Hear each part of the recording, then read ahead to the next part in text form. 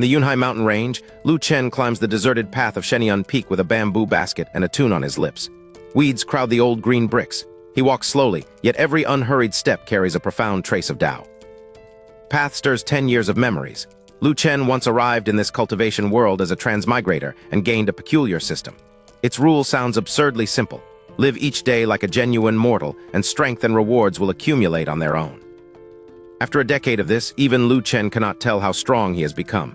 He suspects that he is already formidable in the lower realm, at least too strong to become anyone's prey. But the upper realm exists, and confidence is not the same as safety. But Lu Chen chooses the safest plan. No rush. Another 20 or 30 years of lying low, and then perhaps he can roam freely. It is hardly a sacrifice. He genuinely likes this slow, carefree life at the Jade Pool's sacred land. There's only one inconvenience. Men are rare here, and Lu Chen is the sect's sole male intersect disciple. The system hides his strength, but not the profound temperament produced by it. Combined with his handsome face, that makes peaceful anonymity rather difficult. Lu Chen appreciates being cared for, especially by his beautiful master. Living as a mortal is easy only when that life is comfortable. Among ordinary people, mundane troubles would pile up. In another sect, 10 years without visible progress might have gotten him expelled within a month.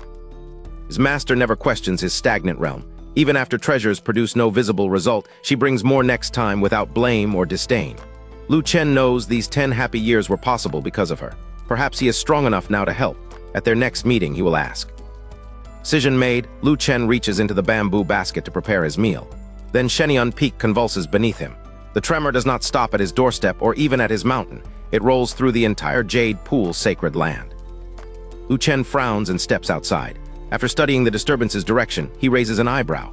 Could the legendary old ancestor have broken through? As if answering him, streaks of glowing light rise throughout the sacred land and race toward the same place.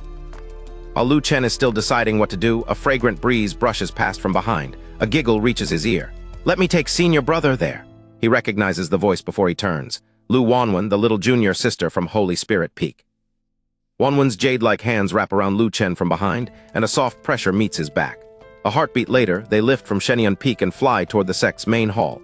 Lu Chen barely reacts. His senior and junior sisters never waste a justified chance to get handsy. Wanwen completes the flight from Shenyun Peak and brings Lu Chen down before the Jade Pool's sacred land's main hall. Senior and junior sisters already fill the assembly ground, so the pair quietly take their place in the last row. Ordinarily, the Jade Pool's only male disciple would draw every eye even from the back. Today, no one looks at him. Radiant light is blooming behind the hall, spilling rosy color across half the sky and leaving the entire gathering stunned. And the spectacle becomes tangible. An incredibly holy, ethereal concept sweeps across the field. The disciples feel their realms climbing under its influence, and shock turns to delight. Whoever is emerging can advance an entire gathering without lifting a hand. Lu Chen raises an eyebrow. This must be that empress. Her name is Gu Qingwan, the quasi-emperor holy lord who appeared 10,000 years ago and became the great opportunity that transformed the Jade Pool's sacred land. Her old title was not ornamental. When no great emperor appears in the lower realm, a quasi-emperor stands at the summit. Even now, Nanking Prefecture has no more than 5, and every force behind them ranks among the strongest. Gu Qingwan turned a merely top-tier Jade Pool into the strongest sect of her era. Then she withdrew to pursue the legendary emperor realm. 10,000 years later, the sky heralds her return, yet Lu Chen privately thinks he is pretty impressive too. The current Holy Lord recovers first. She drops to both knees and welcomes the old ancestor back. Every disciple follows, shouting for the Empress of Yiachi. Lu Chen will kneel to heaven, earth, and his parents, not to her. So safely hidden at the rear, he squats. The Empress remains silent for a moment. Then a soft voice, like heavenly music, descends from the rosy light and asks one simple question. What year and month is it? The Holy Lord answers at once. The year 2100 of the 23rd era. Gu Qingwan says nothing for a long time. At last, the legendary figure releases a soft sigh. Unknowingly, 10,000 years have passed. The words briefly strip away the spectacle and reveal the staggering span she has lost inside seclusion. Gu Qingwan asks how the Jade Pool's sacred land fares now. Shame replaces the Holy Lord's excitement. The sect is far weaker than it was under its old ancestor.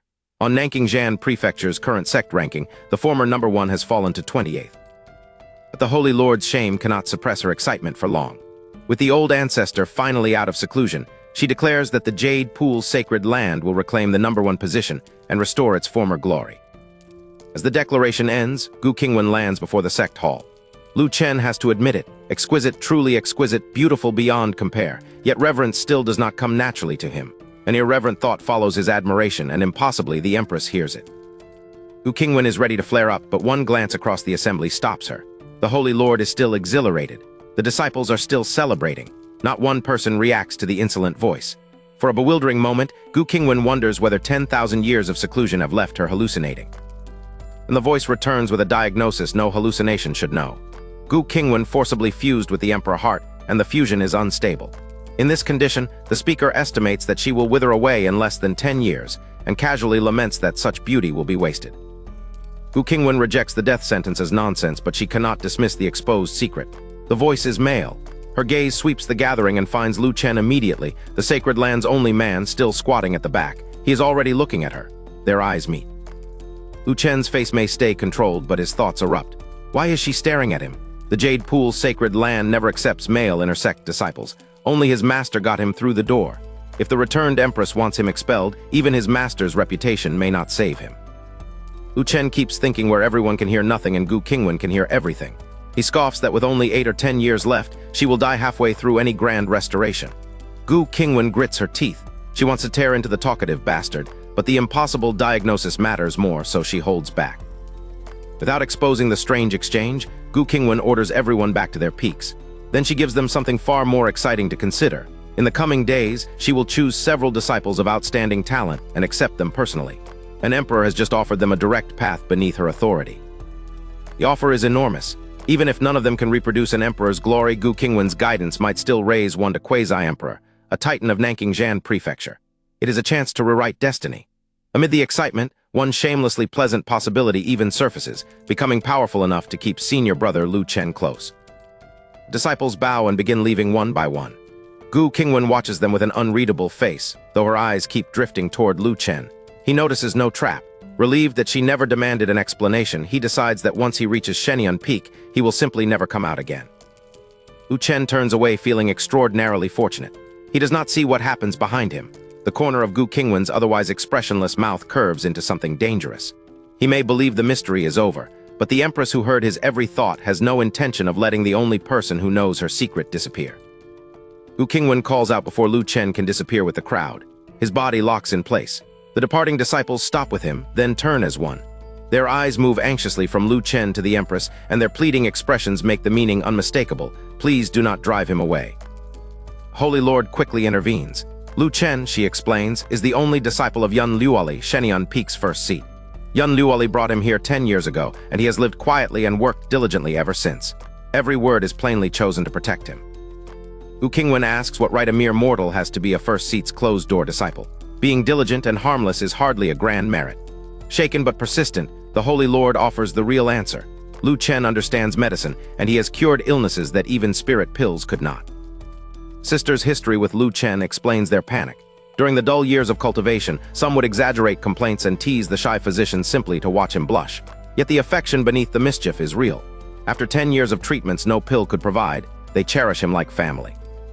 That reputation explains how Lu Chen might recognize ordinary illness. It does not explain the unstable emperor heart hidden inside a great emperor. Gu Qingwan studies him anew. Perhaps his mortal appearance is an act or part of some special cultivation method. More troublingly, even she cannot see through him. Gu Qingwan challenges the Holy Lord's claim with perfect calm. Could a mere mortal truly cure what spirit pills cannot? She then announces that 10,000 years of seclusion have left her with several discomforts. If Lu Chen is so capable, he can examine her here and now. Expulsion was never Gu Qingwan's intention. She does not believe that her life and Tao will truly end within 10 years, but Lu Chen keeps insisting on it inside his mind, and he recognized her emperor heart at a glance. The examination is her excuse to keep him close until she learns how. Gu Qingwan's mouth twitches. Lu Chen's handsome face and his shameless inner voice seem to belong to two different people. She would gladly make this vulgar brat disappear, but she still needs to know why he is so certain that her life and Tao will end. Swallowing her anger, she keeps the examination alive. Her expression turns cold. All of you withdraw? Regret ripples through the senior and junior sisters. They had expected to watch Lu Chen take the old ancestor's pulse, and everyone knows that when he becomes serious over a patient, he is at his most captivating. Their disappointment has a history. Disciples once packed Shenyun Peak by pretending to be ill, all for a chance to have Lu Chen treat them. The visit stopped only when his master, Yun Luoli, returned and threatened to skewer and roast the next deliberate nuisance. The sisters obeyed, but privately complained that an absent master still wanted to monopolize him. No one dares disobey the old ancestor.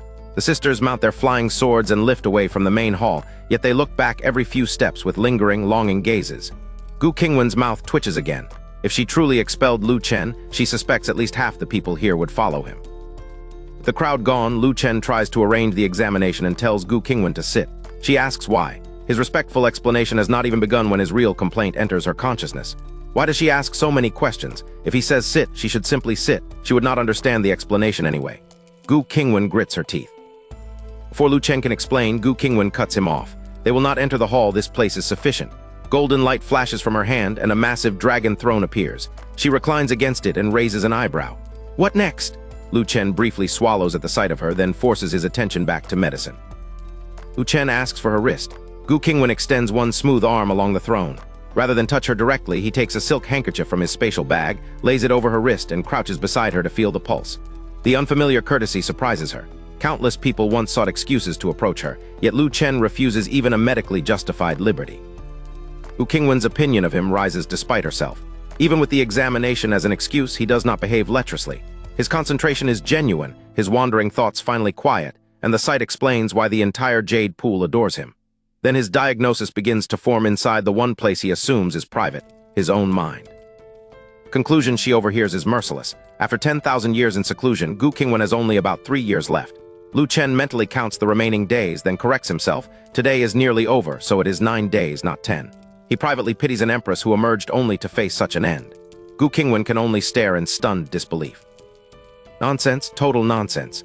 Gu Qingwan's fury surges at the claim that she has only 3 years left, and she nearly rebukes Lu Chen on the spot. Then she catches herself. He never said the diagnosis aloud. She heard it only inside his mind, so all she can do is silently curse him as a quack. 10,000 years in seclusion may have dulled her reactions, but she is still an emperor, the strongest in the lower realm. Lu Chen is not an emperor, nor even a quasi-emperor. What right does he have to judge her body after touching her pulse for half a minute? The prognosis is laughable. She decides to pull away. Gu Qingwan truly looks at him. Lu Chen's brow is faintly furrowed, and every trace of his earlier forced obedience has vanished. Exceptionally handsome and utterly absorbed, he looks neither deceptive nor incompetent. She has witnessed countless geniuses and emperors, yet none carried this same clarity, gentle as a breeze, bright as the moon, and perfectly harmonious with the world. That reaction makes no sense to her. Even with an unstable emperor heart, Gu Qingwan remains an emperor, and the Yachi cultivation technique grants a unique clear heart enhancement. Another person's concept should not influence her so easily. Yet Lu Chen's concentration has stopped her from leaving. Confused by the contradiction, she allows the examination to continue. Lu Chen's thoughts change from irreverent chatter to medical calculation. The Yanggu point is blocked, which directs him toward linking where 9 meridians converge. Gu Qingwan does not understand the method, but its precision sounds profound. He searches patiently rather than guessing, testing the network 1 point at a time. Yanggu is not the source. Juling is not either. Lu Chen rejects one possibility, then another, repeatedly correcting his path until the answer finally appears. His sudden inner exclamation, "Found it," strikes Gu Qingwan harder than any spoken warning. Despite insisting nothing is wrong, she becomes nervous about what he has uncovered. Lu Chen removes his fingers from Gu Qingwan's wrist, rises, and thinks in silence for a moment. When he looks back, his expression is more serious than before. He asks the old ancestor to stand.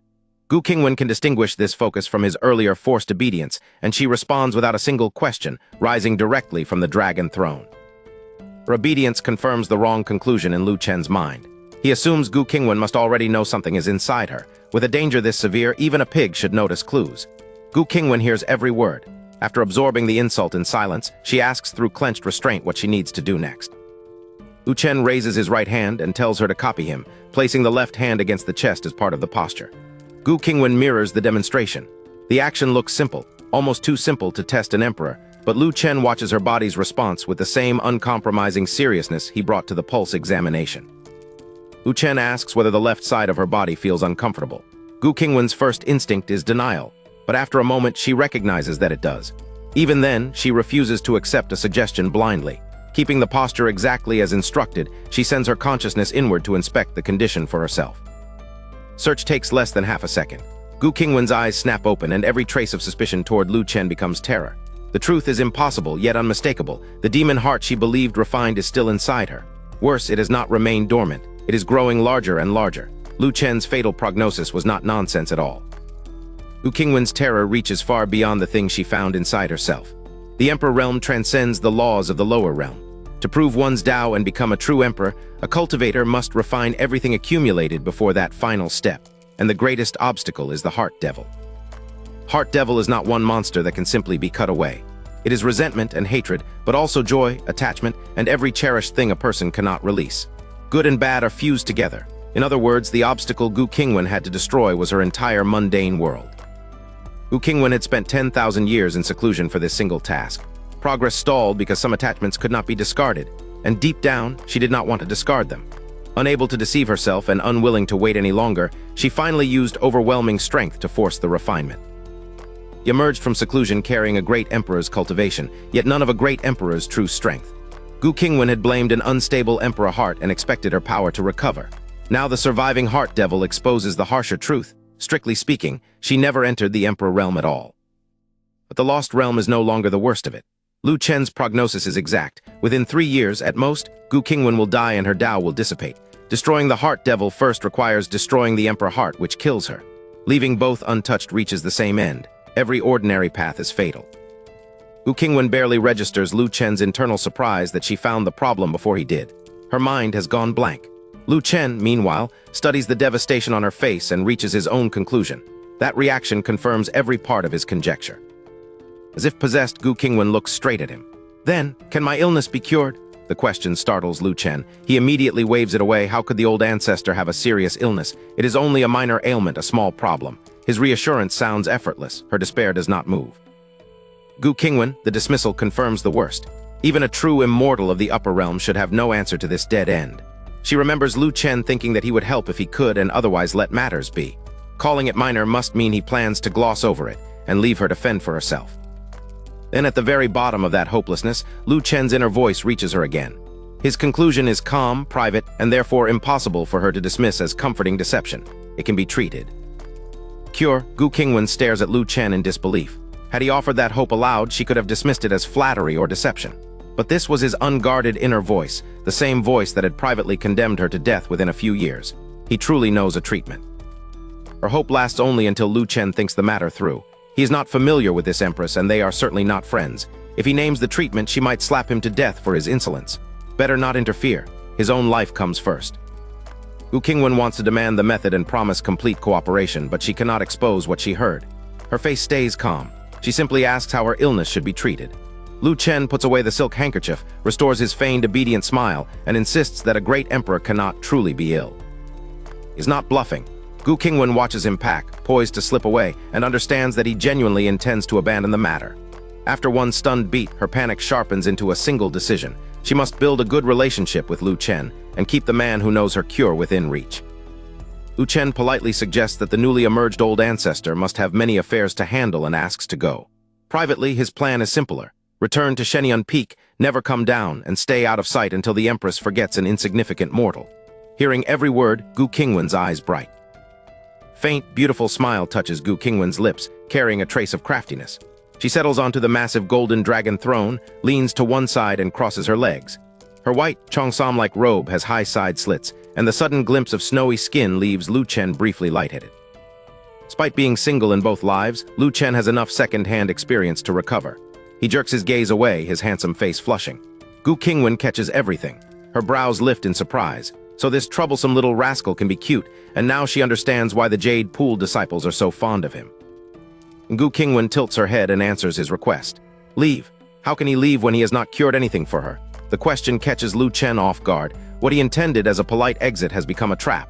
The Empress is refusing to accept his harmless discomfort explanation as the end of the matter.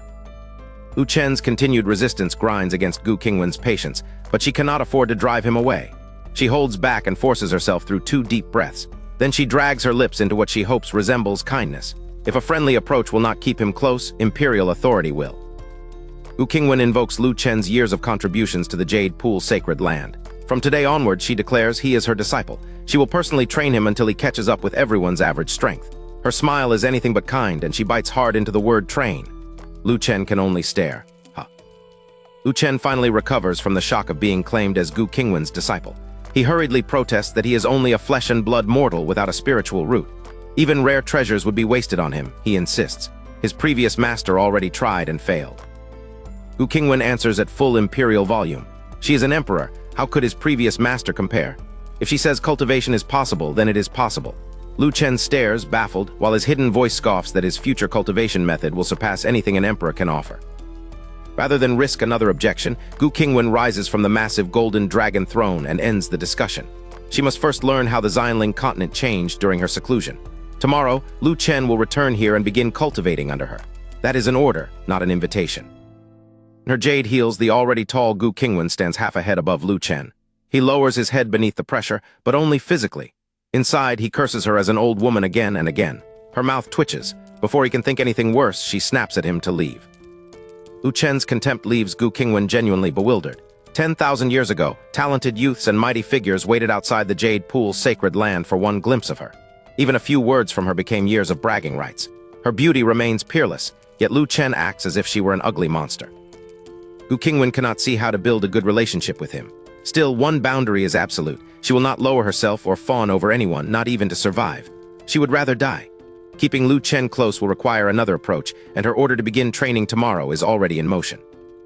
Back on Shenian Peak, Lu Chen picks vegetables for dinner while weighing a simple answer to tomorrow's forced cultivation. Pack up and run. After the night passes, he opens his door to the morning sun and yawns, still facing the problem of an empress who refuses to accept that he is mortal. Crisp system voice reports yesterday's result, plus 1,050 mortal points. Lu Chen freezes. He normally gains only 100 or 200 a day. Before he can explain the surge, a second notice marks his first day above 1,000 and awards a Bagua furnace, already stored in his Kainkun bag. Taisheng Leijun's furnace. System's first 1,000-point reward leaves Lu Chen staring at two words, Bagua furnace. Is this supposed to be the legendary furnace associated with Taisheng Leijun? There is only one useful way to answer that. He reaches for the Kainkun bag at his waist. Kainkun bag is another system reward, and it suits him better than this world's spatial rings. Lu Chen has no spiritual energy to operate a ring. The bag needs none, holds even more, and has one ridiculous drawback. He must reach inside and rummage around by hand. At last, Lu Chen drags out the reward, and the courtyard is suddenly dwarfed by it. The pitch-black pill furnace rises 3 or 4 meters, nearly level with his house. Flame inscriptions cover its ancient body, and its mere arrival carries a vast, weighty presence that stops him cold. Lu Chen has never seen a real Bagua furnace. His only reference is the 1986 Journey to the West adaptation, and he has strong opinions about how little that version respected its source, especially once a monkey sent the Jade Emperor hiding under a table. This furnace looks nothing like television. He finds a ladder, climbs to a circular vent, and peers inside. The chamber is pitch black. Only flame murals line its walls. Lu Chen remembers that Taisheng Leijun's furnace should contain Liuding divine fire, one of the 4 great heavenly fires, power that could refine almost anything. Yet there is no flame at all. And the furnace answers the thought. The murals stir as if waking. With a sudden whoosh, fire races across the chamber and the entire interior ignites. Lu Chen's disappointment vanishes. Of course, a system reward is bound to him. It understands exactly what he wants. Lu Chen performs one more test. He wills the fire to disappear, and the blazing chamber turns dark at once. Perfect. He climbs down completely satisfied. Tonight, when he returns, he will make his first attempt at alchemy. Alchemy can wait until evening. Right now, Lu Chen needs breakfast, and afterward he still has to find Gu Qingwan. As he begins cooking, however, the unexplained reward returns to his mind. Why did yesterday produce so many mortal points? 10 years of results make the anomaly impossible to ignore. Even immediately after transmigration, Lu Chen gained only 400 or 500 points a day. Later, the return settled to 100 or 200. Never once had a single day crossed 1,000 until yesterday. What had Lu Chen actually done differently? He runs through yesterday and stops. The only remarkable change was meeting the Empress of Yiachi. His hands pause over the food. His expression slowly turns strange as an outrageous possibility takes shape. If Gu Qingwan caused it, then Lu Chen has been thinking about this completely backward. He cannot pack up and flee from her. He needs to stay closer. Less than half an hour at the Empress's side was worth 10 days of his previous progress. 1 to 10, an enormous profit. Lu Chen does not realize his supposed source of profit is already above him. Gu Qingwan hovers over Shenian Peak, watching him cook with a strange expression as his thoughts reach her. 1 to 10, huge profit. The Empress has arrived in time to hear the conclusion and none of the explanation. Gu Qingwan has heard only the end of Lu Chen's strange calculation. 1 to 10, an enormous profit. Before she can puzzle it out, something far more tangible seizes her attention. The gigantic Bagua furnace in his courtyard, radiating an ancient, crushing weight across the Jade Pool's sacred land. That pressure is magnificent enough to arrest even the woman who became Nanking Jan Prefecture's strongest quasi-emperor 10,000 years ago. Gu Qingwan frowns, hangs motionless for a beat, then lands lightly. Lu Chen keeps his head down over breakfast, utterly unaware that an empress has entered his courtyard. Gu Qingwan finally clears her throat. "Cooking?" Lu Chen jolts and looks up. In the morning sun, her green and white robes shimmer with hazy light, her hair is casually pinned back, and her clear eyes and ethereal bearing leave him swallowing hard. His private verdict is sincere and disastrous. This old woman is breathtaking. Gu Qingwan does not know whether to laugh at the praise or be angry at the address. She has no peaceful cultivation to return to anyway. Ordinary practice no longer helps at her realm, and fresh from seclusion, the demon heart inside her will not let her settle. In the end, she came here specifically to find Lu Chen. Lu Chen offers to share breakfast. Gu Qingwan refuses without expression. An emperor has no need for mortal grain, and refining away its impurities is more trouble than it is worth. Then she scolds him. After 10 years in the sacred land, he still has a mortal body because he cannot control his appetite. Out loud, Lu Chen agrees at once and promises to eat less. Inside, he erupts. He is immortal. If he does not eat, he will starve. Not everyone is a great emperor like this lunatic. Gu Qingwan hears every word, curses the ungrateful wretch in silence, and turns away in a private tantrum. Lu Chen returns to his porridge. Gu Qingwan settles on the nearby rattan chair, determined not to look. The resolve does not last. An irresistible fragrance and a spiritual quality she cannot immediately place rises with the steam. Her gaze keeps slipping back toward the pot, never quite openly. He could answer her curiosity with divine sense, but that creates a worse danger. Lu Chen is not truly ordinary. If he catches a great emperor secretly probing his breakfast after she loudly refused it, the humiliation would be unbearable. So Gu Qingwan restrains herself and continues stealing glances instead. The porridge is soon ready. Lu Chen sets out 2 bowls and 2 pairs of chopsticks. He has prepared for her answer before receiving it. Looking toward the empress, who is very carefully not looking back, he asks again. "Just one taste," he says. "Let her judge her disciples' cooking." Gu Qingwan pauses, then rises with perfect calm and carefully manufactured annoyance. He truly is persistent. Since he keeps asking, she will taste a little, not because she wants it, of course, but because refusing again might hurt her disciple's face. Lu Chen beams and thanks the old ancestor for gracing his table. Privately, Lu Chen is less respectful. If she wants to eat, she should simply admit it. He is the one annoyed by this duplicitous old woman. Gu Qingwan's step falters and the corner of her mouth twitches. Then she keeps walking with imperial composure. There is no helping it. His food smells far too good. Morning meal resumes exactly where it left off. Lu Chen sits politely to one side, waiting for Gu Qingwan to move first. She holds the small bowl beneath her face. Every grain gleams like a pearl, and a delicate fragrance curls through the courtyard. Lu Chen cannot help feeling proud. Years of daily cooking were only the beginning. His system once rewarded him with a recipe book titled God of Cooking, and he mastered it completely. As far as he is concerned, his culinary skill now ranks among the world's best. He even has a demanding judge. Whenever his well-traveled master, Yun Luoli, returns from outside, her first request is that he cook. If someone with her experience praises his food so highly, Lu Chen sees no reason to doubt his own assessment. Gu Qingwan finally tastes it, but flavor is not her true concern. While the porridge simmered, she sensed spiritual qi unlike anything she knew. After one small sip, her brows draw together. Surprise becomes concentration, then genuine confusion. Across the table, Lu Chen grows completely bewildered. Is it delicious or not? Why make that face over plain white porridge? He waits for an ordinary review, unaware that the great emperor opposite him is trying to understand something far beyond taste. And Gu Qingwan identifies it. There is Dao rhyme in this white porridge, a tiny trace but unmistakable. More monstrous still, Lu Chen seems not to know. What kind of cultivation could seep into an ordinary meal without its creator even noticing? Gu Qingwan buries the shock and gives the calmest verdict possible. It is all right. Lu Chen's mouth twists. If it is delicious, she should stop pretending. Hearing that private accusation, Gu Qingwan grits her teeth and keeps eating. Her actions betray her immediately. Gu Qingwan finishes the bowl and extends one jade-like hand toward Lu Chen for another. The food is delicious, free of worldly impurities, and carries Dao rhyme. The amount means little to a great emperor, but free Dao rhyme is still free Dao rhyme. 5 or 6 minutes later, the table is bare. Gu Qingwan began with measured elegance, but each helping vanished faster than the last. Lu Chen stares at the cleared dishes. In his heart, one scandalized question erupts. Has this old woman never eaten before? Since meeting Lu Chen, Gu Qingwan has rarely felt like a great emperor around him. He is respectful to her face, yet his thoughts call her an old woman without restraint. Now, however, she discovers an opening. This impossible young man is only a novice at alchemy. At last, Gu Qingwan feels vindicated. In alchemy, her authority is absolute. If she called herself second in all Nanking-Jan prefecture, nobody would dare claim first. She presents that rank with a smug smile, expecting the novice before her to understand what an opportunity he has found. Lu Chen studies her smug face in silence. Then he asks with complete sincerity, "It's you, so what?" Gu Qingwan's triumph collapses into blank disbelief. Is that truly how a beginner reacts upon meeting the #1 alchemist?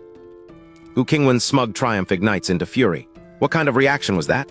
Across the cleared breakfast table, Lu Chen watches her expression change and becomes equally bewildered. He has no idea why his perfectly sincere question has offended her. Lu Chen already knew she was Nanking Prefecture's #1 alchemist. She was the glory of the Jade Pool's sacred land. Everyone talked about her. But so what? Was he supposed to give her an award merely for stating a fact?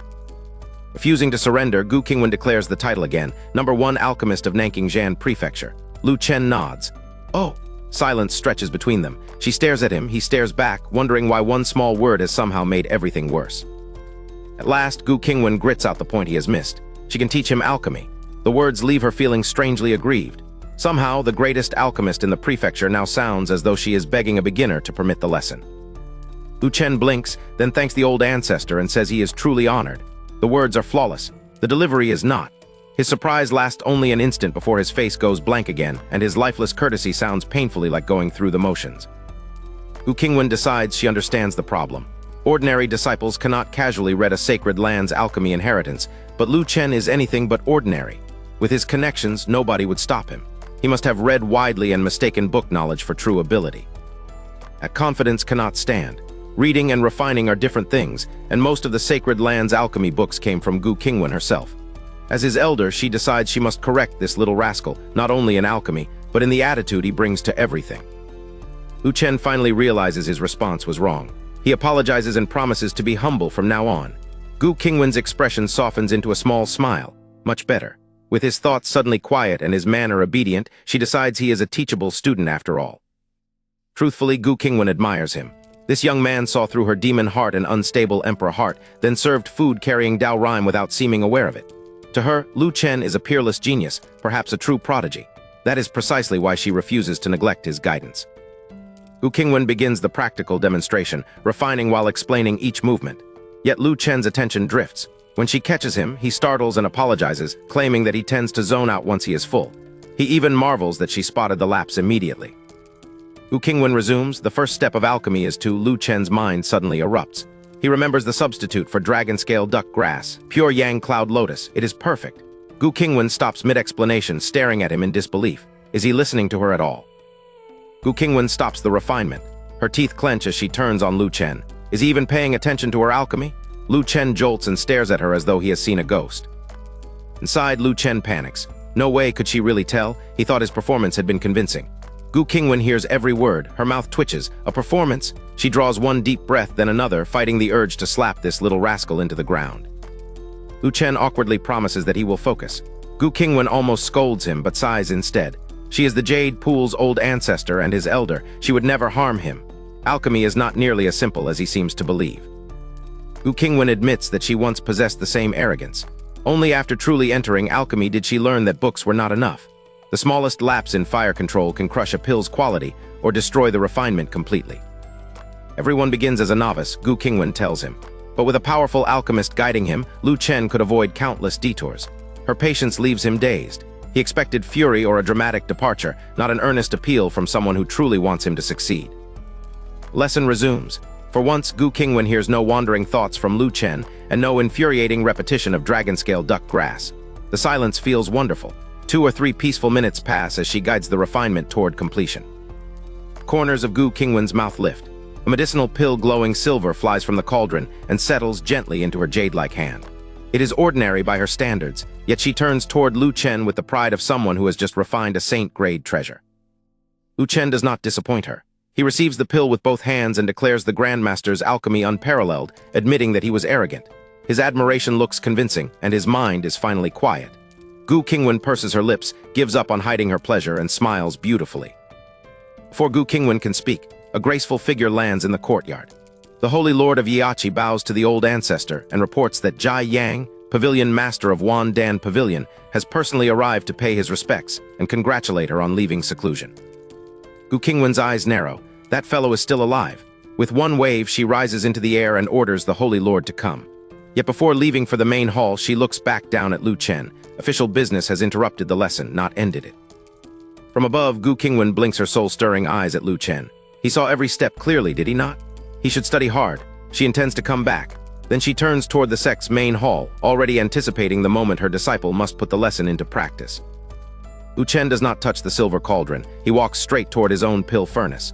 Gu Qingwan understands instantly. Every obedient word was an act. Dragon scale her foot. She nearly turns back to punish him, but the main hall must come first. Fine. When alchemy defeats him, he can beg 800 times before she teaches him again. Once Gu Qingwan leaves, Lu Chen finally has room to think. He stands alone before his massive Bagua furnace, not chastened by her lesson, but carefully deciding how his own refinement must work. He is not dismissing Gu Qingwan. She is Nanking Prefecture's legendary #1 alchemist. Her refinement was powerful, elegant, and because she is Gu Qingwan, stunning to watch. Lu Chen would gladly learn from her if he could. The problem is brutally simple. Her technique depends on controlling herbs from a distance. Lu Chen cannot make objects fly.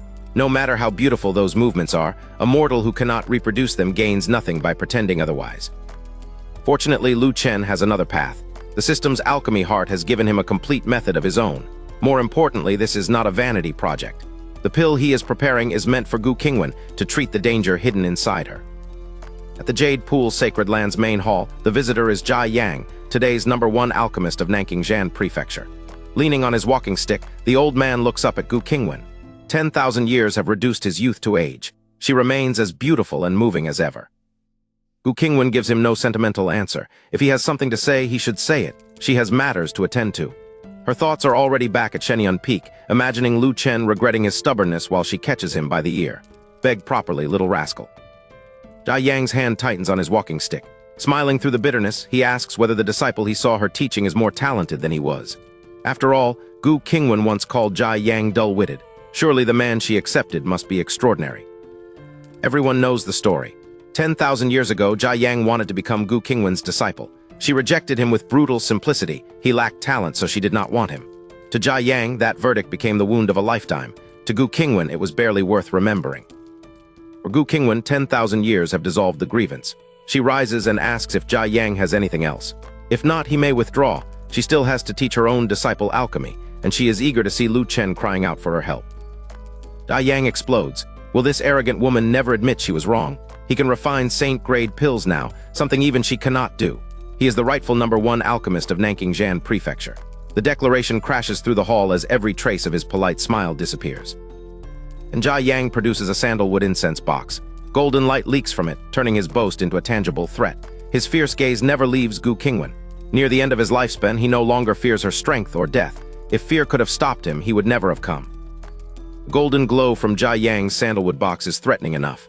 His next words stun the entire hall. No one expected the aged alchemist to challenge Gu Qingwan this recklessly. Has he gone mad, or come here intending to die? Grinning like a man possessed, Jia Yang dares Gu Qingwan to kill him. He calls her blind, declares himself Nanking Prefecture's greatest alchemist, and finally exposes the wound beneath his rage. He once admired her. He loved her. Jia Yang insists that Gu Qingwan suppressed him only because she envied his talent. Becoming a Saint Realm alchemist, he claims, proves he was right. Then the strength leaves him. He crashes onto the floor, his cane rolling away, and laughs breathlessly at the ceiling. Witnesses have heard many versions of Jia Yang and Gu Qingwan's feud, but never this one. Their expressions turn peculiar. Was every old provocation merely a childish attempt to make her notice him? They look to Gu Qingwan. She gives them no answer. Whatever love Jia Yang once carried is gone. 10,000 years did not soften it. Resentment fermented until only hate remained. At his beckoning, the fallen cane flies back into his hand. He forces himself upright and looks at Gu Qingwan with cold satisfaction. Jia Yang tells Gu Qingwan she had better kill him. Otherwise, Jade Pool will never enter the once-in-a-millennium secret realm. Then he twists the knife. Even killing him will change nothing. Her era is over. Jade Pool no longer reigns supreme. Wandan Pavilion does. The Holy Lord of Yiachi demands to know whether Jia Yang is threatening both Jade Pool and a great emperor. Jia Yang barely reacts. He reveals the rule they have not heard. Only someone holding a sacred object may enter the latest secret realm. Gu Qingwan looks to the Holy Lord. This requirement was never mentioned last night, but the Holy Lord is just as stunned.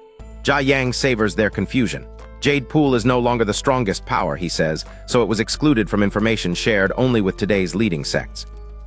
Jia Yang supplies the numbers that make the trap complete. Only 5 of the strongest sects possess a sacred object. Wandan Pavilion alone has 2. Gu Qingwan may possess a great emperor's realm, but Jia Yang controls the resource her entire sect needs. Deathly silence fills the hall. Gu Qingwan grits her teeth beneath Jia Yang's hateful stare, but no solution appears. Her demon heart at least came with a glimmer of hope. This trap is worse. Killing Jia Yang cannot create the sacred object Jade Pool lacks. And a dull hum detonates across the entire Jade Pool sacred land.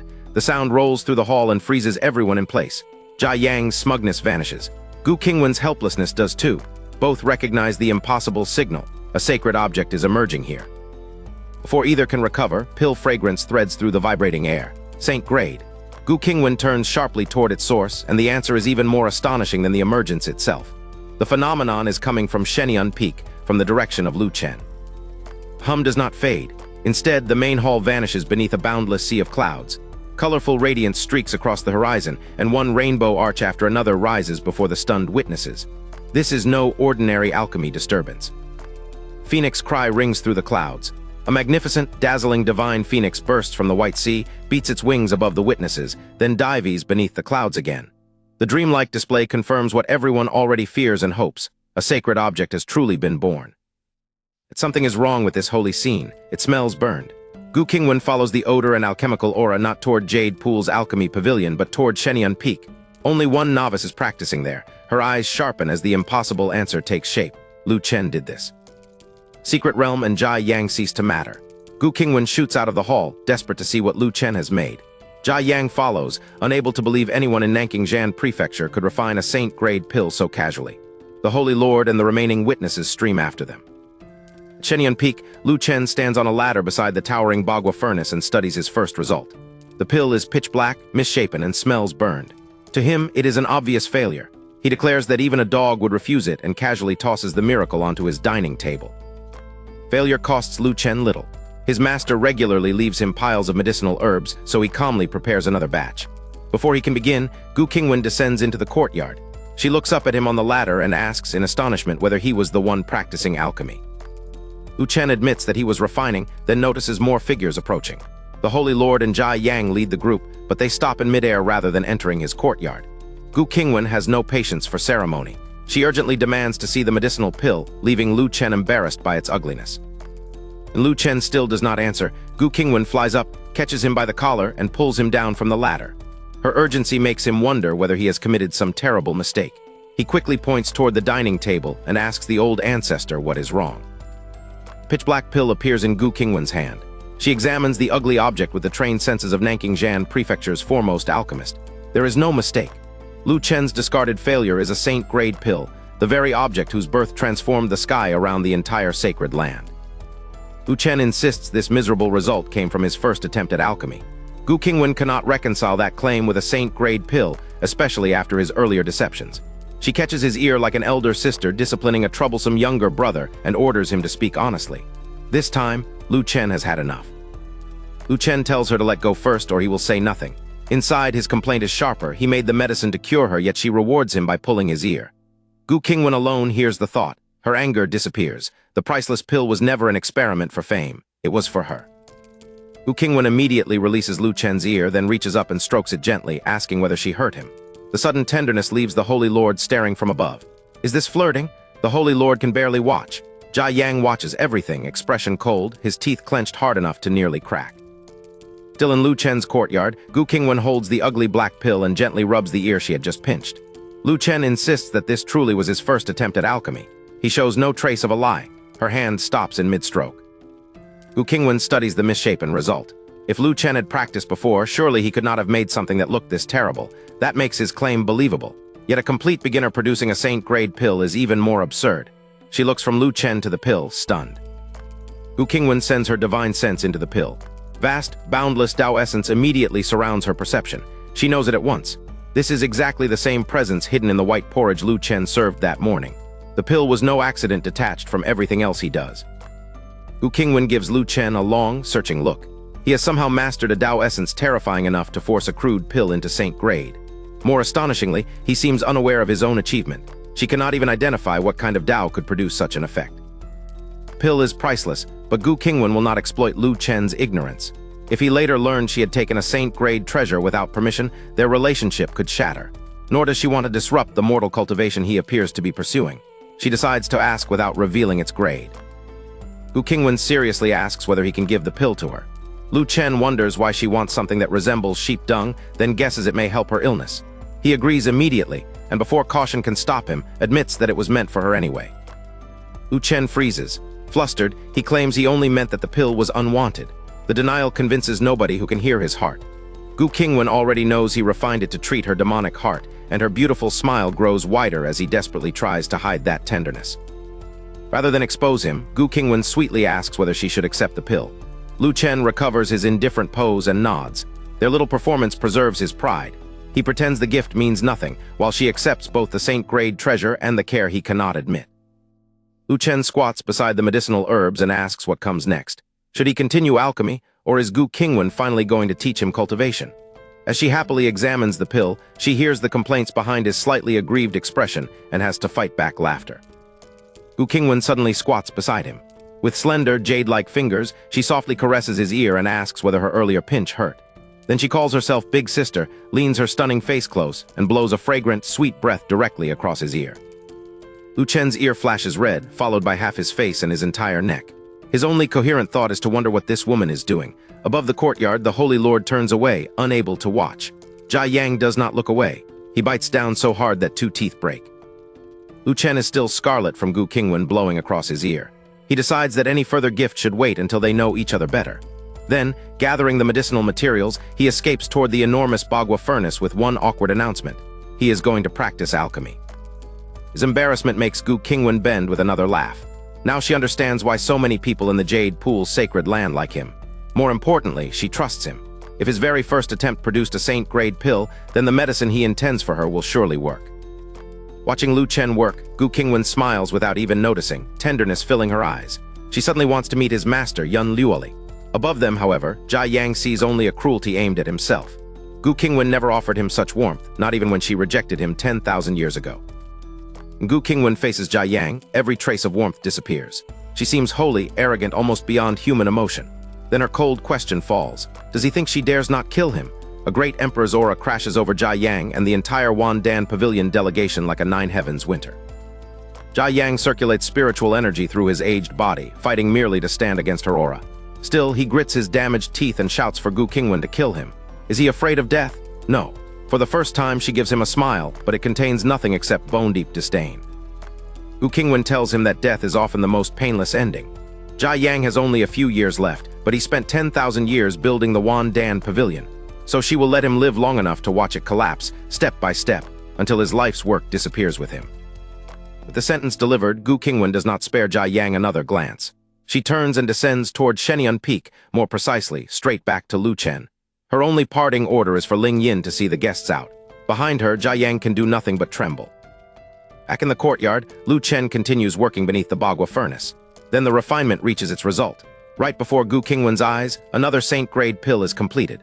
Lu Chen holds the newly made medicine in his hand, treating the miracle with the calm uncertainty of someone judging a practice piece. Gu Qingwan can barely contain herself. If she eats this pill, perhaps the demonic heart inside her will finally disappear. She fixes Lu Chen with the eager look of a little girl waiting to be given candy. Surely, after refining it for her, he's about to place it in her hands. But Lu Chen hesitates. They met only yesterday. Why would Gu Qingwan swallow something he has just refined, especially when he considers it a mere practice piece? Hearing every thought, Gu Qingwan wants to shout that she would eat it immediately. Instead, Lu Chen decides to wait until they are more familiar and leaves her staring in disbelief. Still not close enough? Beneath the towering furnace, Gu Qingwan can barely believe Lu Chen's conclusion. She just rubbed his ears and spoke to him with a gentleness she has never shown anyone else. Remembering it makes her blush. If that does not count as closeness, what possibly would? Lu Chen calmly puts the medicinal pill away. Gu Qingwan freezes, but she does not press him for it. They truly have known each other for only one day. However badly she wants that possible cure, she decides their relationship does not need to develop all at once. Lu Chen cautiously asks what they should cultivate next. Gu Qingwan says there is no need to begin yet. He should do exactly what he normally does while she observes him and devises a cultivation method suited to him. Lu Chen nods, stretches, and walks straight toward his room for a nap. One day becomes more than 10. Every morning, Gu Qingwan appears in Lu Chen's courtyard and follows whatever he chooses to do. She never orders him about. Managing him was never her true purpose. She wants familiarity, so even his quiet mortal routine becomes something she shares. The outside world has not forgotten who she is. Since an emperor has emerged from seclusion, sect leaders across Nanking Jan Prefecture come to pay their respects. Gu Qingwan leaves Shenyun Peak only to receive them, then returns immediately, sometimes squatting beside Lu Chen to help wash the dishes. Lu Chen cannot make sense of it. Gu Qingwan claims she came to teach him cultivation, yet she has not taught him a single thing. He certainly is not masochistic enough to remind her. But why arrive every morning, copy whatever he does, and trail him everywhere? An ulterior motive begins to seem likely. One morning, Gu Qingwan leans back after wiping out breakfast, entirely satisfied. Then she turns to Lu Chen and asks whether they can have last night's braised pork knuckle for lunch. After 10 days beside him, she has adopted his rhythm perfectly. Breakfast has barely ended, and she is already planning the next meal. Lu Chen answers with the easy confidence of someone who knows his kitchen. After truly experiencing his cooking for herself, Gu Qingwan does not doubt him for a moment. She nods again and again, brightens with excitement, and volunteers to help at his side when they prepare the meal. Lu Chen gives her a strange look. What did this woman actually come here for? Every day she thinks only about eating this and eating that. At this rate, another half-year might leave Shenyun Peak stripped of grass. Gu Qingwan hears every word, and her excitement collapses into awkward silence. The accusation is embarrassing because it is not entirely wrong. Still, Gu Qingwan has a defense. Lu Chen's food is irresistibly delicious, filled with Dao rhyme and capable of increasing cultivation. Who could refuse that? Even so, she cannot let him believe a great emperor came merely to freeload. She must show real ability. Gu Qingwan clears her throat, straightens her face, and announces that she has not forgotten the real business. After observing Lu Chen's routine, she has tailored a set of swordplay specifically for him. Her tone leaves no room for another nap. First, he will practice the sword with her. Practice swordplay, Lu Chen's eyebrow lifts. Gu Qingwan may think she has finally become serious, but he sees no need for a lesson at all. He has his own quiet confidence one she knows nothing about. In his heart, the answer is simple. His swordplay is already very strong. Lu Chen is not boasting. 7 or 8 years ago, the system handed him more than a dozen sword technique secret manuals. He has already cultivated every one of them. Gu Qingwan sees a supposedly helpless mortal. Behind that appearance waits an entire hidden library of mastered swordplay. More important than the manuals is sword intent, a sword mind cultivation technique he has raised to great perfection.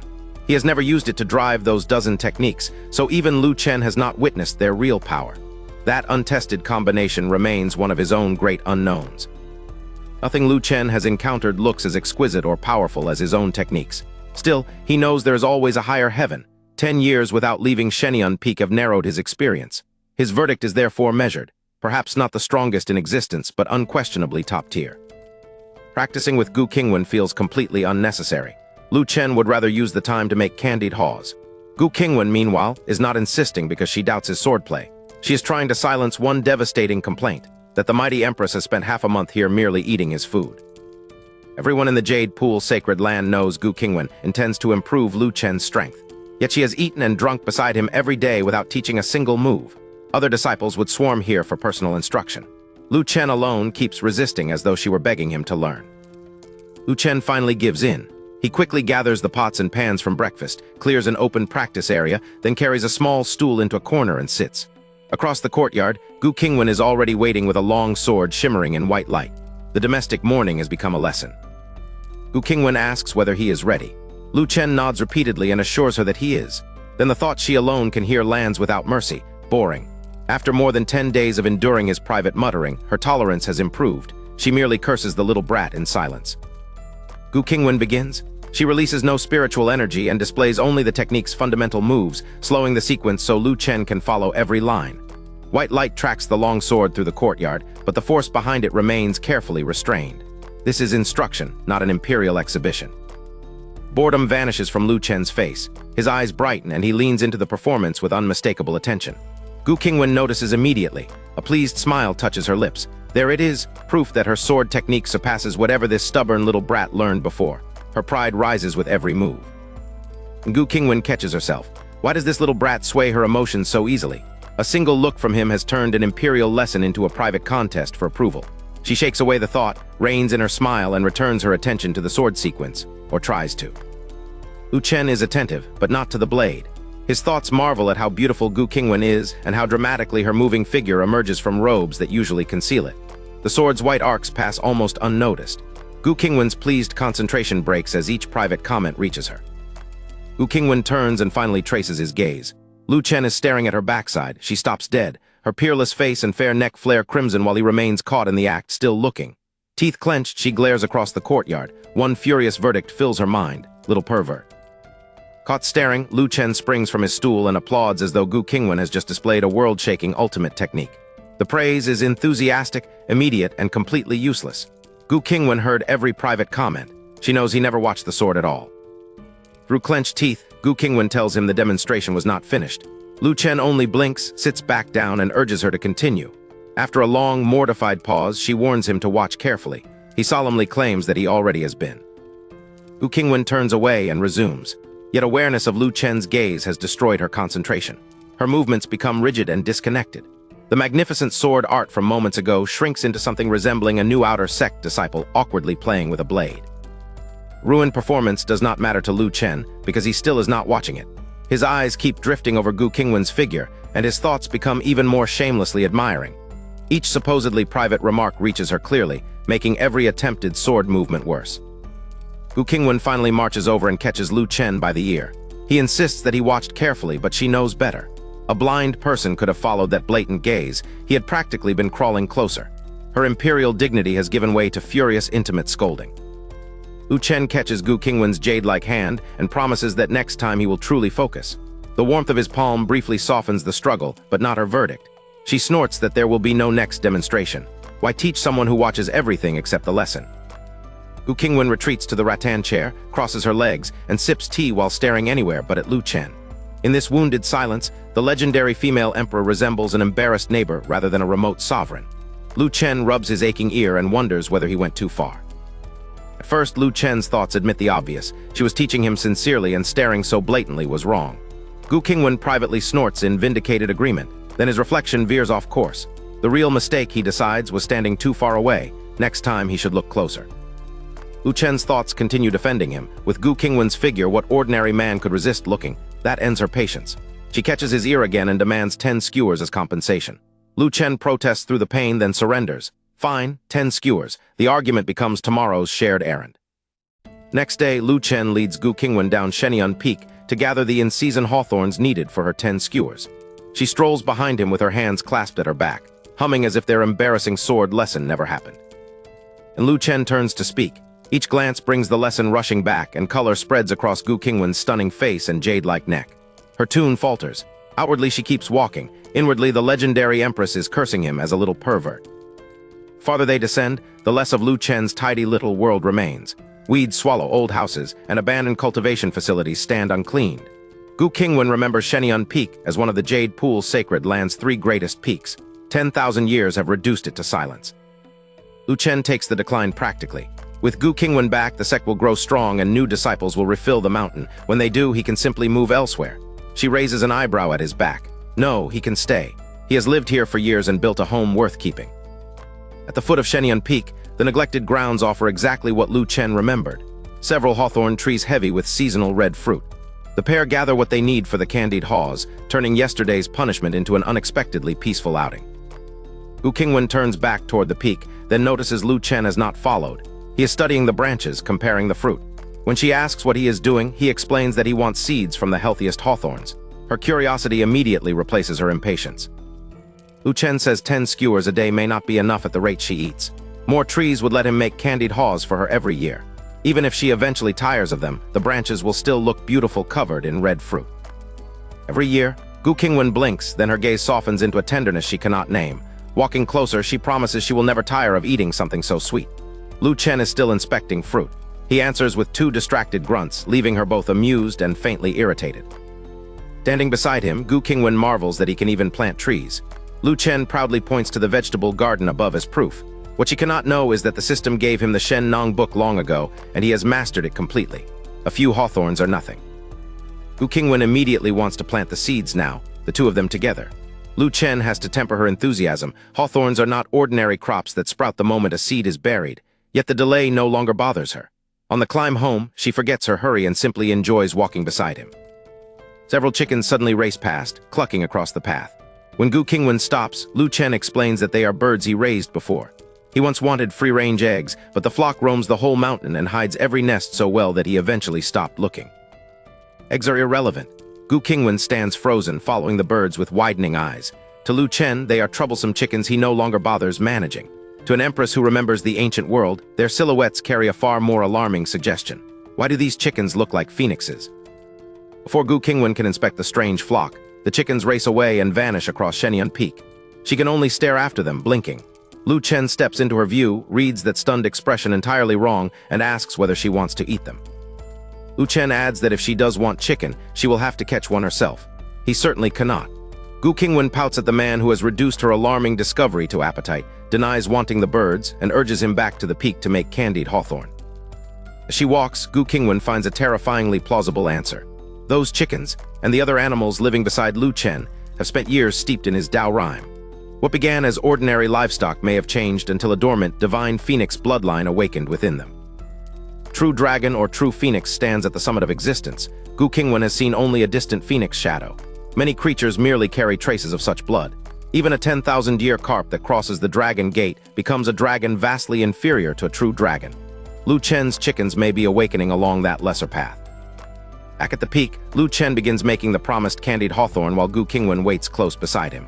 Her undisguised anticipation amuses him, and his inner voice calls her cute. She hears every word. A woman who has lived more than 10,000 years blushes at receiving that simple praise for the first time.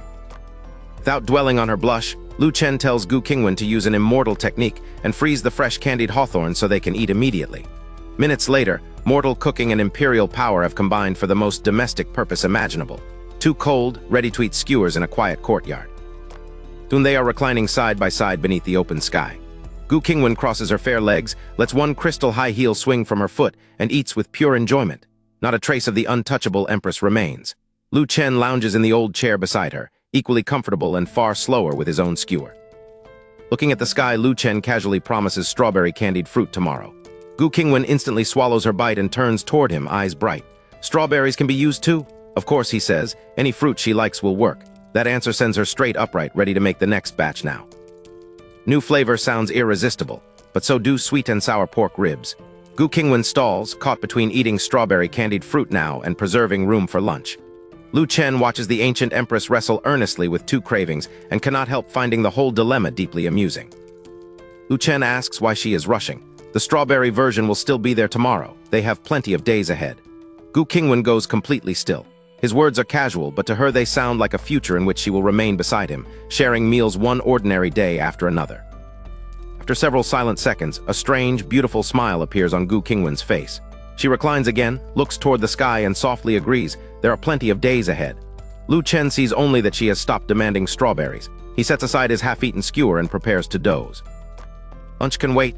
Lu Chen is not hungry, and Gu Qingwan still has candied hawthorn. Then a bell rolls across the sacred land and jolts him awake. That signal means a VIP has arrived. Gu Qingwan's chair is suddenly empty, but when Lu Chen turns the other way, he raises an eyebrow. What are you doing? Gu Qingwan has not vanished at all. She is standing beside Lu Chen, holding the half-eaten candied hawthorn skewer he set aside. The unexpected VIP bell leaves them staring at each other until she glances guiltily toward the main hall. It seems Empress Qinghu has arrived. That name reaches even Lu Chen. In 10 years since transmigrating, he has barely left the Jade Pool's sacred land and has ignored most outside powers while playing a mortal cultivator. Yet Qinghu is too famous to miss. She and Gu Qingwan rose in the same era. 10,000 years ago, the two women were equally renowned. Since then, Gu Qingwan has remained in seclusion long enough for most outsiders to forget her. Qinghu never withdrew. She has roamed Nanking Prefecture throughout those millennia, and her fame has only grown. Favorite subject of that fame is Qinghu's title, the woman men across Nanking Prefecture most desire. Gu Qingwan is no less peerlessly beautiful, but her icy, holy presence makes her feel like an unreachable star. Qinghu's allure promises a very different kind of danger. Gu Qingwan orders Lu Chen to sit beside her in the main hall, avoid nonsense, and study Qinghu's sword skills carefully. She genuinely wants to give her disciple something useful. Pills are pointless when he can refine saint-grade ones, while spiritual arts and treasures clash with his mortal pretense. Moves are all Gu Qingwan can offer, though remembering his shameless evaluation of her morning demonstration makes her blush. Lu Chen, meanwhile, decides the sword skills hardly matter. He wants to see the legendary Qinghu and privately wonders whether she might be even prettier than Gu Qingwan. Gu Qingwan pauses. For one sharp moment, she no longer wants to take this little pervert anywhere near Qinghu. But regret comes too late. She has already brought Lu Chen onto the mountain peak where the Jade Pool's sacred land's main hall stands, and the celebrated Empress is before them. Now Lu Chen understands the title. Qinghu's beauty truly stands on Gu Qingwan's level, but her allure is openly seductive rather than distant and holy. A single flirtatious glance from such a woman could make an admirer faint. Even so, Lu Chen's final judgment arrives quickly. His verdict is ruthless. Qinghu is only average. Her beauty may equal Gu Qingwan's, but Gu Qingwan remains his perfect goddess, #1 in the world. Other people see an unreachable star. Lu Chen remembers that she has never treated him with that same cold distance. Gu Qingwan blushes and scolds him silently. Who wants a little pervert like him to like her? Her face betrays the denial. At the corner of her mouth, a faint and beautiful smile appears. Then Lu Chen's attention drops to Qinghu's clothing, and that private victory becomes precarious. At first, Lu Chen disapproves. Gu Qingwan's skirt is slit to the thigh, but Qinghu's rises almost to her waist on both sides. Then his inner voice breaks off. Beneath it is black silk and a one-piece at that. His opinion reverses instantly. This is good. Gu Qingwan freezes. What? Gu Qingwan answers her own bafflement by calling Lu Chen a little pervert once more. Silently, of course. Then the smile he drew from her disappears behind an empress's mask. A fragrant breeze reaches them with Qinghu, and Gu coolly orders everyone kneeling nearby to rise. Gu Qingwan takes Lu Chen with her and sweeps straight past Qinghu toward the grand hall. Qinghu shows no surprise. Gu speaking pleasantly to her would have been stranger. She does not bother watching her old enemies back either. Her attention settles instead on the young man beside her. Sacred land itself has been peaceful for days. Beyond it, Nanking Prefecture is in an uproar. Every top sect is investigating the Jade Pool's new alchemist, the unknown prodigy who somehow refined saint-grade pills and instantly became too valuable and too suspicious to ignore. Reports satisfy no one. They describe an extremely young man with divine looks, yet claim he spent 10 years here as an utterly unaccomplished mortal. Other sects suspect a trap Gu prepared 10,000 years ago. Qinghu needs no conspiracy theory. One look at Lu Chen tells her who he is. Gu Qingwan gets straight to the point.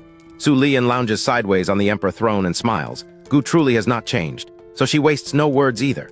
For this secret realm, Jade Pool and Qiansheng Mountain are the two strongest sects, and therefore each other's greatest rivals. But Su Lian does not ask Gu to surrender. She proposes that the rivals stop treating each other as enemies. Together they can become unstoppable and take the greatest gains from the secret realm. Gu does not deliberate aloud. She simply agrees. The Jade Pool's sacred land will cooperate with Qiansheng Mountain. Gu had known Su Lian's purpose from the moment her party left Qiansheng Mountain, and her answer was ready. What interests her is the concession itself. Su Lian is now a true emperor. If such an old mortal enemy comes personally to negotiate peace, then this secret realm is no ordinary opportunity. Gu knows nothing about the realm's secret. During her 10,000-year absence, Jade Pool declined and lost access to the strongest sect's information. Qiansheng Mountain never fell that far because Su Lian kept it powerful. Her rival must know more. Gu decides to ask, but only after this public matter is finished. Su Lian is not surprised by the swift agreement. With a charming chuckle, she turns from cooperation to competition. The alliance may be settled, but their ancient rivalry remains. She confidently proposes that they determine whose sword cultivation is stronger, and that confidence immediately puts Gu Qingwan on guard. A real battle is impossible for Gu. She possesses an emperor's realm, but not a true emperor's strength. The moment she fights seriously, Su Lian could expose everything. Until Lu Chen cures the demonic heart inside her, Gu has already decided that she will not fight. Su Lian has already guessed the excuse Gu will use. They need not fight to the death, she says. Each will merely demonstrate her strongest sword technique. Everyone can judge the moves themselves, and the gathered disciples may even comprehend the sword intent within them. Gu's safest refusal vanishes. And cunning flashes through Gu Qingwan's eyes. She guessed this exact arrangement. It is why she brought Lu Chen. He can observe two peak sword techniques without facing their power directly. Better still, Gu trusts the technique she created while breaking into the Emperor realm. If only the moves matter, she will not lose. Su Lian has waited long enough. She appears in the center of the square, exhales a breath of turbid qi, and begins. Gu watches for the opening move that will confirm her advantage.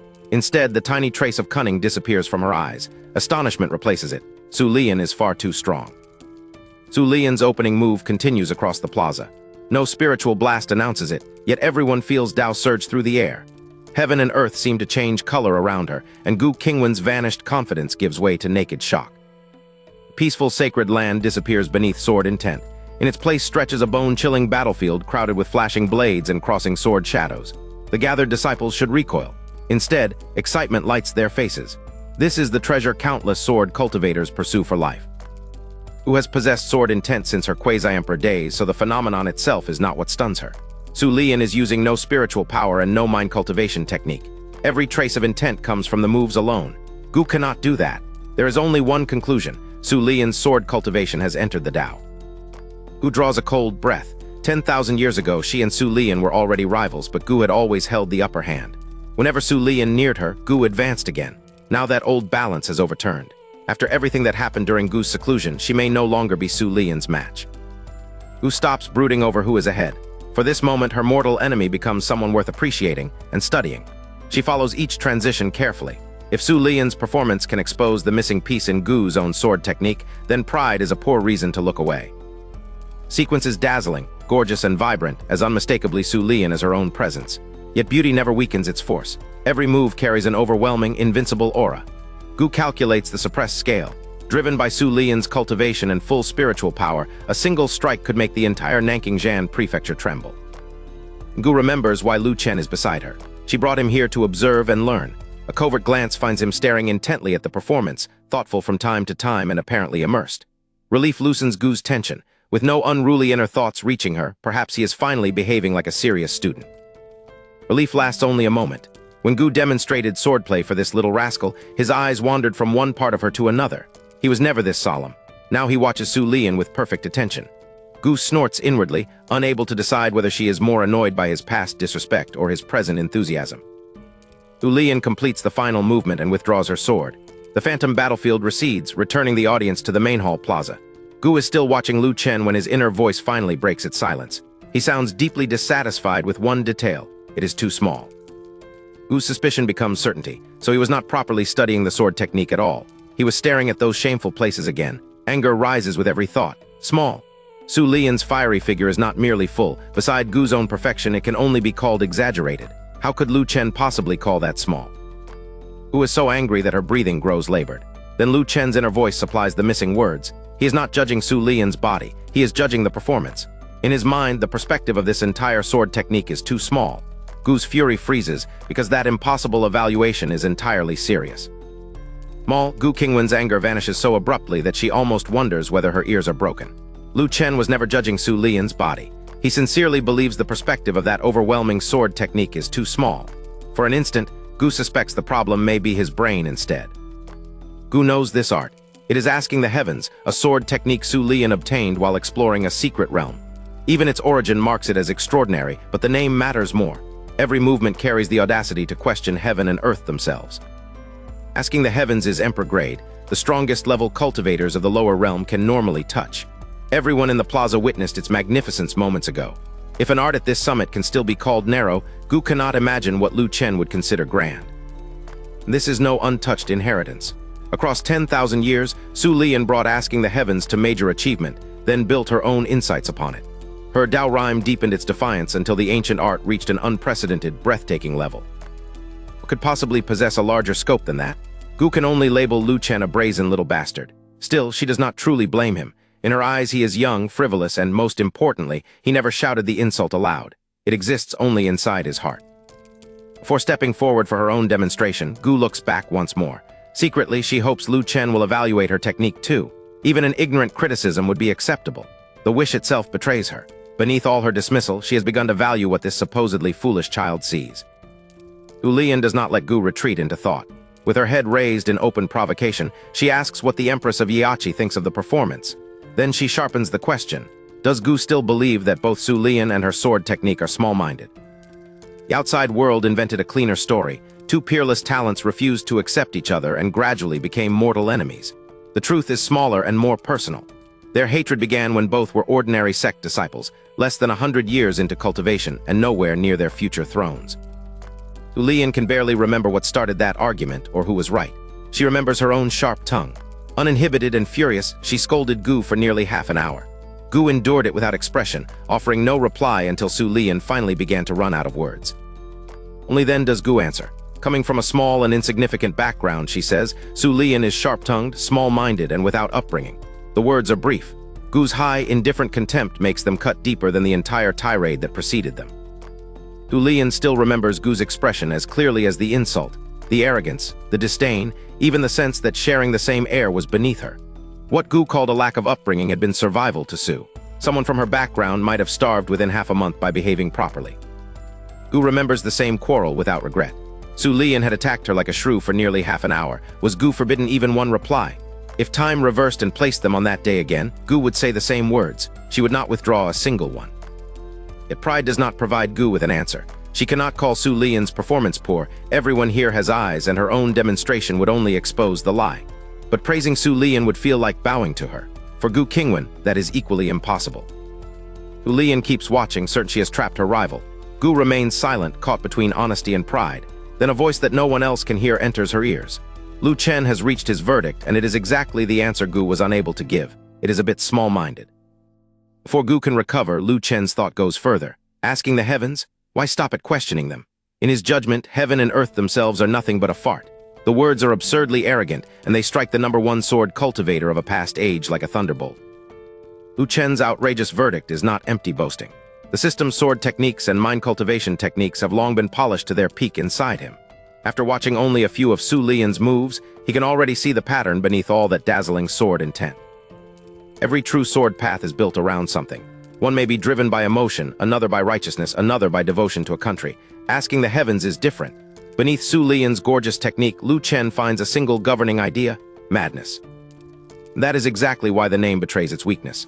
If the sword cultivates madness, why stop at questioning heaven and earth as though they still deserve respect? Carry madness to its end. Regard them as nothing. With that state of mind, Lu Chen believes the technique would enter an entirely new level. Gu Qingwan hears every word. The arrogance of it hits the greatest sword cultivator of 10,000 years ago like lightning. Even her heart skips. Then shock becomes deduction. If this principle can transform Su Lian's sword, could it also expose what Gu's own technique has always lacked? But Gu does not copy Lu Chen blindly. Su Lian's path cultivates madness, Gu's cultivates pride. Her answer must therefore be different. What her sword has lacked is the bearing of one who stands above every rival, the absolute aura that says there is no one in existence but her. Gu shoots Lu Chen a glare, only to find that he is not even looking at her. Annoyed, she faces Su Lian again and lets her cold gaze drift across her rival's exaggerated figure. The azure fox ears do not puzzle Gu, but Lu Chen's fascination with such details certainly irritates her. From Su Lian's perspective, the scene is baffling. Her famously cold rival keeps glancing at the young man beside the imperial throne, then at Su Lian's chest, while barely attending to the contest. Su Lian can only wonder whether 10,000 years of seclusion have left Gu Qingwan seriously unwell. Before Su Lian can tease her again, Gu raises her chin with the old arrogance her rival knows so well. Her verdict is unchanged. Asking the heavens is still too petty. The entire plaza falls silent. After that overwhelming display, the gathered disciples cannot imagine how anyone could call it small. Su Lian recovers quickly. Belittling another person cannot elevate you, she tells Gu with a sneer. If the great Empress truly knows what grandeur looks like, then she should demonstrate it. The challenge places Gu exactly where Su Lian wants her, forced to justify the insult before everyone. Gu gives her the answer Lu Chen found. Asking the heavens cultivates madness, yet it still treats heaven and earth as powers worthy of questioning. That is not madness carried to its end. True grandeur would ask what heaven and earth count for at all, and place the swordswoman herself above them. Su Lian freezes. Her alluring red lips part, but no retort comes. She had expected arrogance, evasion, perhaps another insult, not a sentence that opens a higher realm within her own sword technique. Around her, the plaza shares the same stunned realization. Gu's answer is not merely grand, it is correct. Lu Chen is ecstatic. Gu delivered the same conclusion he reached, and with that expressionless face she looked impossibly cool enough to inspire one embarrassingly worshipful thought. More importantly, he assumes she saw everything independently. Mountains rise beyond mountains, he reminds himself. A few system sword techniques are no excuse for arrogance. He must remain humble. Lu Chen's worshipful thoughts reach Gu Qingwan word for word. She is already poised to demonstrate, yet the phrase, "my Gu Qingwan," brings a sudden warmth to her cheeks. Inwardly, she protests at once. When exactly did she become his? Gu knows the truth. She saw none of Su Lian's flaw herself. She merely repeated Lu's words. Then she finds the perfect excuse. They belong to the same sacred land, so they are family. If this little rascal calls her an old woman every day, borrowing one answer makes them even. Su Lian is still reeling. Gu's single explanation has opened her understanding of her own sword technique by several realms. The answer is not merely persuasive, it is enlightening. Yet Su is too sharp to surrender her judgment along with the contest. Something about this revelation feels wrong. Su reconstructs the previous exchange. While demonstrating, she had watched Gu specifically, eager to see an old rival feel inferior. Gu hit it well, but Su still caught her shock. If Gu had already understood the technique at this level, that reaction would never have appeared. The answer is right. Gu is the inconsistency. Su's attention shifts to Lu Chen. Appearances mean little here. Emperors like her and Gu can still resemble women in their 20s or 30s. Bone age cannot lie. Lu's is no more than 100. He is not some hidden master who has cultivated in secret for 10,000 years. Perhaps Lu is a reincarnated powerhouse, Su dismisses that possibility too. At this distance, her Emperor senses would catch the telltale aura of reincarnation, however faint. There is none. Lu is exactly what he appears to be in one crucial respect, someone who began cultivating only recently. Su can explain Lu's alchemy only by imagining a supreme legacy or a child of the heavenly Tao who achieved in 10 years what others need 10,000 to accomplish. But even that strains belief. No one should reach such heights in alchemy and also possess this level of sword understanding in the same 10 years. Before Su can resolve the mystery, Gu Qingwan moves. The plaza quiets around her opening stance. She draws out the sword path she has just completed within her mind, testing whether Lu's principle can truly fill the missing core of her pride. The opening move alone intoxicates everyone present. Gu's familiar aura remains ethereal and holy, but now another concept rises through it, aloof, absolute, and proud between heaven and earth. It does not merely proclaim her strength. It makes the whole world seem inferior in comparison. Under that sword intent, every observer feels reduced to a grain of sand, a blade of grass. Gu Qingwan seems less like one cultivator among many than a vast galaxy before which all other existence is insignificant. For one dangerous instant, even Su Lian accepts that crushing comparison. Gu snaps free and banishes the thought at once, but alarm remains. Gu's sword intent can affect another emperor. Gu feels that terrifying force too. Seeing the surrounding faces, she keeps her outward composure while delight erupts inside her. It worked. Lu's principle truly completed her sword path. Gu secretly turns toward Lu Chen. Is he satisfied? Did he find some flaw? His inner voice answers with complete sincerity and not one word about swordsmanship. Gu Qingwan is simply too beautiful. Why watch sword techniques, he wonders, when the person performing them is so much better to look at. Demonstration is still underway in the main hall plaza. Gu Qingwan hears Lu Chen decide that she is far more worth watching than her swordsmanship. Color touches her face, but only for an instant. There will be time to deal with that shameless thought later. For now, she fixes her mind on the sword path he helped her complete. Her later movements climb beyond ordinary swordplay. Each one feels colder, higher, and more remote than the last, like spring snow above an unreachable mountain. The gathered cultivators can no longer imagine measuring themselves against her. They can only look up. When Gu finally completes the sequence, the victor is obvious before anyone speaks. Gu sheathes her sword and walks straight to the stunned Su Lian. Her question is mercilessly simple. Who won? Su needs a moment to recover, but she does not hide behind excuses. 10,000 years ago, Gu had usually trailed her by a single move. This time, Su grits her teeth and answers honestly. Gu won. Gu does not gloat. She knows this victory belongs as much to Lu Chen's insight as to her own execution, and she will not use another person's gift to put on airs. She simply declares the matter settled. Su keeps her word and turns to the next concern. She will go into seclusion while the secret realm matter waits. Gu turns to Ling Yin, the current Holy Lord of Yachi, and orders her to arrange accommodation for Empress Qinghu. Ling Yin immediately invites Su to follow. The Qiansheng mountain disciples depart behind their empress, but Su pauses long enough to give Lu Chen a searching look. Whatever he appears to be, she is certain something about him is strange. Lu watches Su leave too, but his thoughts contain no grand secret or strategy. He only wonders what her fox ears would feel like to touch. Gu's voice cuts in beside him. Everyone is already gone, so has he still not seen enough? Lu turns to find her arms crossed, one eyebrow raised, and amusement hiding inside the accusation. Gu ends the awkward moment by grabbing the back of Lu's collar and carrying him into the air toward Shenyun Peak. Mid-flight, she calmly asks whether he learned what she just demonstrated. Lu answers, honestly bewildered, "Learn what?" Gu nearly drops him. When she spells out that she means the sword technique, he hurriedly claims complete understanding. Claiming he learned it is not enough. Lu begins praising his grandmaster's sword as unparalleled beneath the heavens, vast as the stars and boundless as the sea. The longer he talks, the less it sounds like an answer. Gu's patience finally breaks. She looks down, fixes him with a glare, and orders him to shut up. Back at Shenyun Peak, the day's public triumph contracts into familiar domestic quiet. Gu reclines in the old rocking chair with her eyes closed while Lu washes the dishes with his back to her. One final shameless thought still reaches her. Crimson returns to her face. She silently calls him a little pervert, then closes herself off from the distraction. Time passes. Without opening her eyes, Gu feels a light blanket settle over her and knows at once that Lu placed it there. He yawns and heads toward the house to sleep. After only 2 steps, his confidence collapses. Why cover a great emperor at all? She cannot catch cold. Worse, she might wake and think he is an idiot. Door closes, but Gu neither opens her eyes nor removes the blanket. Instead, she shifts into a more comfortable position on the rocking chair. She has not truly slept in a very long time. Tonight, this quiet courtyard feels safe enough to try. Her final thought is unexpectedly tender. The little bastard actually knows how to care for someone. Early the next morning, Lu climbs from bed and checks the courtyard. Gu is gone, leaving the blanket behind. He knows the routine. She has gone to lead the Jade Pool disciples' morning cultivation and will return for breakfast.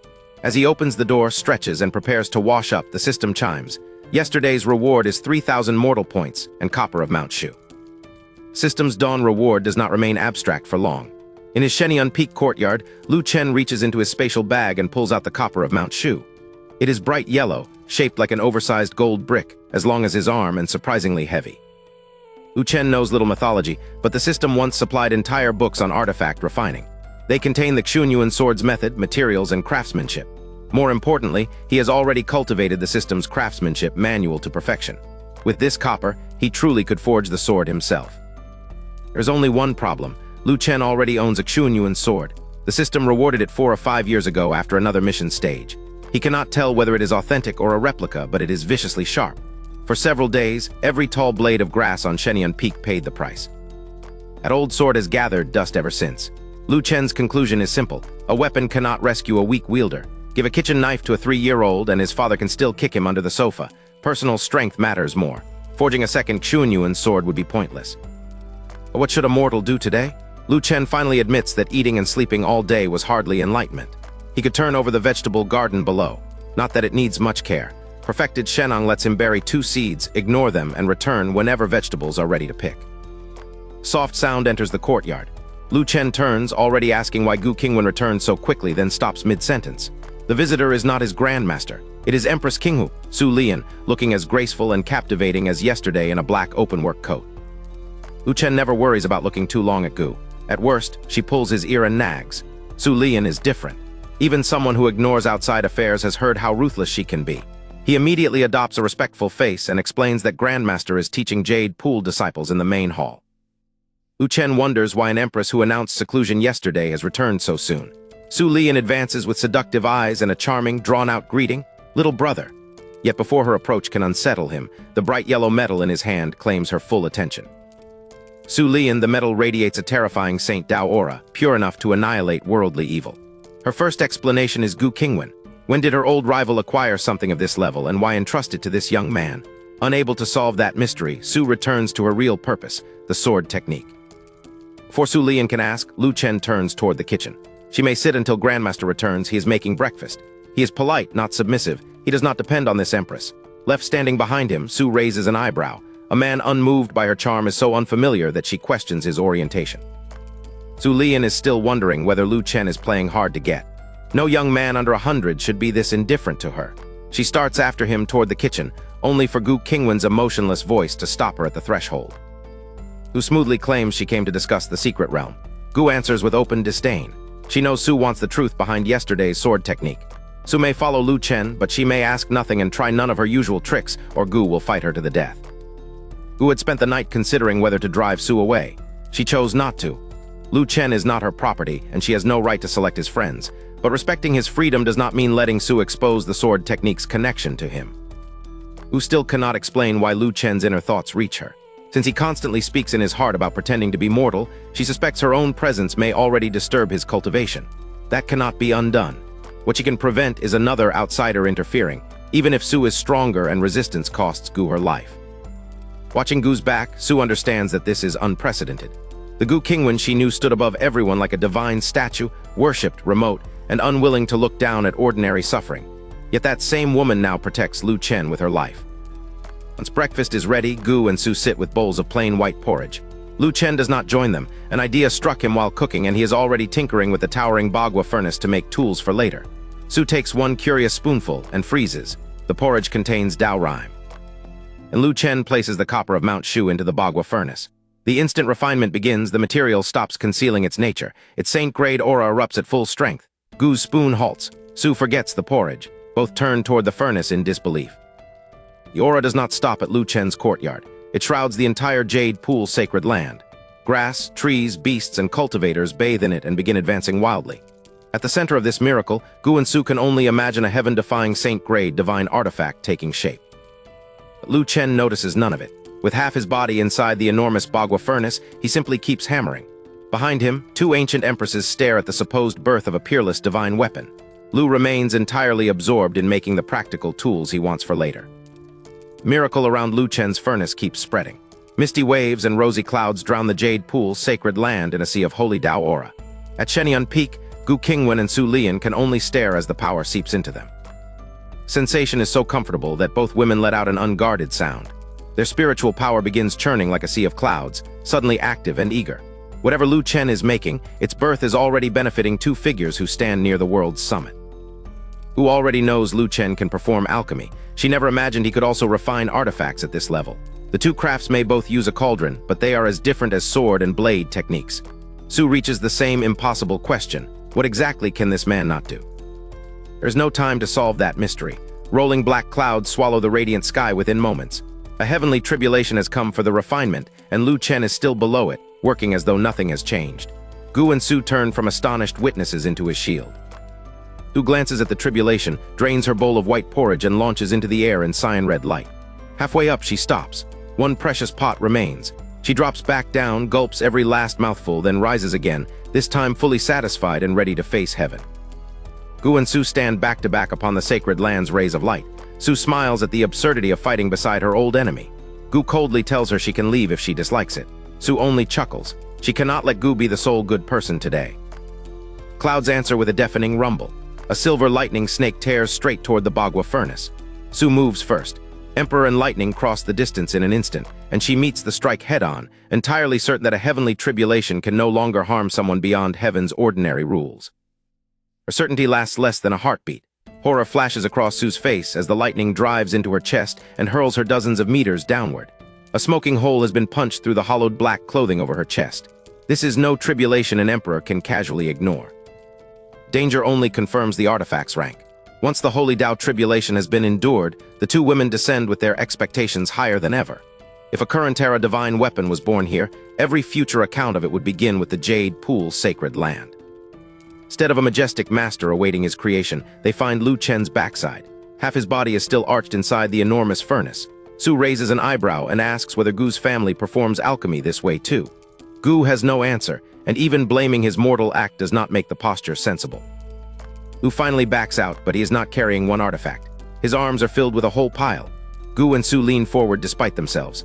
The Holy Tao phenomenon and the tribulation promise something peerless, so each unfamiliar shape in his grasp seems capable of becoming a legend. And the shapes come into focus. No sword, no majestic divine treasure. Lu Chen is holding 3 forks and 3 thin sticks. After a sect-wide miracle, an emperor-wounding tribulation, and dreams of glory lasting hundreds of thousands of years, Gu Qingwan and Su Lian can only stare, completely dumbfounded. Smoke clears, and the products of Lu Chen's world-shaking refinement are finally visible. He stands beside the black Bagua furnace, looking less like a legendary artificer than a farmer. 3 thin sticks in one arm, 3 forks almost as tall as a person in the other. Gu Qingwan stares at the thin sticks and asks what they are for. Lu pauses as though the answer should be obvious, then proudly announces that they are fishing rods. Surely neither empress has ever fished, he says. What boring lives they must have led. Lu drops the other equipment, grips one rod and whips it back and forth before their faces. Long, resilient, and strong enough for a 20-pound fish, what more could anyone want? Then he spins it in wild circles and cheerfully offers to show them a windmill. Gu's mouth twitches. Su's chest heaves with restrained fury. They recognized fishing rods from the start. What they could not believe was that Lu had fed material overflowing with saint-grade Dao Qi into a heavenly refinement and used it to make these. Forcing her expression flat, Gu asks about the 3 towering forks. Lu tosses the rod aside, picks one up, and answers with complete seriousness. Fishing forks. Rods are not the only way to catch fish. To him, the second half of the miracle is just as practical. Having solved the mystery to his own satisfaction, Lu invites both women to try the equipment with him. Gu rejects the idea. After watching saint-grade treasure become fishing tackle, she is in no mood for leisure. Lu, however, treats her refusal as the beginning of negotiations. Lu drives the fork into the ground, walks to Gu's side, and takes her smooth arm. That is exactly why she should come, he insists. Once she immerses herself in fishing, she will understand the fun. Then he adds with astonishing confidence that he has never lied to her. Gu snorts. Inwardly, she calls him a little bastard who has lied more than enough, yet his pestering wears down her refusal. At last, she purses her lips, glares at him, and compromises. She will go, but only after she finishes eating. Lu instantly releases her and waits. Su Lian can barely reconcile this woman with the Gu Qingwan she knew. Gu once acted as though even the air might soil her, yet she let a man pull her arm and persuade her into something so trivial. Stranger still, Su caught a hint of pampering in Gu's eyes. Soon Gu finishes eating and rises, already committed enough to ask where they are going. Lu gathers a rod and fork for her. At the foot of Shenyun Peak, he explains, there is a small stream that belongs to his private routine. and he never comes back empty-handed. Lu makes it clear that she intends to come as well and takes hold of the offered equipment. Lu sees no problem. He forged 3 sets from the beginning, including one for her. He releases the rod and fork and turns to retrieve another pair for Gu. Delicate moan catches Lu from behind, followed by a thud. Su has fallen with the fishing rod clutched in her hand. Her long black silk-clad legs spill through the waist-high slit, and fear mingles with pain on her face. Lu's thoughts nearly leave his body. Gu does not rush to help. She looks down coldly and asks whether she did not already forbid Su from using such tricks on Lu. After 10,000 years apart, Gu says, Su's methods have become clumsy, or perhaps the men of this prefecture have simply become easier to bewitch. Inside Lu's head, alarm becomes delight. A honey trap used on him? Wonderful. He silently begs the old woman not to interfere before Su finishes, and especially not to frighten away his future view of black silk. Gu hears every shameless thought and glares hard enough to drag him back to reality. Gu demands the equipment and threatens to cancel the outing if Lu delays any longer. He jolts awake, repeats that they are going fishing, and hurriedly hands her a rod and fork. The moment Gu takes the rod, she drops to the ground too, leaving Lu with no idea what either woman touched. Gu Qingwan lies sprawled on Shenyun Peak, still clutching Lu Chen's fishing rod. Yet when she opens her awareness, Lu and Su are gone. So is the mountain. Gu now stands on the bank of a calm river inside a space that should not exist. Far out on the river, a solitary boat drifts without urgency. A lone figure sits aboard in a bamboo hat and straw raincoat, fishing in absolute silence. As Gu studies him, a calm, melodic Tao rhyme spreads through the realm and enters her body. And Gu feels the impossible. Her strength is increasing. An emperor already stands at the continent's summit. Raw effort cannot carry one higher, only comprehension of the Tao can. Here, however, the heavenly principles themselves are Tao. If Gu can understand them, she can rise another level. At the instant Gu prepares to comprehend more, Su Lian's voice cuts across the tranquility. She cheerfully asks why the Empress of Yiachi is posing like that, and whether she is trying to seduce someone. The riverside realm vanishes before Gu can answer. Fierce blush climbs Gu's face. Her position had been pointed directly at Lu Chen. She snatches up the rod, insists that she merely tripped over something, and strides down the mountain before either witness can challenge the excuse.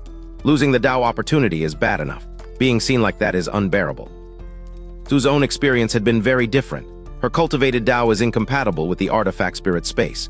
The instant her divine sense entered, the rod cast it straight back out. An object able to reject an emperor so effortlessly is terrifying and far too interesting to ignore. Su decides to question Lu in a low voice. She wants to know about the artifact spirit and about yesterday's sword technique. Gu explicitly ordered her to act mute and ask nothing, but Su is Empress Qinghu. If she obeyed Gu so easily, they would never have become mortal enemies 10,000 years ago. Lu is not waiting for her question. He is staring intently at the azure fox ears on top of her head, studying them with undisguised curiosity. Su's expression darkens almost instantly. Every person has something they cannot bear others touching. For Su, it is those ears and the bloodline they reveal. Since childhood, Su had suffered for being half fox and half human. Not long after she entered Qiansheng Mountain, a senior sister seized those ears and hurled her into a mud pit. Young Su lay there bewildered, unable even to understand what she had done wrong. One voice answered the cruelty differently. Su's master called the ears cute. If other people disliked them, that was their problem. Master liked them. That simple acceptance changed Su's life. From then on, her cultivation finally found the right path. Su has kept her fox ears manifested ever since. They preserve her master's love, but they also ensure she never forgets that night in the mud. The same ears carry comfort and warning. Over 10,000 years, they help turn a once vulnerable girl into someone who refuses to be hurt twice. Su had once wanted to be cherished, yet suitor after suitor claimed to love her, only to betray disgust when they noticed her ears. Strength and status changed nothing among cultivators who still saw an impure half-breed. Eventually, Su stopped trusting affection and made her heart as dangerous as her reputation. Back on Shenyun Peak, Lu keeps staring. Murderous intent rises in Su. The secret realm no longer matters. Cooperation with the Jade Pool sacred land no longer matters. Neither does Lu's astonishing alchemy talent. In this moment, she wants to kill him as decisively as she once killed the senior sister who abused her. Su asks what he is looking at. The seduction has vanished from her voice. Only danger remains. Perhaps this unmasked woman is the real Su Lian. Lu notices none of it, not the killing intent, not her transformed expression, not death settling quietly over his shoulder. Instead of recoiling, Lu brightens. He tells Su that her ears are adorable, asks whether they are real, and eagerly wonders if he can touch them. Su's killing intent collides with a response she never expected. For one suspended instant, the ruthless Empress Qinghu can only stare at him in total disbelief. Su Lian stares at Lu Chen in disbelief. Blue-red light still flickers around her, the remnant of an attack she meant to unleash. Yet he looks at her as though he has discovered an adorable kitten. His eyes hold no disgust, no mockery, only clear, uncomplicated affection. Only her master ever looked at those ears with love. Everyone else struggled merely to hide their revulsion. Faced with something she has never received from another person, the formidable Empress Qinghu loses every practiced response. For one instant, she is as uncertain as a child. Just before contact, Su's jade hand flashes up. Slap! She knocks his hand aside, then rebuilds her pride with sheer volume. She is Empress Qinghu, she declares, the strongest person in Nanking-Jan Prefecture. Even Gu Qingwan's protection will not save him if he keeps provoking her. Su orders him to get lost, but the threat lands more like an angry elder sister's tantrum than an execution decree. She snatches up her fishing rod, turns away with a cold snort, and leaves Lu staring after her. He cannot understand why a simple request made her so furious. Gu Qingwan understands more than Lu does. When she first met Su 10,000 years ago, Su was straightforward and simple. Only later did that alluring smile become an unreadable mask. Gu never learned what changed her, yet this flustered, schemeless reaction looks remarkably like the woman Su used to be. Gu has never made a habit of caring about anyone else's hidden wounds, and she does not begin now. Her conclusion is practical. If Su bears Lu no hostility, Gu will bear Su none. Lu barely hears her. His line jerks, and every other concern vanishes beneath a sudden bite. Lu shouts for the basket. A big fish is on the line. Gu blinks, abandons her own rod, and hurries to help. The struggle ends with a heavy fish flopping above the bank. Lu's first instinct is not to secure it, but to hold it up proudly for Gu to admire. Am I amazing? Lu asks, radiant. A gentle smile slips across Gu's face before she can hide it. She restores her usual expression and answers with a flat, amazing. But she keeps watching him. In all their days together, she has never seen him smile this happily. Lu and Gu settle seriously back into fishing, absorbed in the simple pleasure. Su finds none of it charming. At last, she flings her own rod onto the bank and calls it junk. Then she condemns both of them as lunatics, steps into the air, and disappears from the canyon. The canyon is so quiet that Su's insult lingers after she is gone. Lu blinks, then turns to an equally curious Gu. He has found an explanation for Su's sudden temper, and immediately proves he should have kept it to himself. Aren't both women old enough, he asks, to have stopped having that? Gu asks what exactly is supposed to have stopped. Then understanding arrives. Her face burns crimson. Cultivators do not have those things, she snaps, and age has nothing to do with it. Seconds later, Lu's screams fill the stream as she seizes his ear. He apologizes frantically and begs her to let go. On the stream bank, Lu Chen sits apart and rubs the ear Gu just punished. He grumbles that if she wants to lecture him, she should use words instead of her hands. Gu fires back that next time. He should try speaking like a human. Lu grimaces and promises he will never dare again. Gu knows she barely used any force, yet his performance still makes her reach out to soothe him. Then his inner voice gives him away. It does not hurt at all. And yes, he absolutely plans to do it again. Ulian has not gone far. On a cliff directly above the stream, she has kicked off her high-heeled jade shoes. Her black silk-covered feet sway over the edge, but her gaze is fixed listlessly on the sky. The anger below has given way to something much lonelier. Her nose stings. Su misses her master, Grandmother Qinglan, the only person she believes ever truly loved her. 3,000 years ago, Qinglan failed to reach the quasi-emperor realm and perished beneath heavenly tribulation. Since then, Su has never again felt like someone else's cherished child. Su gives a bitter little laugh. Gu Qingwan grew up pampered, adored, and revered. Su did not. Today, one sentence from Lu Chen has pierced defenses that survived 10,000 years, leaving her feeling like the little girl once thrown into the mud. Even so, she refuses to cry. Lu's miserable cry and Gu's embarrassed scolding rise from below. Instead of distracting Su, their voices make the loneliness worse. She considers simply leaving. In the end, she stays and summons a white jade flute into her hand. Flute is one of Qinglan's mementos. As her master was fading from the world, she wiped Su's tears and offered a gentle promise. Whenever Su missed her, she could play, and Qinglan's soul would return to visit. It was meant to comfort her, but Su believed every word. One regret poisons that comfort. When Qinglan tried to teach her favorite song, Su cared only about becoming stronger. She learned the first half, neglected the rest, and can no longer remember how the second half should go. Now there is no one left to correct it. A lingering melody spreads across the foot of Shenyang Peak. It is beautiful, elegant, and free, like forest wind moving over clear springs. Yet played by Su, the carefree song carries unmistakable sorrow. Every note reaches toward the one person who can no longer answer. Down by the stream, Lu listens past the beauty and catches the hidden break. The first half and second half do not share the same compositional hand. Gu doubts that he can know such a thing. Lu raises an eyebrow and offers to prove his musical skill with a performance that afternoon. Lu never finishes. A light landing sounds behind him, followed by Su's urgent demand. How did he hear that the two halves were composed differently? He turns to find her standing on the ground without her shoes, black silk still covering her feet and the white jade flute in her hand. Lu's gaze dips first and he swallows. Then he notices the flute and realizes the obvious. Su played the song he just criticized. His face turns solemn in an instant. Thumb raised, he declares it the finest divine song in the world, wonderful, truly wonderful. Gu Qingwan watches Lu Chen's miraculous change of face in speechless disbelief. Then she appears behind him, catches his collar, and pulls him firmly into her embrace before Su Lian can press him further. Gu dismisses Lu as an ignorant child who never knew the piece was Su's. For compensation, she offers Qiansheng Mountain one stalk of the Millennium 7 colored lotus when it matures. Su refuses the heirloom coldly. She is not angry. What surprises Su is not the offer, but Gu defending another person for the first time. She fixes her attention on the young man in Gu's arms and asks the question that matters. Is Lu Chen truly proficient in music theory? Lu is so comfortable against the tall Gu that his thoughts drift toward taking a nap. Gu hears every word. Her face flashes crimson and she pinches his ear with shy irritation. Jolted awake, Lu hastily claims he understands only a little. Lu reconsiders the piece and catches a crucial mismatch. It should be played on a gyukin, not a flute. Su's eyes bright. Her master did use a gyukin, but Su learned only the flute. When she asks if Lu can play, his caution turns instantly smug. Of course he can. Lu takes Qingyun, another gift from the system, out of his spatial bag. He sits cross-legged on a bluestone with the gyukin on his lap and proposes a practical method. Su will hum, he will play, and she will mark every note that needs revision. Lu clears her throat and begins with complete confidence. By her second note, Lu knows something is terribly wrong. The melody dissolves into an indecipherable chain of hums and stray syllables while his hopeful concentration becomes silent horror. He wants the entire attempt destroyed. When the performance ends, Lu can no longer pretend the method will work. He admits he has no way to help, carefully slips around the stunned Su and returns to his fishing rod. He chooses a place near Gu, where he knows he is safe.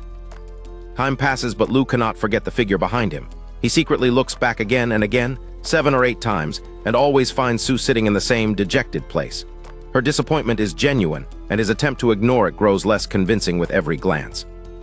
Lu finally grits his teeth and stands. He complains that Su is unbearably annoying, always sitting there looking pitiful, and then declares that he will help. Lu is no ruthless egoist. He is an ordinary emotional mortal, and when help lies within his abilities, he cannot remain cold. Beside the stream, Su Lian is still crouched where despair left her. Lu's earlier refusal had offered hope only to tear it away, draining her strength and pulling her thoughts back toward her lost master. Now she looks up blankly at his abrupt promise. Can he truly help? Gu Qingwan is not surprised that Lu relented. She heard every turn of his thoughts. What interests her is his method. What infuriates her is his private calculation that, even if Su attacks him, the old woman beside him will certainly protect him. Shameless little bastard. Light returns to Su's eyes all at once. She springs upright, closes the distance, and asks how Lu intends to help and what she must do. Lu sets down his fishing rod. His teasing manner disappears. When he answers, he is entirely serious. Grandmother Qinglan loved zither music, Lu reasons, so this unfinished song cannot be their only clue. If Su can name the other pieces her master favored, he can compare them, discover the musical habits behind them, and rebuild the missing composition one note at a time. Lu answers as if it were obvious. A person's musical style reflects their personality and is therefore unique. Following that pattern gives him a direction through the missing notes.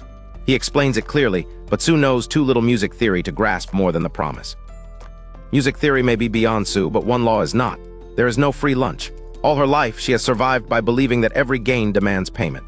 She lifts her chin and asks Lu for his conditions, ready to make the exchange explicit. Su's offer has an emperor's scale. If she owns what Lu wants, or if Qiansheng Mountain holds it, he can have it immediately. If neither does, she will search for it. Recovering even the possibility of her master's music is worth mobilizing everything within her reach. With almost anyone else, Su would sweeten such an offer with a calculated pose and a voice designed to make the listener reckless, then guide the poor fool exactly where she wanted. With Lu, she does not. She cannot explain it. She simply refuses to show him that artificial self. Lu even names the pure heart Snow Lotus and Nanking Long Tone, things Lu has never heard of and does not want. His attention wanders elsewhere. Su notices and covers herself. Lu realizes at once that she caught him looking, and for one awkward moment, the shameless negotiator is genuinely embarrassed. Lu clears his throat and rebuilds his dignity. His condition is non-negotiable. If Su refuses, the entire matter ends. Su accepts just as solemnly. Anything in Nanking Prefecture will be delivered within half a month. If it lies in another prefecture, she gives herself 1 year. Lu exhales, raises one finger, and loudly names his price. He wants to touch Su Lian's fox ears. Then he reconsiders the difficulty of the work and changes one finger to 3. 3 touches at least, not one fewer. Gu Qingwan and Su Lian can only stare at him in total disbelief. Gu Qingwan and Su Lian can only stare. Lu Chen had rejected even the pure heart snow lotus without blinking, so both women expected him to name some unimaginable treasure. Instead, his solemn, non-negotiable price is 3 chances to touch Su Lian's fox ears. Gu follows Lu's gaze upward and realizes he is completely fixated on her ears. As if betraying her, they twitch twice. Lu's heart nearly melts on the spot. His naked delight is so sincere that a trace of crimson appears on the cheeks of a woman who scarcely knows how to blush. Lu plants his hands on his hips and urgently asks whether they have a deal. A stray thought about black silk almost distracts him, but the ears themselves are the prize. Su stands helplessly silent. The feature others despised, and that she learned to dislike herself, is being cherished without hesitation.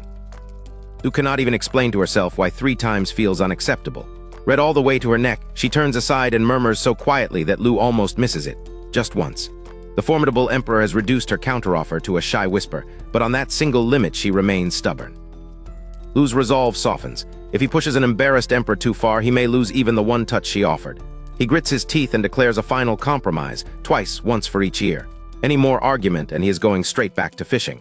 Su finds his sudden anxiety both irritating and funny. At last, Su purses her lips, looks away, and agrees.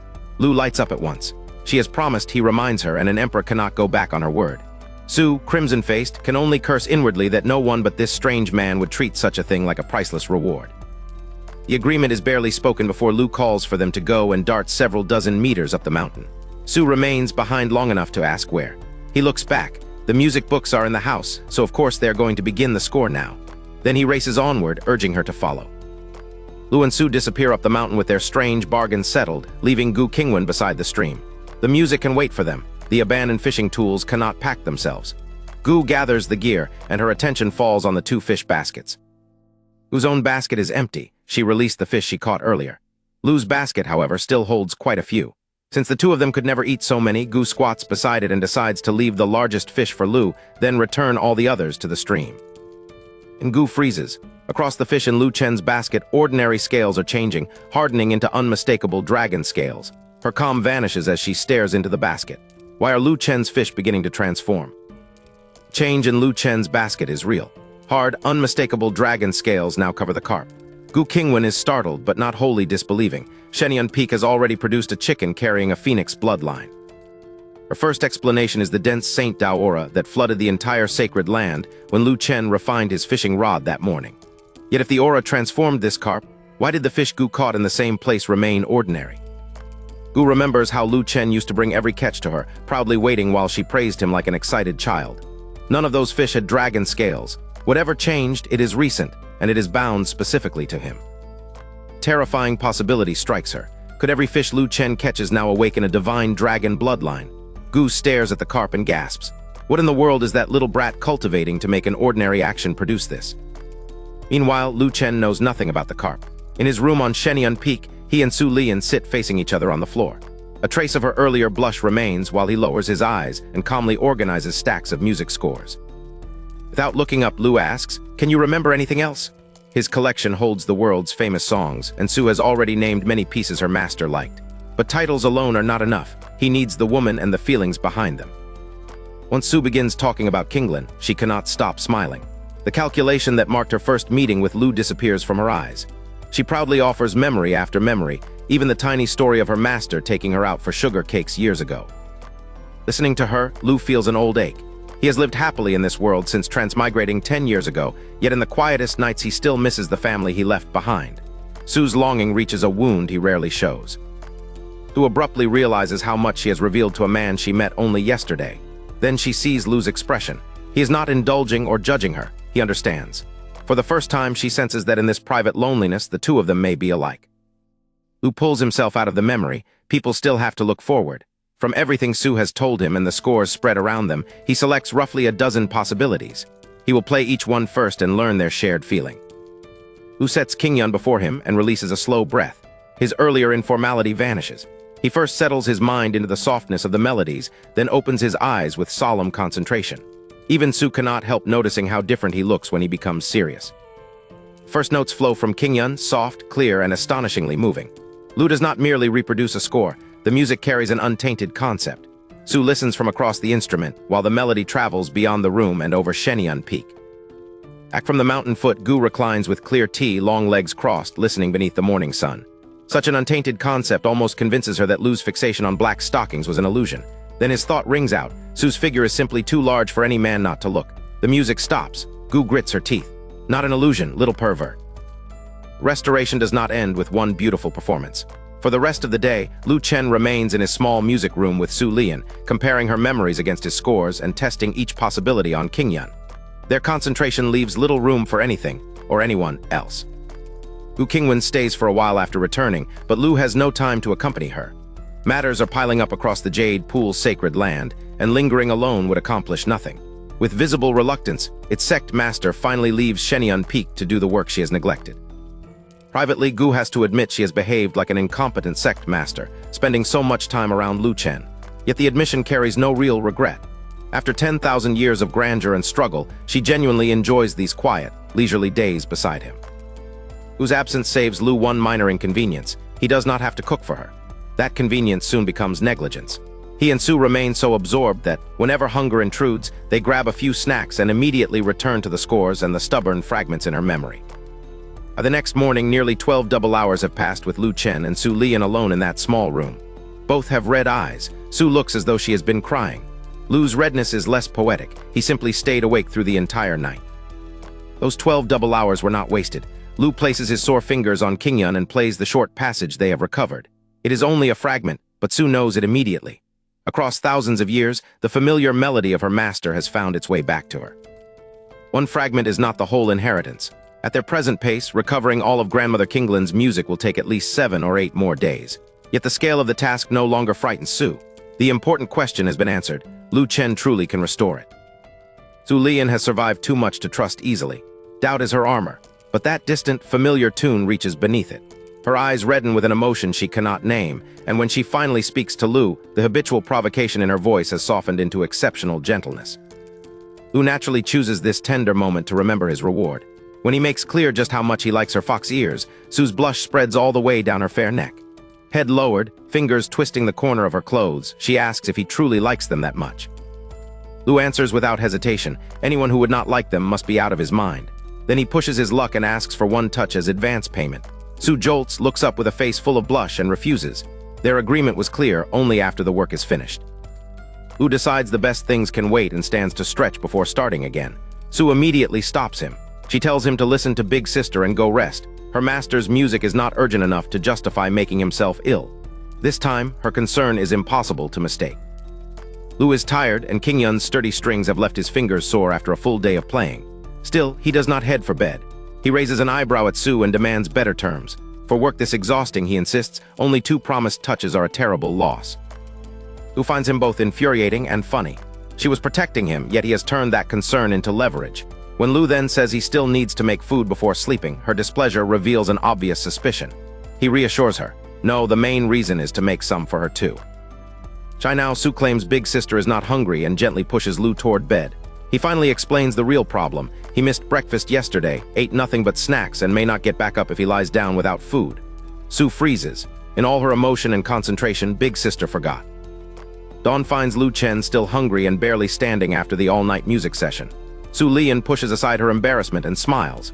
Big Sister will help him cook, she says, and he should finally taste her cooking too. Su reminds him that she came from hard times, unlike the pampered Gu Qingwan. Then her confidence slips. She has not cooked for years, so he must not laugh if it tastes bad. Lu solemnly agrees, then adds that bad food will cost her one more touch. Crisp chime sounds inside Lu's head. Yesterday's mortal value, plus 12,890. It is his first day above 10,000, and the system immediately deposits a named reward into his spatial bag, True Extreme Saint Silkworm Silk. Total seems absurd until Lu reviews yesterday. Wanting black stockings, thoroughly mortal, craving a beast-eared beauty, obviously mortal, staying awake all night, mortals do that too. His shameless desires and terrible sleep habits have accidentally produced a record score. Su gets to work. The courtyard kitchen was arranged for Lu's height, so every low task forces the tall Empress to bend. In thin high heels, the repeated motion is distinctly uncomfortable. She says nothing and finishes his breakfast anyway. Even now, Lu does not eat. He reheats the empty stove and asks for a few more minutes. Yesterday he promised Gu Qingwan strawberry candied hawthorn, but excitement and her departure interrupted him. Exhaustion is no excuse. A promise cannot become hot air. Lu rolls a strawberry skewer through the hot sugar, sets it on a tray, and gives Su an urgent job: freeze the coating with immortal qi. The gift being for Gu clearly displeases her. Even so, cyan red power flashes and the glossy shell hardens. Lu turns and offers the completed skewer to Su with an easy smile. She may be helping prepare Gu Qingwan's gift, but he will not leave her outside the pleasure of it. Su looks from the candied strawberries to him, her jealousy meeting his uncomplicated invitation. Only after Gu's promised sweets are finished does Lu sprint to the table. He devours Su's breakfast with more speed than ceremony. A few distracted compliments escape between mouthfuls, but his body is already demanding the one thing food cannot replace: sleep. Lu goes straight to his old rocking chair. Summer makes the courtyard cooler than the house, and he has no strength left to seek a bed. In less than half a minute, his breathing settles into a light snore. The sleepless night has finally collected its price. Seeing how instantly he fell asleep, Su understands just how much yesterday cost him. She moves Gu Qingwan's chair beside his, reclines on her side, and summons a hand fan. Her gaze stays tenderly on Lu as each slow stroke sends him a cooler breeze. After an unknown stretch of quiet, someone lands or steps softly into the yard. Su does not rise. She does not even look away from Lu. Her hand keeps fanning him with the same gentle rhythm, but her voice turns cold as she addresses the returning Gu Qingwan. Su's command is mercilessly simple: go wash the dishes. Gu Qingwan, the Jade Pool's old ancestor, can only stare at her in baffled silence. Beside them, Lu sleeps through everything, while the promised candied strawberries wait on the table for Gu to notice. Gu Qingwan's baffled irritation does not survive a second look around the courtyard. Lu Chen is asleep in his old chair, and beside him waits the plate of candied hawthorn he promised her. Her expression softens like water. She bends close, smiles almost imperceptibly, and whispers, "When did he fall asleep?" Lu answers that Lu only just fell asleep. Then she waves one delicate hand, and cyan-red light closes around him. Outside sound vanishes at the barrier. Only after securing his rest does Su stretch languidly in Gu's reclining chair and turn her attention fully toward its owner. Su needles Gu for still returning to breakfast every morning. Gu ignores the tone and samples the plain congee. One frown is enough. Lu did not make it, so she refuses another bite.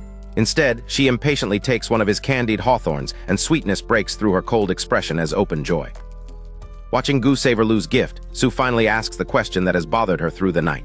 Lu should be tremendously strong. So why does every inspection make him seem like an ordinary mortal? She had suspected a performance, but the contradiction remains, and Gu plainly knows more than she is saying. When a straightforward question gets her nowhere, Su switches masks. Her voice turns soft and drawn out. Her posture and expression become as seductive as when she first arrived. She admits she was wrong and coaxes Gu to share what she knows. It would work on almost anyone. Gu Qingwan does not react at all. Gu answers with a sharp step, planting one high-heeled foot on the chair beneath Su. The seductive mask drops instantly. Before Su can rise, Gu leans down until their peerless faces are centimeters apart. Su has known Lu for one day. Gu has known him far longer, and this is Gu's sacred land. Gu makes the hierarchy brutally concrete. She can send Su away whenever she chooses. Even the chair beneath Su belongs to her. Su sits there only because Gu permits it. Each sentence arrives slowly with a pause sharp enough to wound. Su has no seductive answer left, only power. Cyan-red light erupts from Su. Pure white radiance answers from Gu in the same instant. The two empresses stare each other down, power filling the courtyard while Lu sleeps untouched inside Su's separate barrier. Time stretches. At last, Su lets her aura fade first and reclines again with a charming smile. Su concedes only the present. Yes, this is how things stand now, but who can say what the future holds? Gu withdraws her foot and turns back toward the table, yet gives no ground. Future. Before Su can imagine one beside Lu, Gu asks how long she expects to remain here at all. Gu's pressure finally breaks through the last layer of charm. Su grits her teeth and snaps, "Don't you dare talk too much." Gu merely tilts her head and raises an eyebrow, so Su is anxious after all. Then Gu delivers the cleanest cut of the morning: stop acting in front of someone who already sees through you. With her seductive act exposed, Su Lian finally admits there are two people in this world she cannot handle. One is the expressionless Gu Qingwan, who always finds the most painful weakness. The other is Lu Chen, asleep beside her, whose mere presence now makes Su inexplicably shy. Gu stops pretending. With a cold snort, she says, "Let's talk about the secret realm." Gu calmly takes another bite of candied hawthorn and replies that she has been ready for a long time. This conversation should have happened yesterday, before Lu became fascinated with Su's fox ears. Su reveals the essential problem. The entire secret realm is a massive formation, and not an ordinary one. Gu pauses mid-bite. She once counted herself outstanding in formations, yet Su says this structure follows principles completely different from everything either of them knew before. Gu asks whether Su understands this strange formation herself. Su answers without vanity, of course not, and neither does anyone else in Nanking Prefecture. But she found someone who does, the last local great emperor to ascend, Great Emperor Qingwan, now a true immortal of the upper realm. Gu turns back toward Gu with a glamorous, challenging smile and asks what she thinks. Gu is briefly stunned by the display, then goes straight for the danger beneath it. What did you promise Lai Yang? Su's smile tightens. She will explain once, only so Gu cannot talk nonsense about her in front of Lu. Su insists she promised Lai Yang nothing. She simply understands men like him. One blink lets them invent countless fantasies. One curl of her finger sends them rushing forward to risk their lives. Gu listens in silence, unconvinced that attraction alone explains why Su brought the Jade Pool's sacred land into the arrangement. Gu finds the flaw. If Lai Yang is already cooperating and Qingwan supplies the knowledge, Qiansheng Mountain and Xinghan Pavilion could handle the expedition together. Why invite Gu and divide the rewards with the Jade Pool's sacred land? The playful mood disappears as Su looks back at the sleeping Lu. Su's answer is simple. She does not trust those men. Qingwan cannot enter the secret realm, and relying on Lai Yang alone would be reckless. No secret realm requiring a sacred object has ever appeared here before. For danger on that scale, Su would rather share the treasure with Gu than gamble without another great emperor beside her. Gu is about to continue when her attention snaps toward the horizon. Su senses the same presence at the same instant and turns with her. They're here. The strategic conversation is over. Great Emperor Qingwan and his party are approaching, and the formation lecture can no longer be postponed. Gu immediately focuses on Lu. A true immortal from the upper realm is about to lecture on the very formations controlling the secret realm. Wasting such a chance is unthinkable. Su looks down at the deeply drowsy young man instead. The expedition may be urgent, but waking him is another matter. Su tries to rouse Lu, but one look at his reluctant, exhausted face defeats her. She softens at once, caresses him, and murmurs that it is fine, he can sleep. Gu watches the opportunity slipping away while Lu begins drifting off again under Su's reassurance. Gu declares that a half-asleep Lu would learn nothing anyway. She and Gu can attend, then Su will explain everything to him tonight. Gu's anger spikes. Their second-hand account cannot equal a true immortal's own instruction, especially when the secret realm depends on understanding formations no one else here knows. Gu warns that spoiling Lu this way is not kindness. If he later learns that Su let him miss an upper realm true immortal's lecture, he will hate her for it. Su fires back with disarming honesty. The future is the future. She simply does not want Lu to hate her now.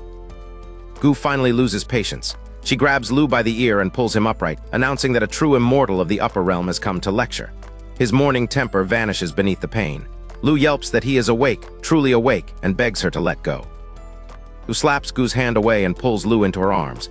Furious, she demands that Gu stop grabbing his ear whenever anything happens. A man needs face in public. What dignity would Lu have if others saw this? Half awake, Lu rubs his aching ear against Su and eagerly agrees. It really hurts. Still sheltered in Su Lian's arms, Lu Chen looks toward the horizon. A line of black dots has appeared in the distance. Great Emperor Qingwan and his entourage are almost here. Gu glares at the sleepy Lu and orders him to wash up, then head for the main hall. Qingwan will not lecture the instant he arrives, so if Lu strolls over afterward, his timing should be perfect. Gu then grits her teeth at Su, who is still soothing Lu's ear. She tells her not to waste such an opportunity. The elders of Qiansheng Mountain should gather in the hall as well. With that, Gu departs. Su is in no hurry. Looking down at Lu, she softly offers to wash his face for him. Embarrassed by the idea of being treated as helpless, he hurriedly insists that he can do it himself. Seeing how sleepy he still is, Su gently rubs the top of Lu's head. Then she finally steps into the air and flies toward the main hall, leaving him to prepare at his own pace. Lu fetches a basin, washes his face, and gathers every remaining candied hawthorn from the table. With one in hand, he strolls down the mountain. Qingwan's prestige means nothing to him. He is going because Gu might pull his ear again. Near the hall, Lu pauses to greet the senior and junior sisters coming out. Once the stream of greetings is finished, he hurries through the entrance to find Gu and Su already seated inside. The hall hums with whispers. Qiansheng Mountain kneels on cushions to the right and Jade Pool to the left. Gu and Su have both left the central place untouched for Qingwan, but the true immortal himself is nowhere Lu can see. Gu and Su notice Lu at once. Gu silently pats the cushion she saved beside her. Su has saved one too, but she is more direct, softly calling, "Come, sit here with sister." Both women wait with unmistakable expectation. Lu turns away from both invitations and heads for a corner, hoping to nap through any speech as long-winded as the bosses from his previous life. Gu purses her lips in anger. Su blinks, rises, and simply follows him. In the corner, Su offers Lu her lap as a pillow. His exhaustion vanishes for an instant. He glances at Gu, now sitting with her legs tucked to one side, then notices that Su has changed clothes and wears new patterned black silk stockings. Gu settles directly onto Su's lap and lets out a helpless sound of comfort. Su blushes at his expression, then blushes harder when he shifts against her. She glares down and warns the little rascal to sleep obediently and stop rubbing around. Lu closes his eyes, but Chunaming begins his lecture. The true immortal's voice carries an echo through the hall, making restful sleep impossible. Annoyed, Lu can only drift in and out of consciousness while the grand visitor talks on. After listening a while, Lu identifies the subject, formations. That only irritates him more. 9 years ago, he learned every formation supplied by the system, and his Heart of Formations manual has long stood at peak perfection. Chunaming's grand lecture cannot impress him. Lu Chen's contempt for the lecture reaches Gu Qingwan one thought at a time. She freezes. He is not merely bored, his tone suggests that this celebrated true immortal's formation knowledge is beneath him. Once, Gu would have called that shameless boasting. Now she is no longer certain. Alchemy had already exposed one impossible talent. His swordplay had exposed another. Proud as she is, Gu is also cautious enough to recognize a pattern. She resolves to question the little rascal properly when they return tonight. Until then, she will keep listening and judge Chunaming's lecture for herself. In the corner, Lu finally asks why a true immortal has appeared to teach everyone. He slept through the earlier explanation. Su smooths his hair and tells him the stakes. The secret realm is itself a grand formation. Anyone who wants to enter must understand formations, and Chunaming is supposedly the only one who does. Lu wonders why Su is not listening with everyone else. She chuckles. A great emperor can hear perfectly well from the corner. Lu nods with exaggerated seriousness and shifts against her. Su's face reddens at once. She glares down and warns him not to rub around. Caught, Lu can only laugh awkwardly and behave. Their attention turns to Su's clothing. Lu offers to make the pieces himself. Su answers without hesitation if he makes them, she will wear them. Only afterward does surprise catch up with her. Can he truly make such things? Lu lifts his head, delighted to have another talent questioned. Lu declares himself a polymath. He can make clothes and design them too. Then he sits up, studies Su from head to toe, and casually asks for her leg. Su stares in confusion, yet under his clear, professional gaze, she extends one almost before she realizes she has decided to obey. Lu grips Su's ankle and pulls off the jade shoe without warning. The sudden tug nearly sends her backward. A soft cry escapes before the great emperor instantly steadies herself and covers her lips. Her ears burn red as Lu, oblivious to the scandal of his timing, turns the high heel over like a craftsman inspecting a flawed design. Nearest Qiansheng mountain disciples glance sideways toward the corner. They see their peerless empress with one leg drawn back, one shoe in Lu's hands, and shame coloring her ears. Every head whips forward again. Whatever is happening between those two is unbearable to watch, and far too dangerous to acknowledge.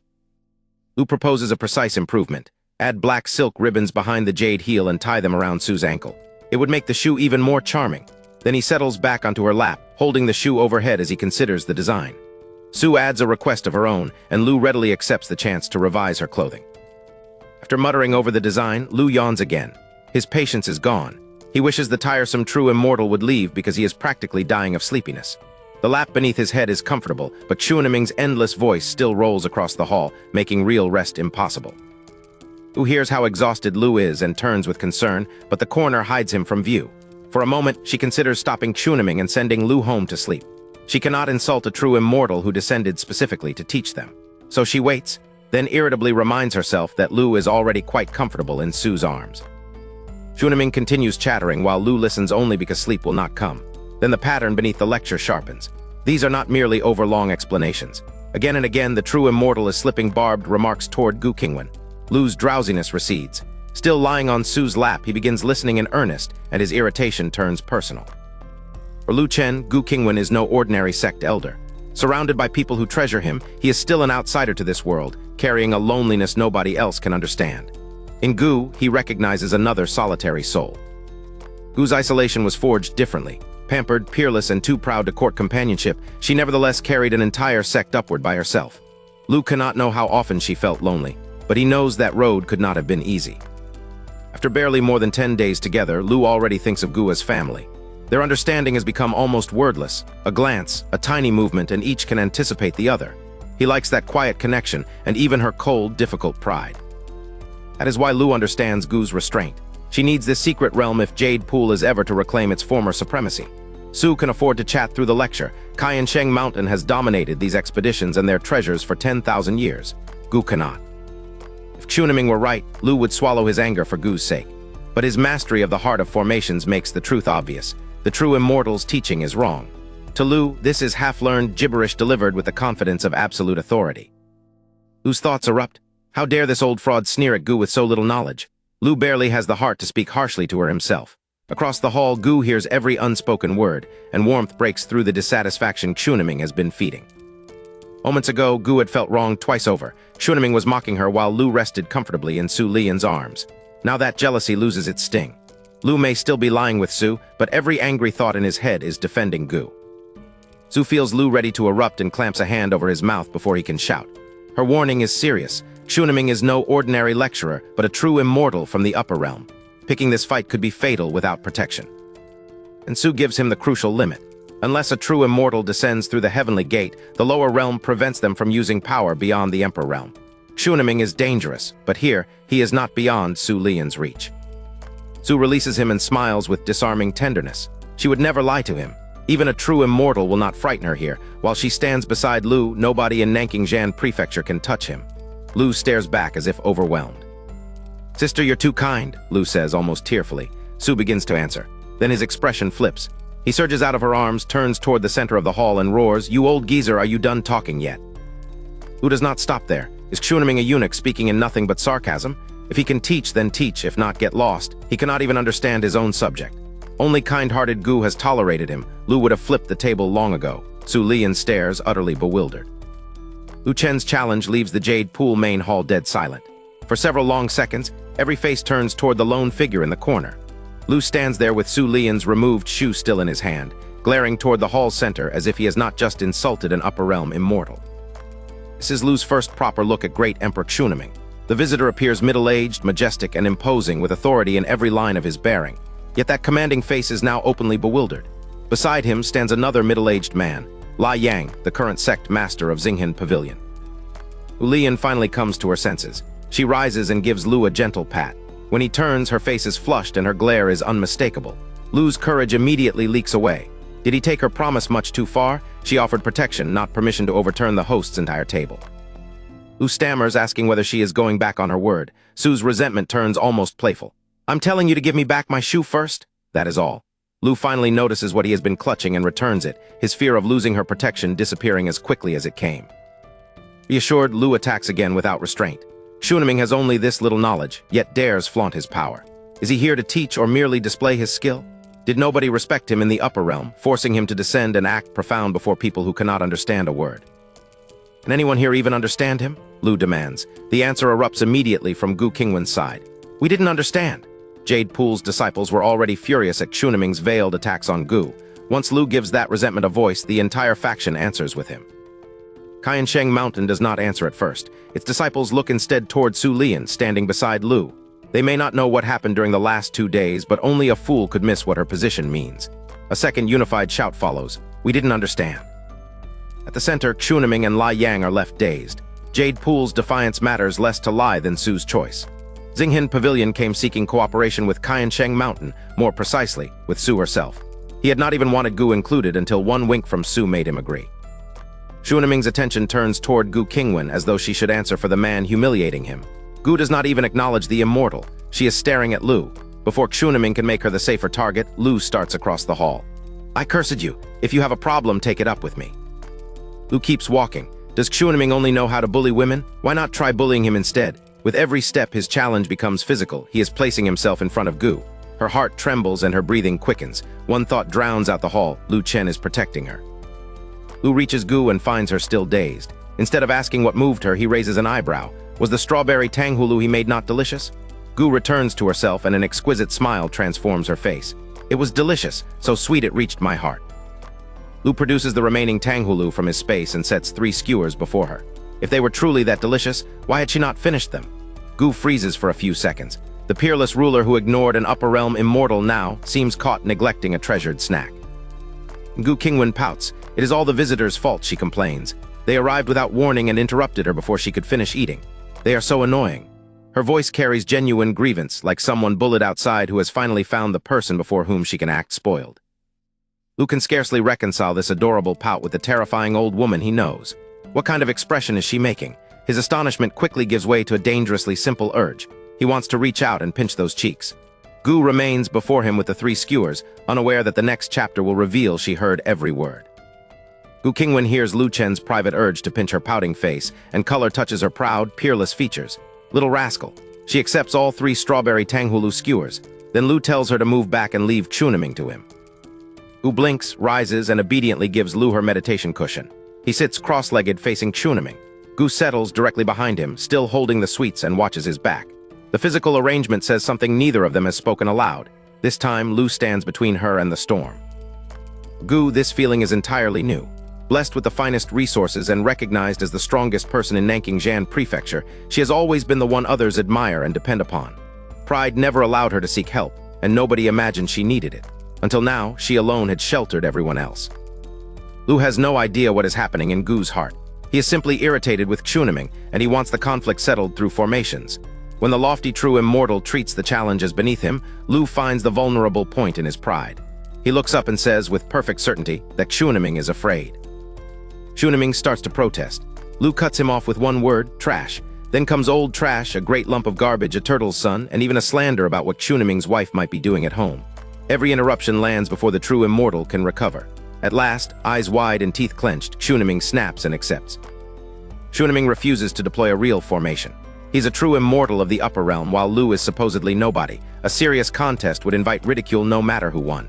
Instead, he proposes the simplest comparison, formation charts. Lu pauses only long enough to understand the condition, then agrees. Any genuine contest will do.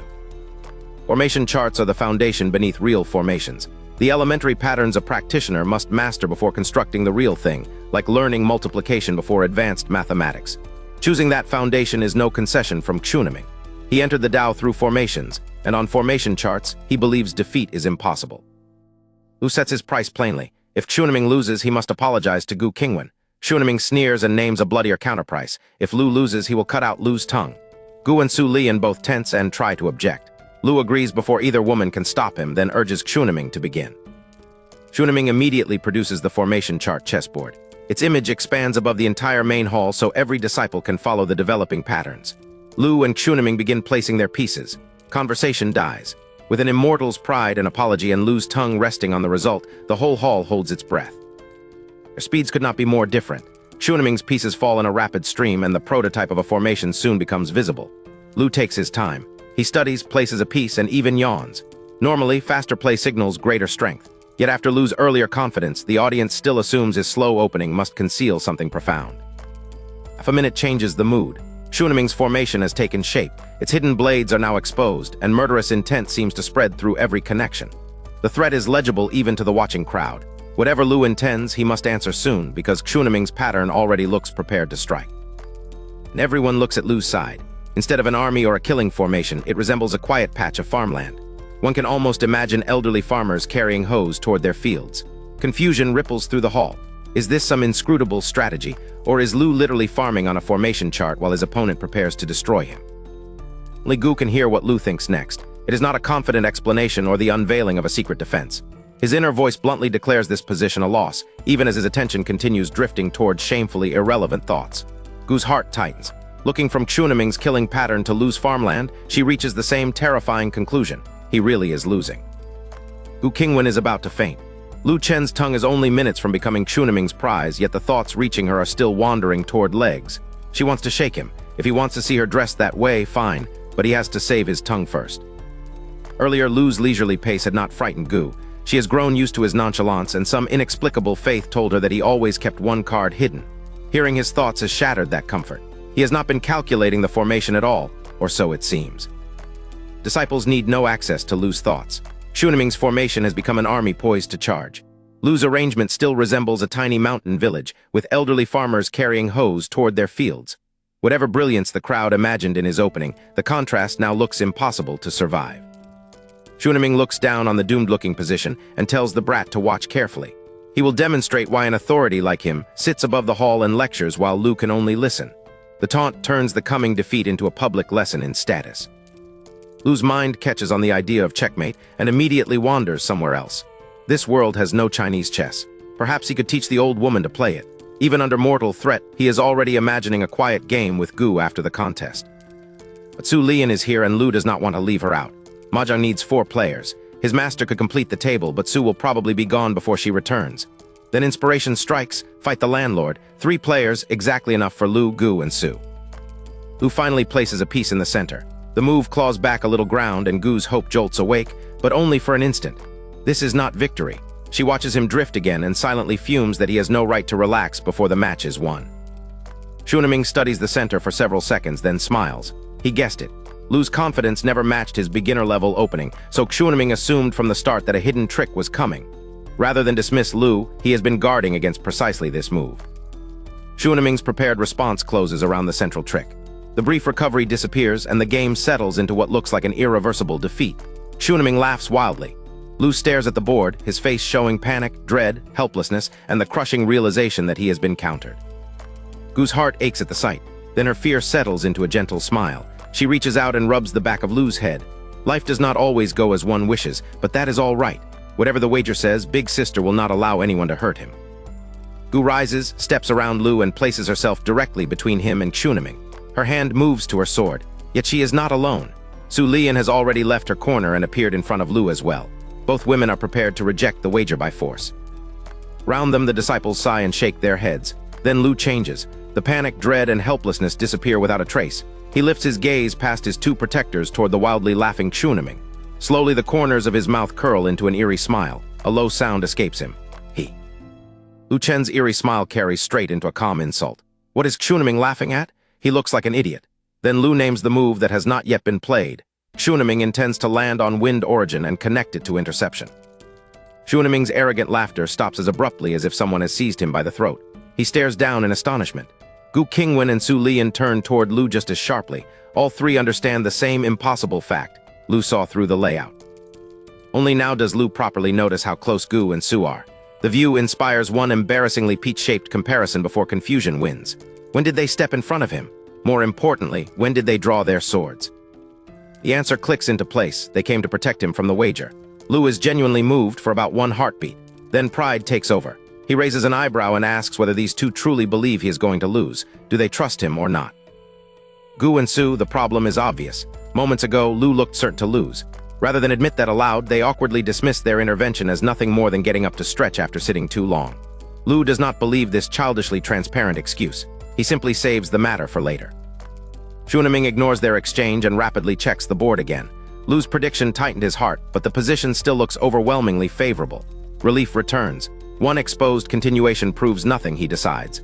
Lu Chen must be putting on a show because victory is still his. Xuniming coldly concedes that Lu predicted 1 layout, then promises to wipe him out within half an incense stick. He has no intention of wasting time. With the decisiveness expected of someone who transcended mortality and entered sainthood, he launches his attack at once. The offensive is so fierce that the hall expects Lu's position to scatter like loose sand. Lu answers with 2 crisp placements. Pa. The entire assault stops. Gu, Su, Xuniming, and even Lai Yang all twitch at once. Anyone who understands formations recognizes a stroke of divine genius. Xuniming suppresses any visible alarm. Lu may defend once, but can he defend 100 times? Xuniming boasts that he possesses more than 100 ways to win, then immediately searches for another route. Lu does not argue. He simply waits for the next idea to form. Few seconds later, Xuniming finds another answer.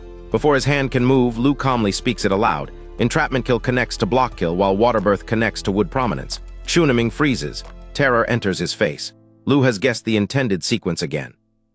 Xuniming grits his teeth, forces himself to recalculate, and prepares another move. Lu's voice reaches him first once more. Stellar accompanies Tianyuan. The final shred of denial breaks. This is not luck. Every strategy Xuniming conceives is already visible to the man below. Xuniming feels as exposed as a performer stripped of every concealment. His threats, experience, and 100 supposed methods have all become transparent. While he remains dumbfounded above the board, Lu rises from his cushion, reading the defense is finished. Now he is ready to attack. And the hall fills with a dazzling storm of impacts. Pa. In one mysterious sequence, Lu sends 28 pieces onto the formation chart simultaneously. Breath catches throughout the audience. What looked like a desperate defense has transformed into a display no one present expected to witness. Scale makes the sight even more absurd. 7 simultaneous pieces already mark a master. 15 mark a genius among geniuses. 20 belong to legend. Lu has placed 28. Xuniming stares in disbelief because even he, the expert who entered the Dao through formations, can manage only 19. Lu tilts his head and looks up at the stunned great emperor with open pride. Old man, watch this move closely. He names the change in 3 sharp beats: attack, defense. The roles have swapped. The 28-piece counter formation waits on the board, ready to answer his command. The answer comes at once. All 28 pieces blaze with brilliant silver light. The killing intent choking the main hall is swept away, replaced by a terrifying Dao rhyme surging straight from the chessboard and washing over every witness. Before anyone can even comprehend that power, the enormous game projected above the hall vanishes. The contest is over. Lu Chen has defeated the great emperor who entered the Dao through formations. Nobody speaks. Only the victorious Dao rhyme continues sweeping through the silence. And Lu Chen breaks the silence with the least heroic victory speech imaginable. He is sleepy, so he is going back to bed. He yawns, turns around, and walks away as casually as if he had not just surpassed a legend and crushed Chunaming's specialty. Gu Qingwan and Su Lian share the same dazzled thought. Just now, Lu was incredibly cool. Admiration immediately turns to worry. In this condition, he might fall asleep on the road. Both women launch after him at almost exactly the same instant. He barely moves half a meter before Su slips into Gu's path with a mischievous tilt of her head. One escort is enough, she says. Gu must remain to preside over the hall, and Chunaming still owes her an apology. Lu won this confrontation for Gu, so its consequence cannot be abandoned. Lu is tired but not quite ready to collapse on his own. The real problem is how soft and comfortable Su feels when she supports him. Once held close, he gives 2 sleepy little grunts, stops resisting the pull of exhaustion, and falls asleep against her. After sleeping from the previous afternoon until morning, apart from one brief nighttime awakening, Lu opens his eyes to the system's crisp report. Yesterday earned him another 1,800 mortal value. The number leaves him blinking in confusion rather than celebration. System is not finished. A special achievement has been completed. Sacrifice for a friend. The prize is 1 psychic orb already deposited in Lu's spatial bag. Apparently, stepping into that formation contest for Gu counted as something far more mortal and more rewarding than he expected. His first thought is disbelief. There were mortal points for that. Then the logic settles into place. Who says an ordinary mortal cannot study a little formation theory? Who decreed that mortality means carrying a hoe every day? He had feared a deduction. Instead, the gamble produced a windfall. Only then does Lu notice how quiet the courtyard is. It used to greet him this way every morning. Since Gu Qingwan began coming here, however, silence has stopped feeling normal. They may not speak much, but he has grown genuinely fond of her company and of the domestic life forming around them. Where is Gu? Her absence can be explained. She occasionally has matters to handle. But Su Lian is missing too. The double absence leaves Lu curious, though not yet worried. For the moment, the courtyard offers no answer, only enough peace for his mind to wander elsewhere. His thoughts return to the middle of the night when he briefly woke to use the latrine. Inspiration had struck in the least dignified place possible. He suddenly understood far more of the score left by Su's master. The breakthrough made him eager to compose the missing music at once. Another unfinished matter is yesterday's true extreme Saint Silkworm silk. Cooking and exhaustion kept him from examining it then. Now he studies the material, thin as a cicada's wing. The name alone suggests clothing, and system-made garments should be strong enough for absurd feats of protection. Protective clothing would be useful if Lu planned to travel around performing tricks, but he does not. For a moment, the reward seems wasted. Then another possibility arrives. His eyes settle on the impossibly fine silk, his grin widens, and a suspicious little chuckle escapes him. Soft landing answers the mystery of the empty courtyard. Gu Qingwan and Su Lian return carrying bamboo baskets piled with vegetables. They immediately find Lu staring at the silk and giggling like a fool. Both women freeze, then blush at the same conclusion. The little pervert woke up thinking about that again. Still holding the impossibly fine Saint Silkworm silk, Lu Chen looks from Gu Qingwan to Su Lian and their vegetable-filled baskets.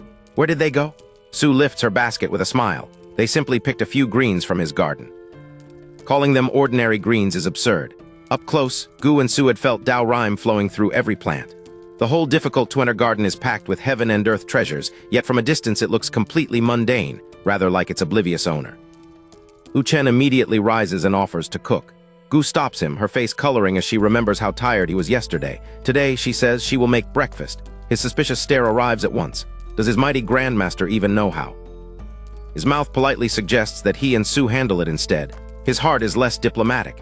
He has never heard of this old woman cooking, and he would rather not become the test subject for something deathly awful. Gu hears every word.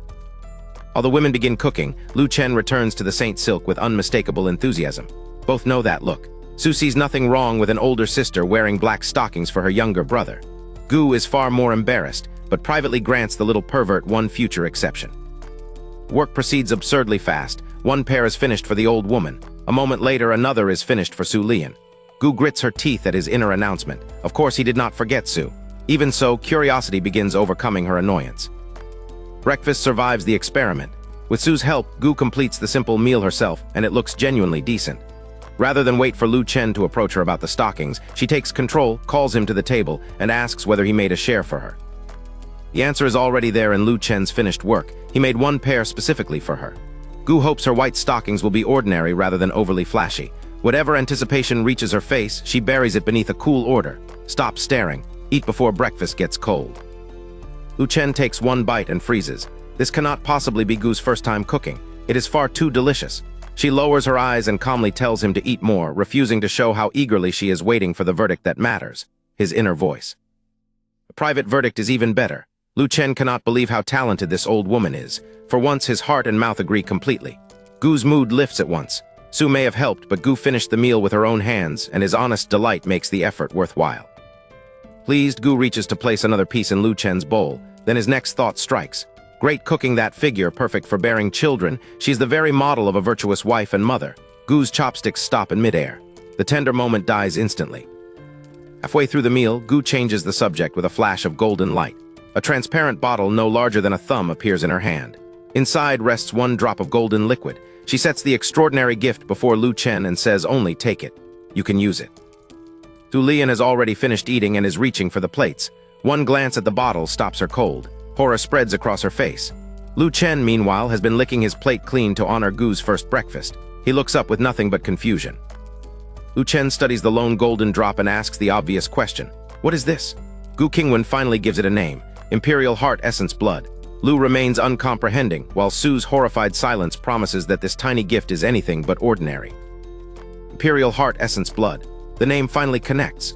Lu Chen may have spent 10 years playing Immortal in the Jade Pool Sacred Land, but he never wasted those years. Whenever he had time, he read, learning the unfamiliar Xianling continent until names alone could unlock entire shelves of knowledge.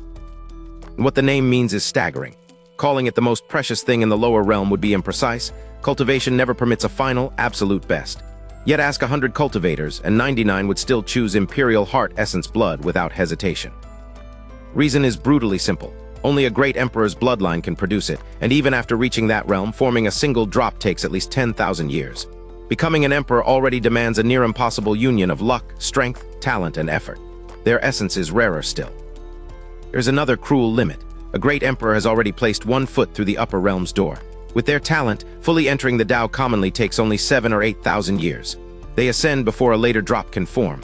That is why almost none of this blood remains in the lower realm. And Lu reaches the part that truly frightens him. Gu Qingwan has only just attained her present great emperor state. She has not enjoyed another 10,000 years in which to condense a disposable replacement.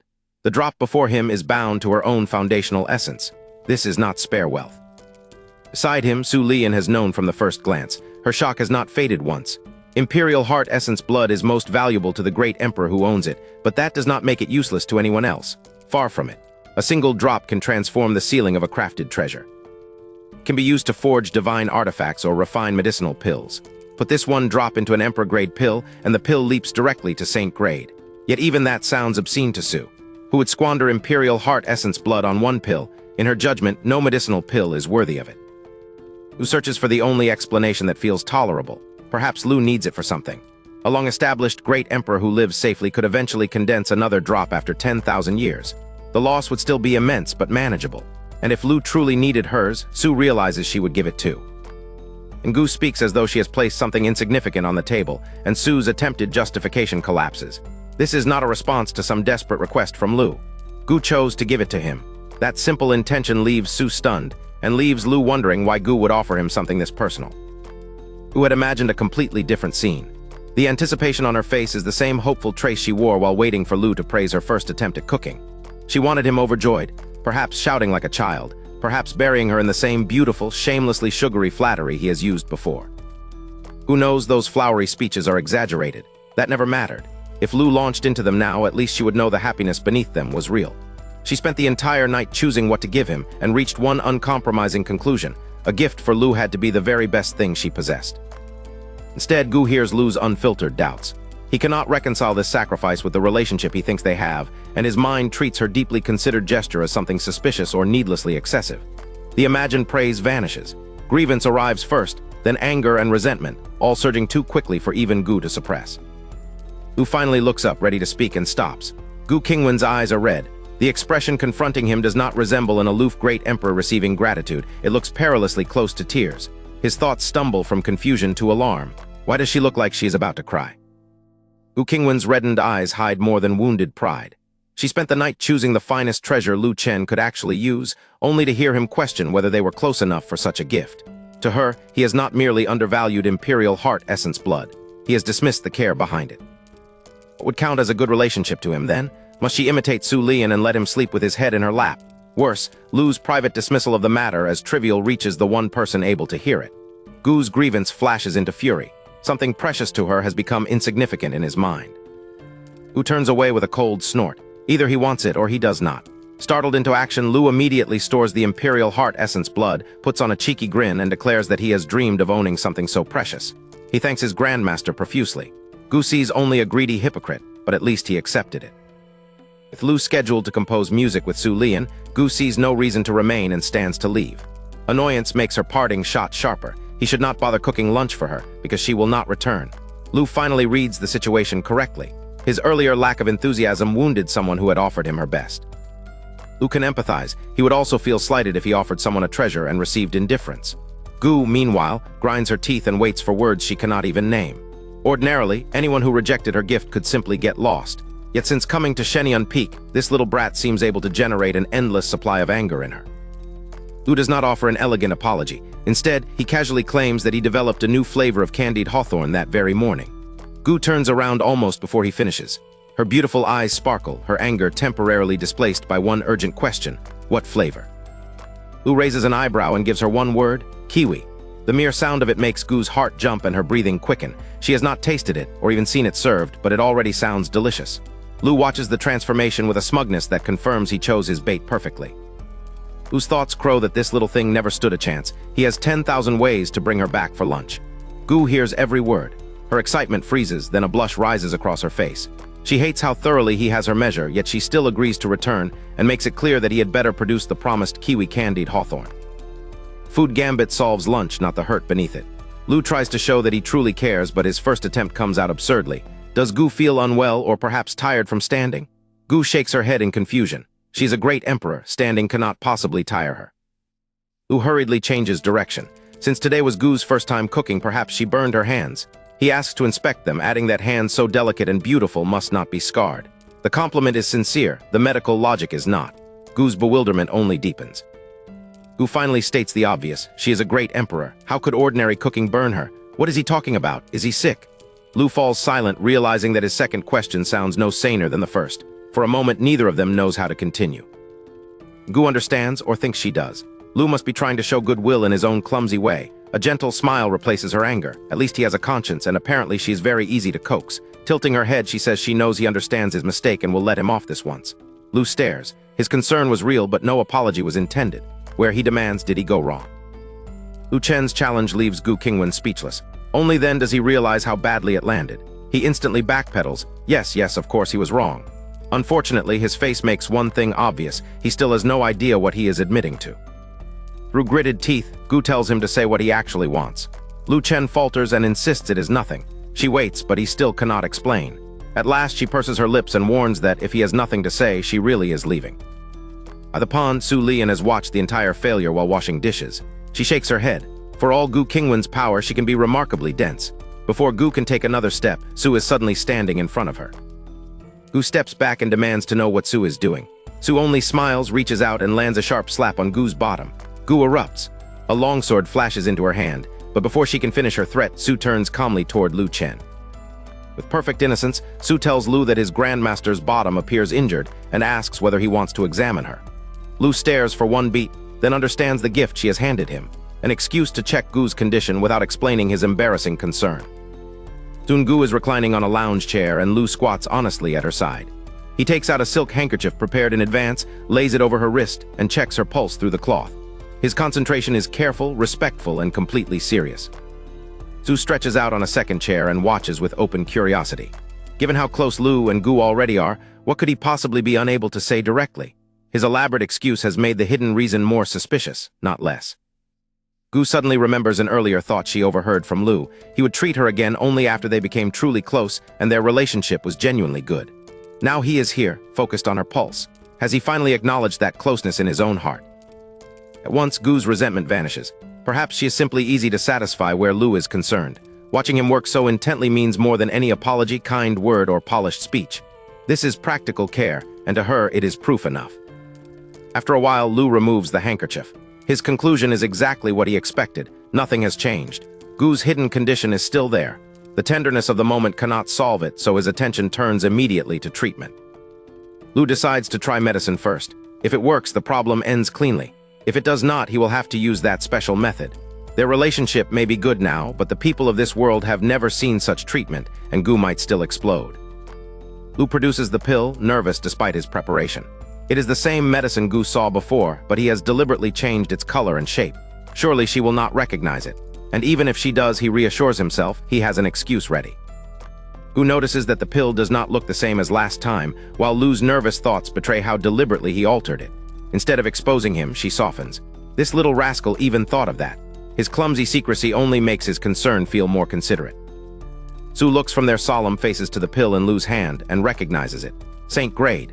Her curiosity turns to confusion. If Gu's condition is merely a minor issue, why does treating it require medicine of this level? Is Gu suffering from some terrible illness?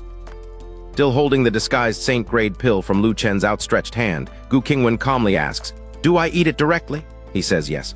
That is enough for her. Trusting him completely, she opens her mouth and swallows it without the slightest hesitation. A massive surge of Dao rhyme floods Gu's entire body. The comfort is so overwhelming that two soft moans escape her. Lu feels his strength falter for a moment, but this is no time to savor the sound. He immediately asks for her wrist again. Gu extends her fair wrist, but she does not leave the diagnosis entirely to Lu. Her consciousness sinks inward while his fingers check her pulse. Half a second later, both of them recognize the same result. The Dao rhyme is striking the demon heart, and it is rapidly shrinking. The result is excellent, but incomplete. Lu can still sense remnants of the ailment. That does not worry him. 1 or 2 more pills will finish it. He tells Gu to take 2 more, with the next prepared in about a month after this dose has worn off. Inside, Gu is ecstatic. Outwardly, she merely nods and says she will trouble him. Su is having the opposite private reaction. 1 Saint Grade pill was not enough. 2 more are required, and Lu speaks as though preparing them is routine. Just what is wrong with Gu, and what can Lu really make? Su says there is something else to discuss. Lu sits beside the dining table and invites her to continue. That morning, she and Gu decided to ask whether he would teach them formations. His strength could transform their chances in the secret realm, but they worry the request might disrupt his cultivation as a mortal. As Gu and Su take turns explaining, Lu finally understands what great Emperor Qingwan has been doing at the Jade Pool sacred land. Under their expectant gazes, he treats the difficult request as trivial. Of course, no problem. Then he asks the practical question, when will they enter the secret realm? The opening is uncertain, at least half a year away, perhaps a full year. Gu and Su call that soon. Lu almost curls his lip. Of course, 2 monsters who have lived tens of thousands of years would say so. To him, 6 months is an eternity. Still, it means there is plenty of time to teach. Lu asks Su whether they should go. She answers with a coquettish look, then follows him into the house. Over the next few days, his time remains occupied by composing music with her.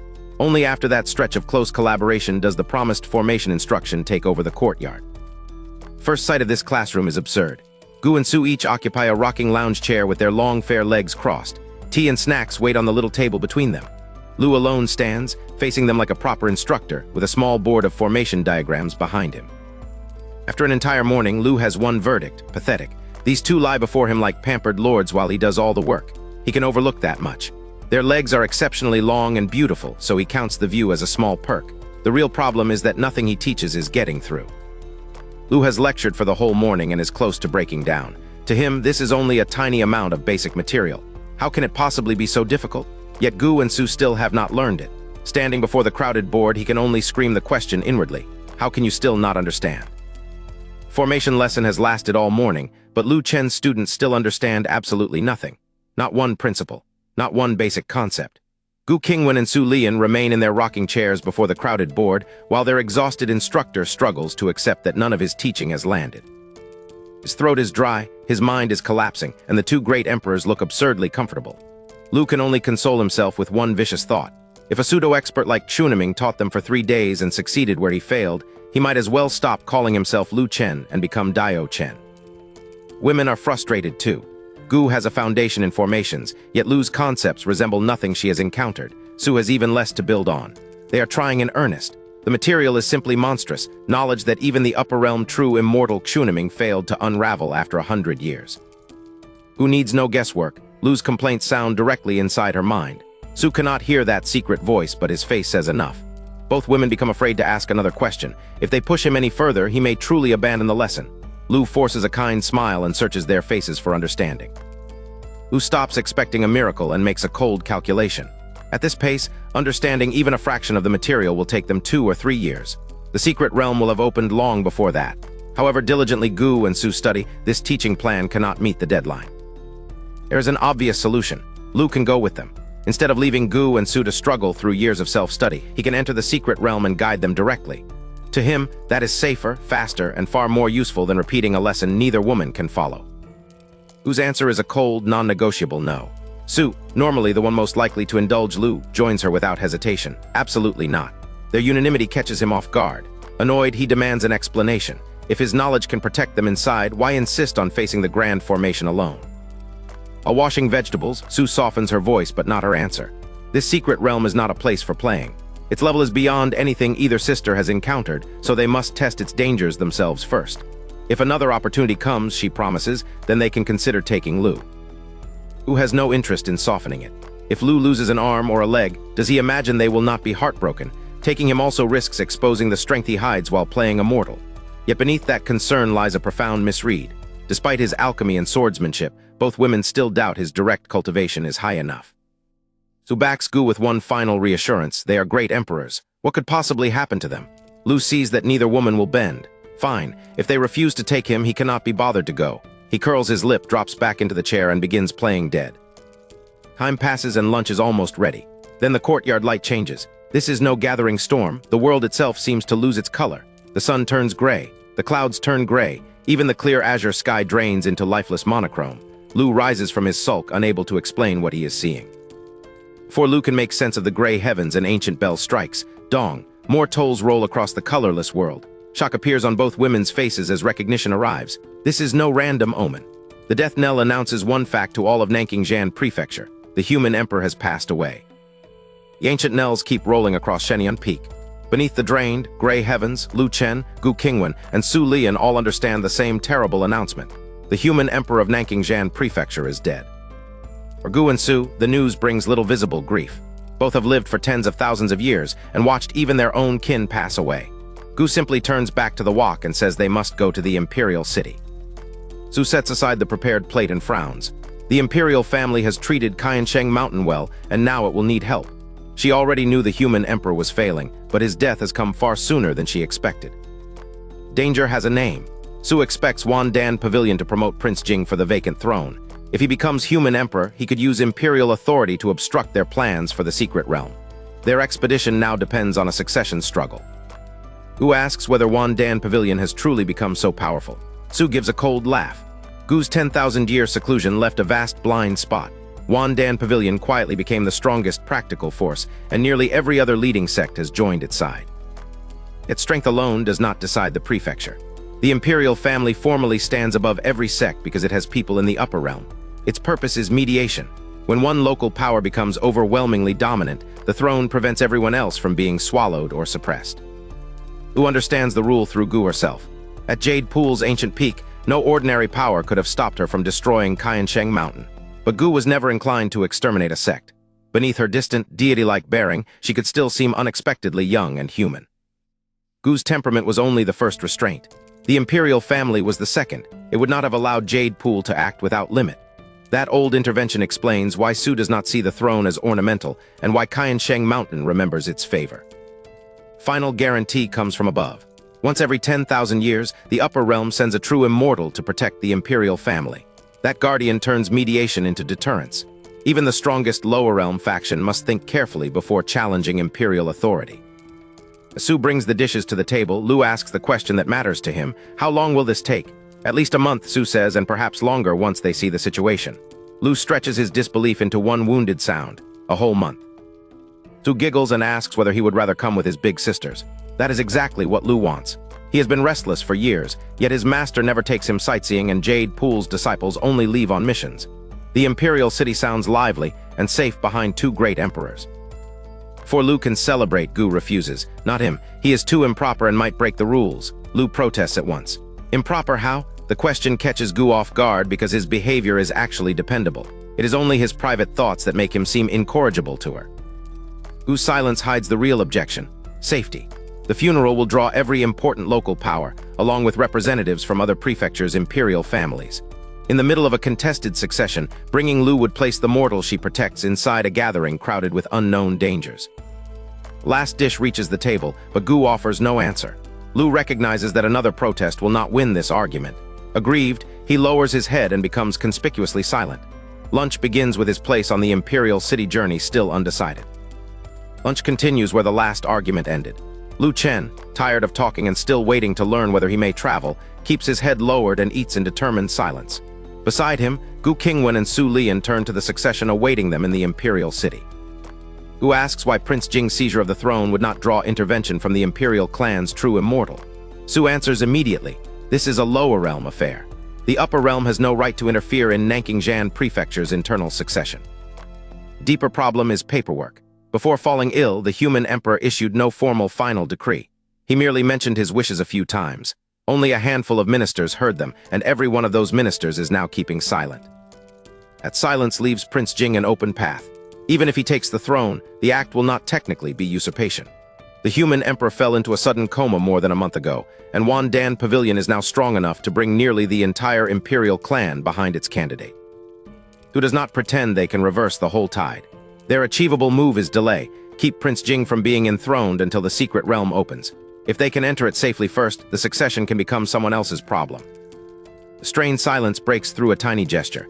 Gu reaches across, plucks a grain of rice from Lu Chen's face and gives him a look of playful reproach. Eat properly. Whatever remained unresolved about the journey is settled before dusk. Lu is coming with them. At dusk, a glittering golden flying boat hovers over Shenyang Peak. Below it, Lu Chen carries out box after box with such enthusiasm that he seems ready to empty his entire courtyard. Gu Qingwan and Su Lian can only watch their overprepared traveler with helpless amusement. When Lu finally finishes, Gu sweeps every box onto the flying boat with one wave. Su descends, gathers Lu into her arms, and carries him aboard as easily as the luggage. Gu then opens a spatial wormhole, and the golden vessel dives into absolute darkness. Inside the wormhole, darkness surrounds the boat, but rows of small lamps make the magnificent cabin unexpectedly cozy. The empresses have brought only two attendants, Gu's companion Ling Yin and Su's personal disciple Ling Xuan, the likely next venerable lord of Qiansheng Mountain. Lu sits beside Ling Yin, and neither needs an introduction. His master can disappear for years at a time. Whenever Lu needs help during those absences, Ling Yin is the first person he seeks. Their easy closeness makes the long journey feel less formal. Lu bumps Ling Yin, drawing a soft exclamation. She first checks whether Gu and Su are watching. Once satisfied they still appear absorbed in serious business, her fair face flushes. She pinches Lu's cheek and laughs, calling him a little glut. The two empresses privately reach a harsher verdict: little pervert. 3 days pass inside the wormhole. Lu mostly eats and sleeps. Cooking is impractical aboard the vessel, so he lives on prepared food. He also leaves Su free for political discussions instead of composing with her. The unfinished piece needs only another day or two, and important business comes first. And bright light opens at the end of the wormhole, and the flying boat sweeps out toward the imperial city. After 3 days without sunlight, Lu springs up and races for the cabin door, eager to see how grand a cultivation world's capital can be. Lu reaches the door only to stop between two perfectly timed hands. Su closes around his wrist while Gu catches the back of his collar and pulls him away from the edge. He turns in bewilderment. Gu looks down without a trace of humor. Slow down, don't fall. Lu Chen curls his lip at being handled like a child. The instant Gu Qingwan releases his collar and Su Lian lets go of his wrist, he hurries to the prow. He looks down, ready for a grand capital, and stops. It is not snow. White cloth blankets the rooftops. White strips hang from every tree, and every person in the streets wears white. The city is so vast its skyline seems endless, yet the human emperor's mourning has swallowed every trace of color. Lu had hoped to admire the capital's majesty, but the funeral cloth hides too much of it. He gives up without much grief. He came here to eat, after all. As the palace draws near, Gu stores the flying boat and the party descends to its gate. The imperial clan expected Gu Qingwan. A young eunuch receives the party immediately and guides them inward. Conversation dies along the route. Lu hears weeping everywhere and remembers the rule. The funeral bells sound 999 times each day until the human emperor is finally interred. Even through the morning veil, the palace overwhelms Lu. In his mind, Earth's forbidden city would look like a dwarf beside this giant. Gu catches the unfamiliar name through his inner voice and glances over. Another small clue confirms it. Her troublesome disciple truly came from somewhere beyond this prefecture. Lu is not frightened for himself. If danger appears, Gu and Su will protect him. But this is the imperial palace during a succession crisis, and confidence is no excuse to burden them. He reins in his curiosity and follows the eunuch without causing a scene. Great doors open onto a court already on its knees. Princes, aristocrats, gray-haired elders, and children barely 3 or 4 years old all wear mourning white. When Gu Qingwan and Su Lian enter, the entire hall bows as one and salutes the Empress of Yiachi and Empress Qinghu. Either empress acknowledges the kneeling hall. Their expressions do not change. Instead, Gu and Su look together toward one side of the chamber. Lu follows their gaze and finds the only woman present who seems untouched by the court's mourning ritual or its hierarchy. He has a graceful figure, a thin veil, and striking eyes emptied of emotion. Everyone else wears funeral white. She wears her own clothes. Gu and Su offer her the barest nod. She returns nothing. Lu needs no introduction. Only the imperial clan's upper realm true immortal could treat 2 empresses that way. Gu and Su leave the cold greeting behind and approach the human emperor's coffin. Beside the true immortal stands the late ruler's young daughter. The contrast catches Lu immediately, an old emperor, yet a daughter this young. His solemn restraint begins to crack, inwardly at least. Lu wonders what supplements kept the human emperor so vigorous, and whether the palace's kidney-tonifying recipes are worth learning. Gu looks back and silently curses the little rascal for thinking such nonsense at a funeral. Then Jai's previously indifferent eyes snap toward Lu, her expression suddenly strange. Lu finally concentrates on the huge open coffin. The human emperor lies inside, but the platform and coffin rise at least 2 meters. Gu and Su can see over the edge. Lu cannot. Jumping might work physically, but leaping beside an emperor's coffin in this hall is out of the question. Lu is not fascinated by corpses. He wants evidence. A ruler who collapsed so suddenly should show some medical trace, and Lu is already convinced poison was involved. One close look might confirm it. Better still, he could prove himself right in front of Gu Qingwan. Gu freezes. She could easily help him see, but his boast reminds her of the rules she imposed. When adults are talking, children should not interrupt. If Lu wants to be treated like a child, perhaps he can remain at a child's height. She pointedly does nothing. And the veiled true immortal speaks. Without explaining her interest in Lu, she orders the young imperial woman beside her to bring the human emperor's coffin down. Gu turns. Lu looks up. In one sentence, the most aloof person in the hall has offered him exactly the access he wanted. Ling Lan answers obediently, calling Jai Qingxiu her master. Jai cuts her off without expression. She has already said not to use that title. Stung and visibly dejected, Ling Lan obeys anyway. She turns toward her father's enormous coffin and lowers it until Lu Chen can finally see inside. Gold silk quilt hides the human emperor's body, leaving only his face exposed. One glance is enough for Lu Chen. The ruler was poisoned. His face has drained bloodless, and both his eyes and the corners of his mouth sit unnaturally askew. The pattern suggests cerebral thrombosis. Lu Chen suspects someone used medicine to induce the blockage. Yet that creates a second problem. In this world, 2 medicinal pills should cure such an illness. Why did the human emperor still die? A silver needle through the throat could test his blood, but Lu Chen decides that confirming his guess is enough. Gu Qingwan alone receives Lu Chen's hidden reasoning as clearly as speech. Her expression tightens. The human emperor truly was poisoned, but who could do it beneath the protection of an upper realm true immortal? Jai Qingxiu also watches Lu Chen's examination, unaware of the private voice that has just given Gu the answer. Before Jai can complete her approach, Gu steps directly in front of Lu Chen. Su Lian appears behind him just as silently and draws him into her embrace. One shields his front, the other his back. Lu Chen can only blink in confusion while their posture warns Jai that one careless sentence may start a fight. Jai speaks slowly, testing their reactions as she goes. 20 days ago, after leaving seclusion, the Empress of Yiachi accepted a mortal disciple. All Nanking-Jan prefecture knows it. She stresses mortal carefully, and when neither woman attacks, she finishes the explanation. Gu and Su ease only slightly. Gu asks coldly whether Jai has anything else to say. Jai tries to look past her, but Gu blocks Lu Chen so completely that even the true immortal cannot see him. At last, Jai offers only a name, Jai Qingxiu. The unexpected introduction leaves Lu Chen with more questions than answers. Afterward, Lu Chen proudly tells Gu and Su that he recognized the poisoning at a glance. Their eyes turn openly doting, but Gu asks the question that matters. Can he identify the poison? His confidence falters. With the corpse wrapped up and only its head visible, any precise answer would be guesswork. Gu and Su pause on one unfamiliar word. What is a zongzi? Lu Chen searches for an explanation, then chooses the most persuasive one. It is something delicious. Better yet, he can buy ingredients now and make some for them at noon. The murder investigation abruptly becomes a cooking invitation. Gu and Su understand at once that Lu Chen also wants an excuse to explore. Instead of refusing, both stand and announce that they will go with him. The group reaches the main gate, only for a young eunuch to hurry toward them before the outing can begin. Eunuch says the king of the Northern Territory requests an important discussion with both empresses. Gu and Su frown. They have never dealt with him. When they do not answer, the messenger checks his surroundings and lowers his voice. The meeting concerns the next human emperor. Lu Chen tells them to handle the meeting. He can buy the ingredients himself. Gu agrees only with a warning. The imperial city is full of undercurrents, so he must not stay out long and must return early. Her glance entrusts him to Ling Yin, who takes the lead as they set out. Lu Chen has barely begun his trip when a cool voice reaches him from behind and calls their meeting a coincidence. He stops. Jai Qiangxiao and Ling Lan have left the funeral hall as well and caught up with him, turning a simple ingredient run into an encounter with the woman who watched his diagnosis. Lu Chen turns toward the cool voice. Jai Qiangxiao and the young Princess Ling Lan are standing behind him, though both should still be inside the main hall. Puzzled, he studies them for a beat and then returns Jai's greeting with an equally awkward, "What a coincidence." Jai walks straight to Lu Chen's side and asks where he is going. He says he needs ingredients from the market before returning to cook. The imperial kitchen could make anything he requests, she points out. Lu Chen agrees, but palace cooks do not know how to make his food. Jai decides that she and Ling Lan are going to the market too. Lu Chen cannot object to someone using a wide public road, but the coincidence feels increasingly false. After only a few steps, Jai abandons all pretense and asks whether he was the one who stabilized Gu Qingwan's emperor heart.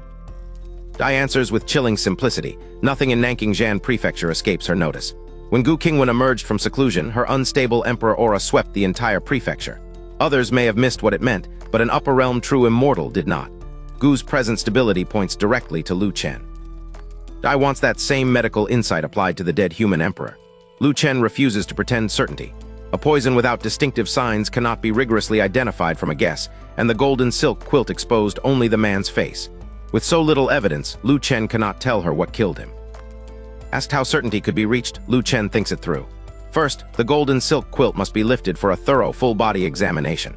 If necessary, blood must be drawn from the throat. Then they need the human emperor's daily meals, every medicinal soup, and the prescriptions covering the entire previous month. Jai nods once and immediately makes arrangements. Tonight, she will take Lu Chen to examine the human emperor's corpse. Tomorrow, she will bring him the diet records and medical prescriptions. Lu Chen stares at her, baffled. He described what an investigation would require. He never said he would conduct it. Jai's expression does not change. A book materializes in her hand, its cover completely wordless and its surface emitting pale silver light. She names it Wuxin, a mind cultivation technique that embodies her life's work. Lu Chen looks from the priceless offer to its blunt owner and can only laugh bitterly. Talking to Jai has become its own ordeal. She never circles a subject, never softens a demand, and will not leave an unanswered reason alone. Lu Chen cannot tell what she plans to do with the investigation, and a simple refusal only makes her ask why. Her literal questioning soon veers into an argument about tofu pudding. Jai asks what does taste good. Salty tofu pudding. Lu Chen answers, why? Because it comes with minced meat, chive flour sauce, and other accompaniments. In the morning it pairs perfectly with fried dough sticks and rojiamo. Jai immediately asks what those are. Lu Chen's silence grows more desperate with every answer. At last, Lu Chen asks whether Jai has anything else to say. She does. He reluctantly tells her to get on with it. Jai returns without the slightest hesitation to her original question. Why does he not want to help? Lu Chen has no answer ready, only one silent cry for anyone to rescue him. Lu Chen's refusal changes nothing. Jai Qiangxiao simply brings Ling Lan and follows him into the imperial city market. Lu Chen ignores them and keeps close to Ling Yin, who knows the city well from her many earlier visits. Lu Chen's list is modest but specific: glutinous rice, red dates, salted duck eggs, and meat. He finishes the practical shopping while continuing to deny Jai even a glance. Few chickens remind Lu Chen of beggar's chicken. He cannot dig a pit and light an open fire inside the palace, so he chooses a small hill outside the city instead. He buys 2 slaughtered chickens, one for himself and Ling Yin, and one to bring back to Gu Qingwan and Su Lian. Ling Yin flies Lu Chen to the hill in less than a minute. Green mountains and clear water surround the secluded site as he settles down to prepare both chickens. Jai and Ling Lan arrive too, taking up position on a rock and watching in complete silence. Lu Chen remains certain that following him will never change his answer. Jai finally announces that she spent the entire walk thinking and has proven Lu Chen wrong.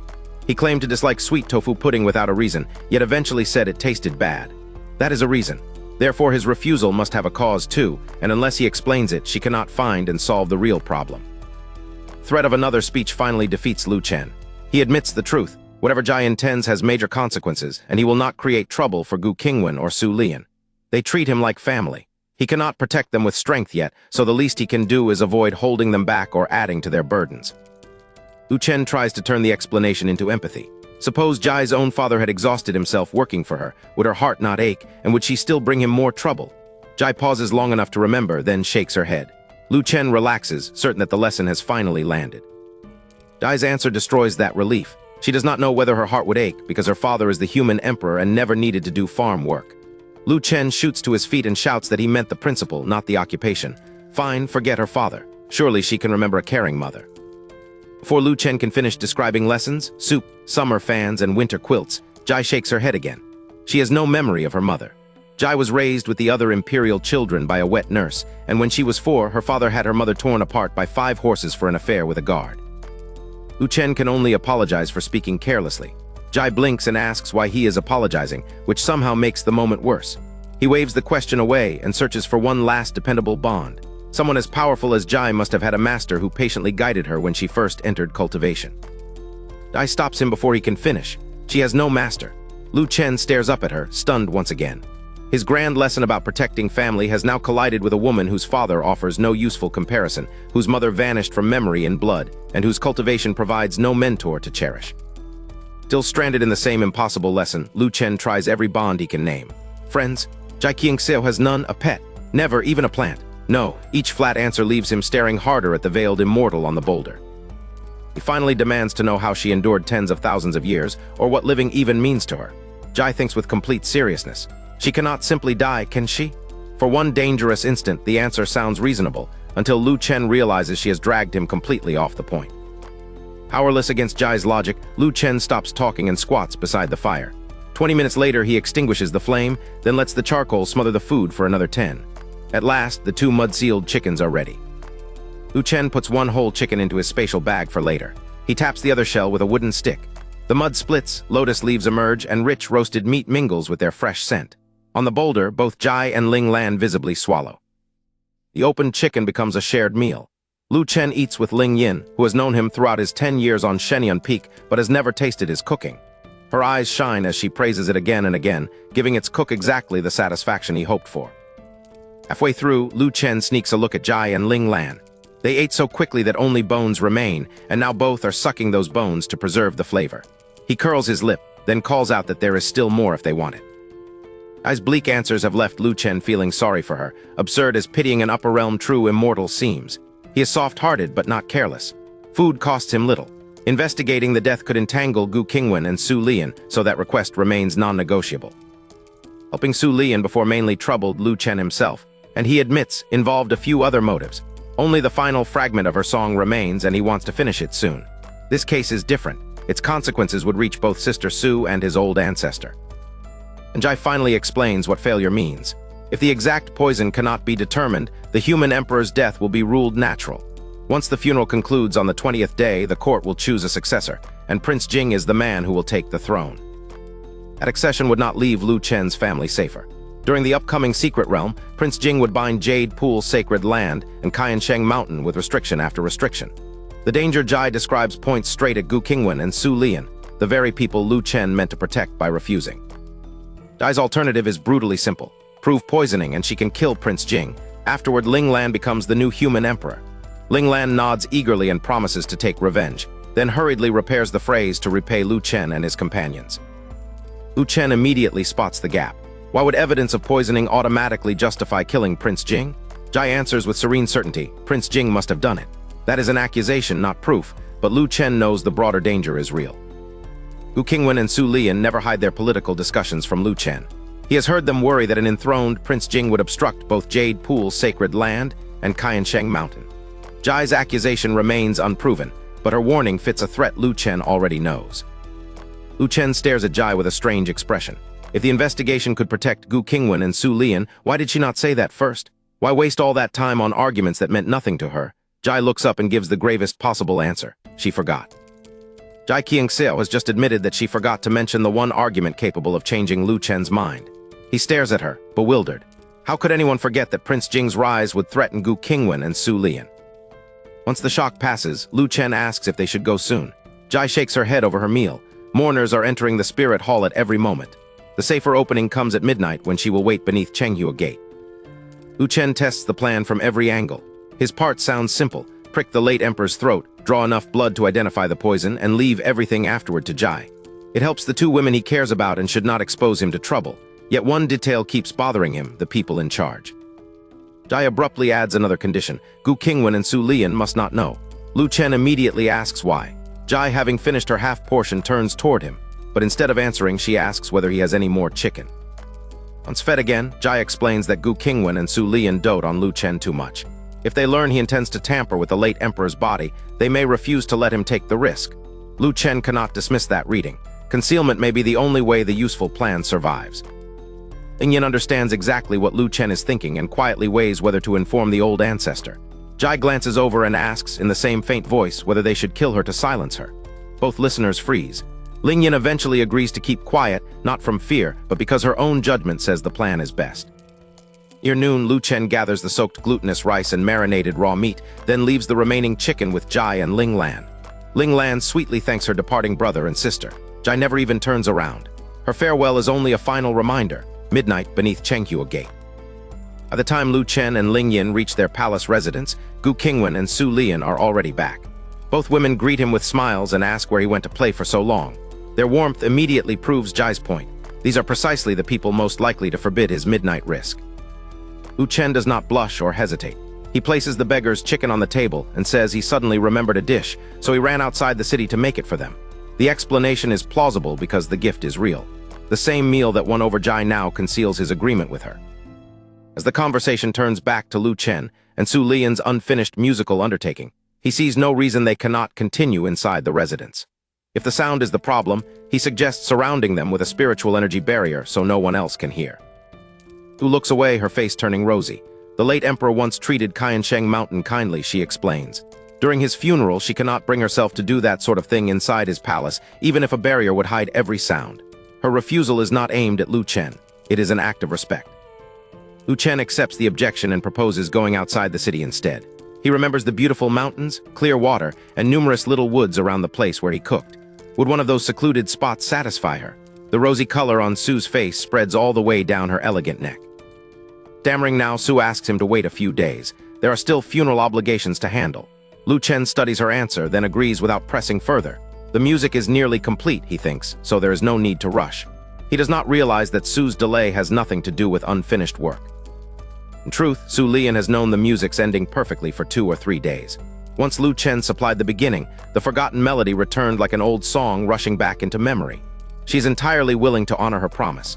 She delays because finishing the piece might also finish his reason to seek her out every day. Su lowers her head over the zongzi, trapped in an emotion she cannot name. Lu Chen suddenly leans his face into her field of view, mysterious and intensely curious. Without any warning, he asks, "Sister, do you have a tale?" The answer to Lu Chen's abrupt question arrives before Su Lian can form a sentence.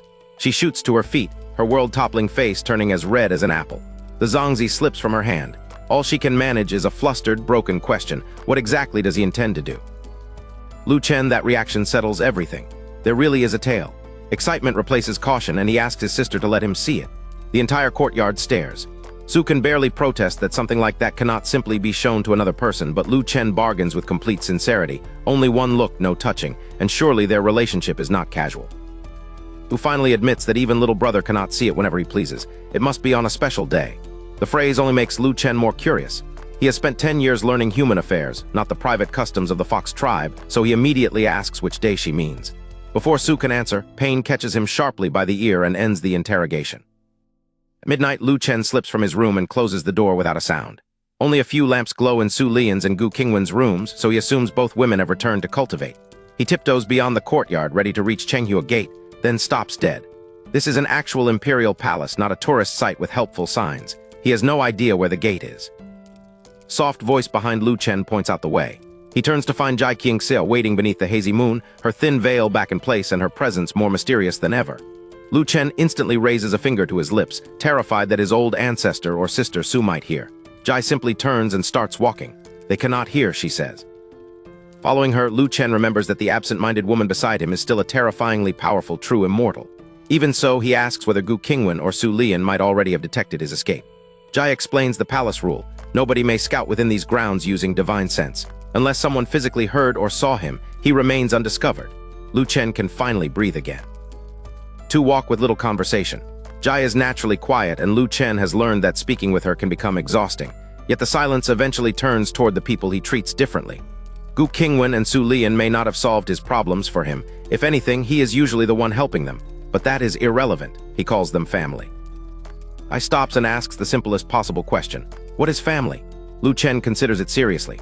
Family is a special existence, he says, a kind of spiritual solace. When a person is tired, exhausted, or irritable, merely seeing someone dear can make the tension disappear. Then he notices Jai's unchanged expression and realizes his examples may be useless to someone who might never feel tired or irritated. Lu Chen tries again. Gu Qingwan and Su Lian are simply very special existences in his heart. He searches for a better way to describe the feeling, but Jai has already turned forward. She understands. Ling Lan is that person for her. Lu Chen is left staring after the true immortal, indignant that she reached her answer before he could even finish speaking. Midnight walk ends at the spirit hall. The daytime crowd of princes and ministers is gone, but eunuchs and maids still guard the funeral chamber. Then Ling Lan calls every attendant outside, solemnly claiming she has instructions for them and warning them not to let her imperial father catch a draft. Inside, Jai Qingxiao lowers the coffin and Lu Chen lifts the gold-threaded quilt. The human emperor lies in dragon robes, his complexion waxy yellow and the smell of death unmistakable. Lu Chen knows he could defeat any corpse that moved. Unfortunately, strength does nothing to erase years of horror movie instincts. Jai quietly asks whether he is afraid. Her sudden voice makes Lu Chen shudder harder than the corpse did. He refuses to let the moment stop him, leans back over the human emperor, and turns nervous imagination into deliberate medical work, inspecting the body before producing a silver needle. Lu Chen collects several drops of the human emperor's blood in a small vial. That is enough. He immediately replaces the gold-threaded quilt, tells Jai they are finished, and hurries back through the side door. Outside, Ling Lan is still lecturing the attendants, her diversion holding perfectly. Lu Chen asks for somewhere completely private and promises a result within moments. Jai leads him to her own deserted palace. The courtyard is dark until one wave of her hand floods the hall with light. Lu Chen sits beneath the small pavilion and pours one drop of blood onto his index finger. Lu Chen rubs the drop across his finger, brings it to his nose, and smells it carefully. Seconds later, he wipes his hand with a silk handkerchief and frowns in thought. Jai suddenly squats directly in front of him, her normally emotionless eyes blinking with such expectation that Lu Chen finally tells her to speak. Jai asks what poison killed the human emperor. Lu Chen corrects the premise. It was not poison at all, but a specially made medicine. The distinction is crucial. He has identified the source of the sudden death, but a medical answer alone does not prove who administered it or decide what they should do next. Lu Chen clears his throat and asks the obvious question. Jai requested his help and he found the source of the human emperor's death, so what is her thorough follow-up plan? Jai blinks and answers with complete sincerity. She has not had time to think. She never expected him to agree so quickly. Lu Chen's polite smile begins to twitch. He had assumed Jai and Ling Lan named Prince Jing because they had investigated him and needed only the cause of death confirmed. Instead, they possess no evidence and no next step. Their confident accusation was intuition. To Lu Chen, it feels like two people demanded the answer without doing the problem. Still forcing a smile, Lu Chen asks what Jai would have done if he had refused and the cause of death remained unknown. She considers the question, then answers directly. She would have gone to kill Prince Jing. Lu Chen can only stare. The supposed investigation was never her only route. It was the restraint before execution. Lu Chen blurts out the obvious consequence. A true immortal of the upper realm cannot kill a lower realm royal without cause and expect no punishment from the immortal kings. Jai Qingxiao thinks seriously about that objection. Then she gives the calmest possible answer. The immortal king cannot defeat her. Lu Chen stares at Jai Qingxiao. If even an immortal king cannot defeat her, why endure this investigation? Why not cross the city and cut Prince Jing down now? Jai calmly explains the real cost. She would probably be recalled to the upper realm and could no longer protect the imperial clan. Worse, she does not want to return yet. Lu Chen tries to make sense of it. Reaching the upper realm can require tens of thousands of years, yet Gu Qingwan could ascend only to be sent straight back on a 10,000-year protection mission. He privately imagines all the politics behind such a thankless assignment. Whatever Jai's reasons, evidence is clearly the only route that preserves her freedom to stay. And Lu Chen's mood lifts. Jai is lucky, he declares, because she has met the one person in the world who can solve this. The boast earns him her full attention. His diagnosis has revealed more than the method of murder. It has revealed what they must search for. Specially made medicine contained Xingning grass. Lu Chen calls it so rare that it exists only in legend, and so potent that even a minute quantity can produce an enormous effect. That rarity is precisely what makes it useful. If the same ingredient is found among Prince Jing's possessions, suspicion becomes evidence. Jai nods and asks the obvious question, where is the grass? Lu Chen cannot give her an address. She must search Prince Jing's treasury, then every secret store he may possess. Once she has the grass, she can act and present it when the upper realm demands an explanation. The investigation is now hers. Only then does Lu Chen notice that Jai is still crouching in front of him. It makes him look as though he is bullying her. He tells her to sit beside him instead. She blinks, answers with a simple acknowledgement, and obeys. With the search left to her, neither is eager to leave, so they sit together and take the midnight breeze. As Lu looks around, the courtyard garden feels wrong. The trail leads back to Ling Lan and boiling water. He can understand what happened to the plants. What he cannot understand is her reasoning. Jai answers with complete seriousness. Hot water is good for people, so Ling Lan concluded that trees should drink it too. Jai even thinks the argument makes sense. Lu Chen has no response. Little later, Lu Chen is in the flower bed himself, huffing as he turns the soil at midnight. He cannot believe that neither Jai nor an imperial princess understood something so basic. Surely Ling Lan has a master teaching her. Jai watches in silence until his complaint pulls her from her thoughts.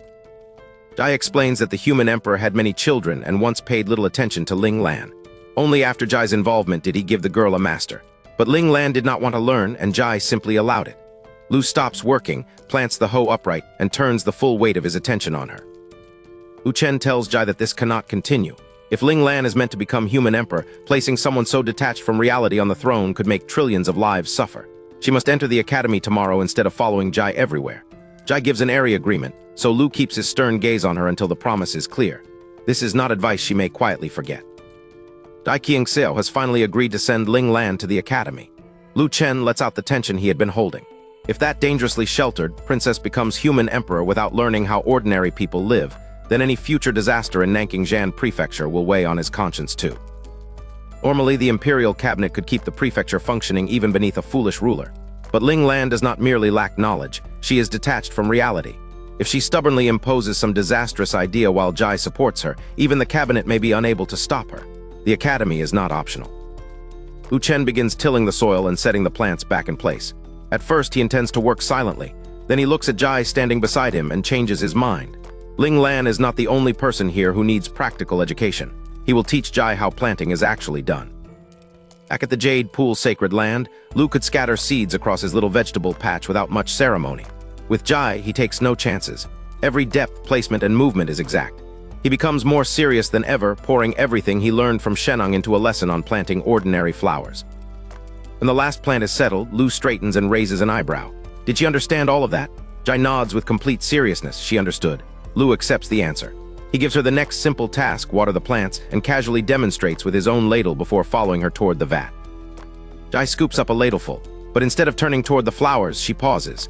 Her jade-like free hand unties the thin veil she has worn through the night. Then she raises the ladle, parts her red lips, and calmly begins drinking the courtyard's collected rainwater.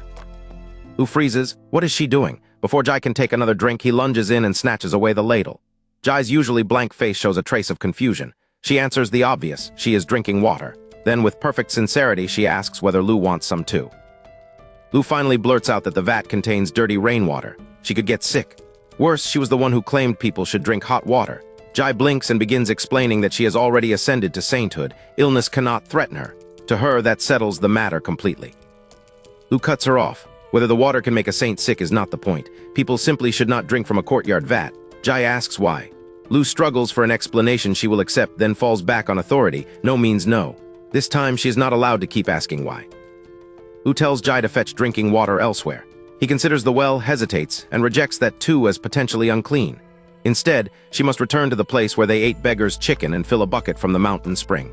Jai obeys, and clean spring water replaces the vat water. Even with clean spring water, Lu insists on boiling it before drinking. Jai cannot see why that differs from giving hot water to a tree. Lu answers with sudden grandeur. It is completely different. This is a high-end question involving human evolution. The solemn phrasing immediately captures Jai's curiosity. Lu explains that, where he came from, humans may once have been primates. One monkey learned to use fire, and over time monkeys became human beings. Jai blinks. Humans were monkeys. Lu admits he cannot guarantee the same history applies in this world, but the theory is called evolution. Lu drags the lesson back to his real point. From the perspective of civilization, being human requires standards.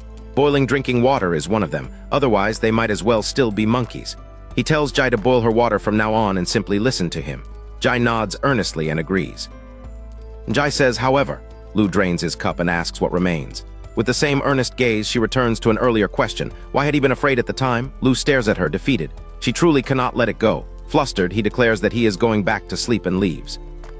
Jai Qingxiu remains on the stone stool, watching Lu Chen's back recede across her brilliantly lit courtyard.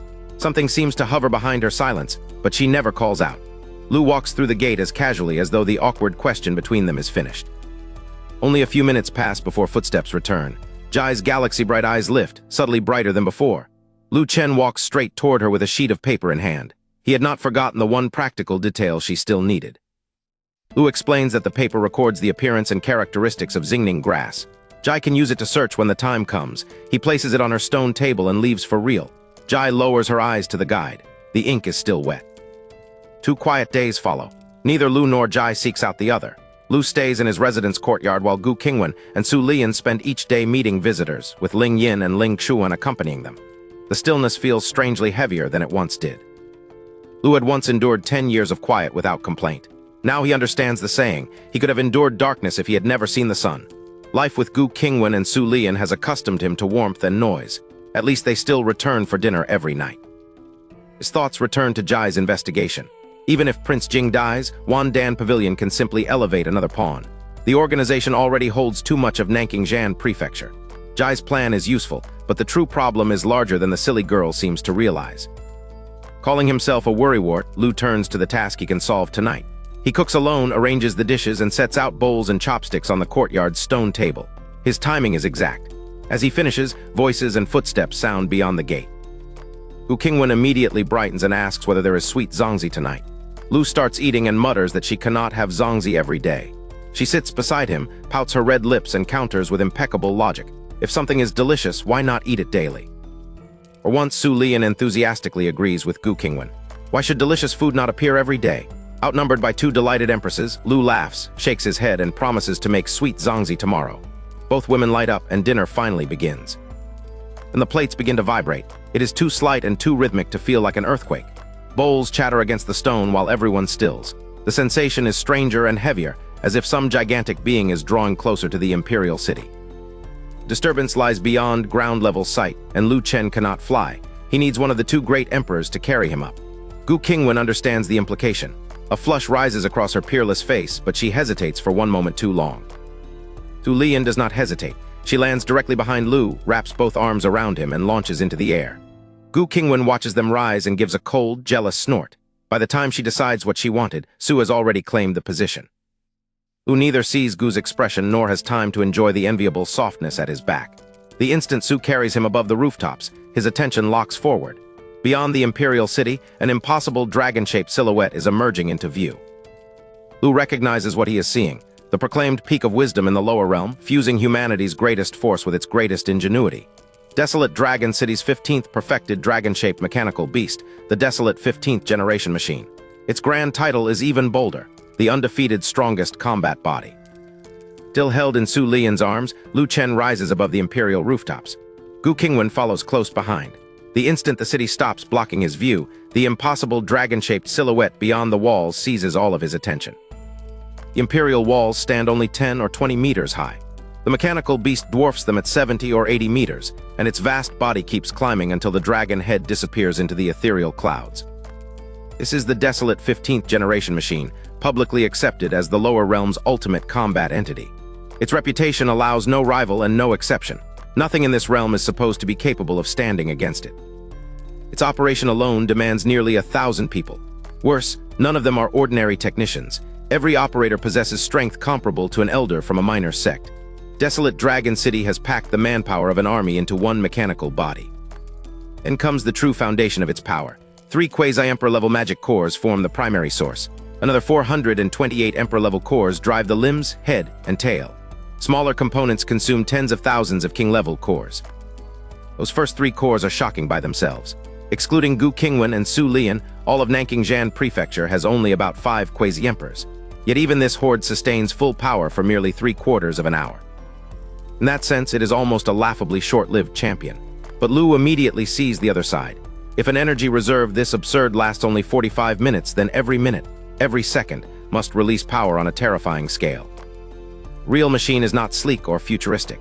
Its mechanisms are exposed, with immense gears visible through the brutal frame. That rough construction only makes it more domineering, a primordial metal behemoth whose oppressive presence exceeds even a great emperor's. Lu has studied this machine only through illustrated booklets. Seeing the real thing at last leaves him almost giddy. The distant silhouette is no longer enough. He excitedly urges Su and Gu, "Quick, quick, get closer. I want a proper look." They are not alone. Powerful experts rise from every quarter of the imperial city and stream toward the same destination. Most of Nanking Prefecture's great figures are here, joined by royalty from other major prefectures, and all of them want to witness the machine. Half a minute later, Su stops roughly 100 meters from the beast. The surrounding sky is already crowded with floating observers. At this distance, the machine's oppressive weight becomes almost physical, and awe settles across every face. Gu Qingwan is just as stunned as the crowd. When she entered seclusion, desolate Dragon City had not developed even its 10th generation and was merely a minor regional power. The monster before her makes the passage of those lost millennia tangible. Change began with one expedition. Desolate Dragon City recovered a book on mechanism art from a secret realm, then used the next several thousand years to become one of the strongest sects. This is why Gu and Su value secret realms so fiercely. One opportunity can overturn the balance of an age. Gu admits that Ling Yin described the machine on the night she left seclusion, but words did not prepare her for these unprecedented spiritual energy fluctuations. Su, who has seen it before, answers simply. Empty intimidation could never earn universal recognition as the ultimate combat entity. Lu's inner voice cuts through Gu's awe. Trash, what a piece of junk. Everyone from desolate Dragon City is a liar. Their booklets praised this thing beyond reason, and the reality cannot compare. As Lu silently repeats, junk, Gu can only stare at him in total confusion. At close range, Lu Chen's disappointment turns to fury. The magnificent machine from the picture books feels like a beautiful online profile hiding a potato spirit. Desolate Dragon City had sold him perfection. The hulking reality before him feels like a shameless bait-and-switch. For years, every new desolate Dragon City picture book went straight to Lu Chen through a senior or junior sister. He devoured them all. He was not a casual admirer of the 15th generation machine. He was the sort of fan who believed every boast. Reason is another secret talent. Lu Chen can build mechanism beasts, and the system once gave him mechanism heart. He mastered it to the pinnacle years ago. Yet the booklets made desolate Dragon City's work seem so perfect that his own creations felt worthless, killing every urge to compete. Now that expert knowledge tears the advertisement apart. The machine is still terrifying by lower realm standards, but its construction exposes weaknesses Lu never expected from something advertised as perfect and invincible. In his mind, the verdict becomes merciless. The picture does not match the product. Bad review. Gu Qingwan keeps her face expressionless, but Lu Chen's thoughts throw her into turmoil. She knows almost nothing about mechanism art, yet this machine is accepted as invincible in the lower realm. How can the little brat beside her look at that same monster and see trash? Lu Chen yawns in Su Lian's arms. Moments ago, he could barely contain his excitement. Now he would rather go back and eat. Still, Su is an empress, not his personal taxi. He decides to endure the spectacle, and finally notices what has been holding him all this time. Soft, comfortable, Lu Chen cannot resist moving around a little. Su feels every shift. Color rises in her face as she checks the surrounding crowd and leans close to hiss, "Don't move around, you little rascal." Naturally, the warning only encourages his grin. Lu Chen asks whether she has plans tonight. When Su cautiously asks why, he whispers that only a little of the song remains. They should finish it, and surely she is not planning to break her promise. Su stiffens, her arms tightening around the smiling little rascal. Su explains the larger game. Her alliance with Gu Qingwan has begun quietly reshaping Nanking Prefecture, and the recent sect visits have made Wandan Pavilion feel threatened. The machine serves two purposes: warn the two empresses and frighten restless sects back into obedience. Lu Chen considers revealing the weaknesses immediately and letting the two empresses tear the machine apart. He rejects the impulse. Spoken instructions would be too rushed, one mistake could be fatal, and trash by his standards is still the lower realm's strongest combat unit. Gu and Su may be outmatched. If two great emperors are not enough, Lu Chen needs someone above the lower realm scale. His thoughts seize on one answer: Jai Qingxiao. The upper realm true immortal may have the strength to exploit his instructions. Now he only has to decide whether she can understand them and whether she will help. Lu Chen tests his best idea from every angle. Jai Qingxiao is an upper realm true immortal, stronger than Gu Qingwan and powerful enough to salvage a small mistake. She is hopeless at ordinary life, but cultivation and combat are different. There she is a genius. The fatal problem is simpler. This dispute does not concern the imperial clan. Why would she help? Desolate 15th generation machine suddenly speaks. Spiritual power and internal equipment magnify Qian Jai's greeting until mechanical static rolls across the sky. The city lord of desolate Dragon City pays respects to the Empress of Yiachi and Empress Qinghu. Yet Qian Jai does not even step outside. The courtesy only sharpens the insult. Desolate Dragon City's arrogance is not empty. Everyone present knows the machine gives it that privilege. Gu Qingwan and Su Lian stare back without answering. Across the sky, every witness fixes on the two empresses, and on Lu Chen, still awkwardly caught at the center of a confrontation that is rapidly becoming a public test of imperial authority. On a high imperial city tower, Jia Yang stands amid black-robed allies and watches from afar. Their calculation is ruthless. If Gu Qingwan restrains herself, she cannot damage the machine. One clean hit would humiliate her. Even if its clumsy reduced power attacks never connect, being chased around the sky like a fly would still make an empress look powerless. Jia Yang sneers. The clans supporting him do not truly trust his cause, they merely fear the title of empress. Today he wants them to see Gu Qingwan checked by something she cannot casually suppress. In his eyes, this spectacle will announce a new political age, one in which an empress no longer decides everything through strength alone.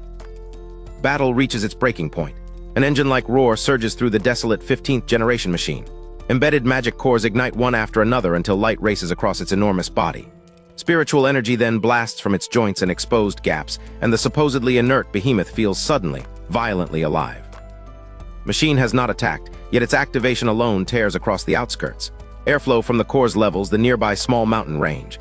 Inside the imperial city, a spiritual energy shield immediately rises in answer.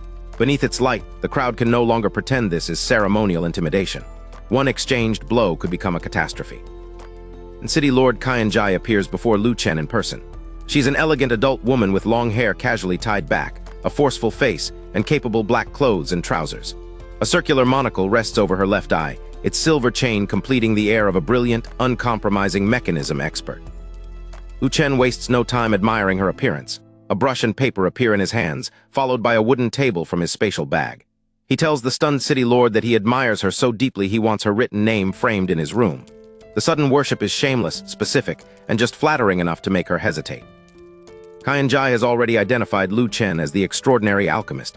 Admiration from such a genius is pleasant, and an autograph seems harmless. After a moment's thought, she agrees. She takes the brush, steps to the table, and lowers its tip toward the paper while Lu watches with innocent devotion. Lu Chen softly praises the desolate 15th generation machine, then adds that its hind limb drive is imperfect. It cannot transmit the machine's full power. His tone remains that of an overeager admirer, but the criticism is precise. He begins proposing 3 small gears at the Dragon convergence area, and the harmless autograph request becomes a technical ambush. Qian Jai's brush stops in midair. The confident mechanism authority turns toward Lu Chen and swallows, shock breaking through her professional composure. His criticism of the hind limb drive was not an amateur's guess. The innocent-looking young man beside her has touched a real flaw. Su Lian stays at Lu Chen's side, ready to shield him if the enormous machine's master turns hostile. She does not understand the mechanism theory, but Qian Jai's face tells her enough. Lu Chen truly understands mechanism art. Watching his calm profile, she thinks fondly that this little rascal can apparently do everything. Qian Jai stammers that desolate Dragon City is already working on the problem and reluctantly praises Lu Chen. Her thoughts are far less composed. She had initially wanted to snap at him. Too many people read 2 books, call themselves mechanism experts, and send the city useless advice about its famous machine. Corner of Qian Jai's mouth twitches. Perhaps Lu Chen is acting, or perhaps the first answer was luck. She lowers her head and resumes the autograph. The moment her next stroke is finished, Lu quietly lists 6 coordinates. Lower Dragon Zones 3 and 4, Upper Dragon Zones 17 and 23, and Base Zones 1 and 15. Lu does not stop at coordinates. If the power gears in Lower Dragon Zones 3 and 4 are destroyed, he explains, the tail system will fail and the machine's mobility will collapse. Then he draws back with feigned fear, apologizing for talking too much and asking sweetly whether his admired elder sister is angry. Qian Jai freezes, her brush hand trembles and her breathing quickens. Lu Chen is right again. Worse, these weaknesses are classified. Desolate Dragon City discovered them only after countless tests and experiments, yet this supposedly innocent admirer saw through the machine at a glance. Qian Jai forces herself to sound reasonable. She is not angry, she says. Nothing in the world is flawless and Desolate Dragon City naturally welcomes opinions. Her voice still trembles. At that moment, Gu Qingwan lands beside Lu Chen, finally close enough to read the mechanism expert's reaction for herself. Flaw has no easy repair. A mechanism beast must leave many of its cores and moving parts exposed to save weight. Covering everything in armor would turn the desolate 15th generation machine into an iron turtle. The added mass would demand massive power core upgrades, destroying the delicate balance its designers fought to achieve. Qianji's attention fixes on Lu Chen. If he can see the balance problem, perhaps he can solve it. Lu immediately confirms that he can disperse the vulnerable power systems into other parts of the machine. The idea avoids simply piling on armor, but he pauses before naming exactly where those systems should go. Lu smiles and retreats behind the same weaponized humility. Such a simple idea, he says, desolate Dragon City must surely have considered it already. Qianji's brush begins trembling again. Her gaze changes from shock to determination. One thought overwhelms everything else. She must get this boy at any cost. On the shoulder of the activated desolate 15th generation machine, Qianji finally recovers from Lu Chen's last revelation. Her voice still trembles, but she insists that of course desolate Dragon City had considered dispersing the power systems. She merely wanted to hear his opinion. Lu Chen feigns astonishment. A redesign like this needs diagrams and precise markings, he says. Surely Qianji cannot explain it orally. Cornered by the obvious truth, she awkwardly clarifies that after she finishes his autograph, they can go somewhere suitable and discuss it properly. Lu Chen nods eagerly. Drawing diagrams with the city lord he admires most, he declares, is the greatest dream of his life. Gu Qingwan and Su Lian exchange strange looks. The performance is flawless and painfully familiar. This is exactly how the little scoundrel once behaved with them. Qianji lowers her head and rushes to finish. The last vertical stroke of Qian lands on the page. Before she can begin the second character, Lu Chen quietly adds 2 more entries: Dragon Neck District 3, Dragon Neck District 6. The brush stops. Suddenly, she no longer wants to write. Below, the crowd around the colossal machine keeps growing. Its magic cores are already active, spiritual power shining through its body, yet the expected confrontation has stalled. From the ground, the scene makes no sense at all. Why are the people on its shoulder talking over an autograph? Yang rejects the obvious possibilities. Qianji would never be swayed by anything Gu Qingwan or Su Lian possesses. Someone cautiously suggests medicinal pills, especially saint-grade pills, which Lu Chen is rumored to refine with absurd ease. The memory of the Jade Pool humiliation makes Yang grit his teeth. Yang rejects pills as well. Nothing attracts Qianji more than strengthening the desolate 15th generation machine. He has already promised to refine the star meteorite iron recovered from a secret realm into an upgrade. To him, that settles everything. Qianji will not defect. On the machine's shoulder, Qianji hears the rest of Lu Chen's explanation and stares at him as though she has seen a deity. The forceful, elegant city lord has become a starry-eyed admirer. Lu Chen smiles and gently reminds her sister, hurry up and write. Qianji looks down. The page still bears only the character Qian. Rather than finish it, she snatches the paper from the table and crushes it into a ball. The autograph that began this contest is discarded. What she wants now is direct access to Lu Chen's mind. Qianji quickly recovers. If Lu Chen loves the machine this much, she still has leverage. With a warm smile, she offers to show him its main control room, a place never advertised to the public and reserved for desolate Dragon City's true high-level personnel. Lu Chen accepts at once. Qianji excitedly leads Lu Chen inside, with Gu Qingwan and Su Lian following. 2 women already stationed in the control room stare at the unexpected party in confusion. Before anyone can establish protocol, Lu Chen walks straight to Qianji's designated seat and sits down as naturally as if it were his own.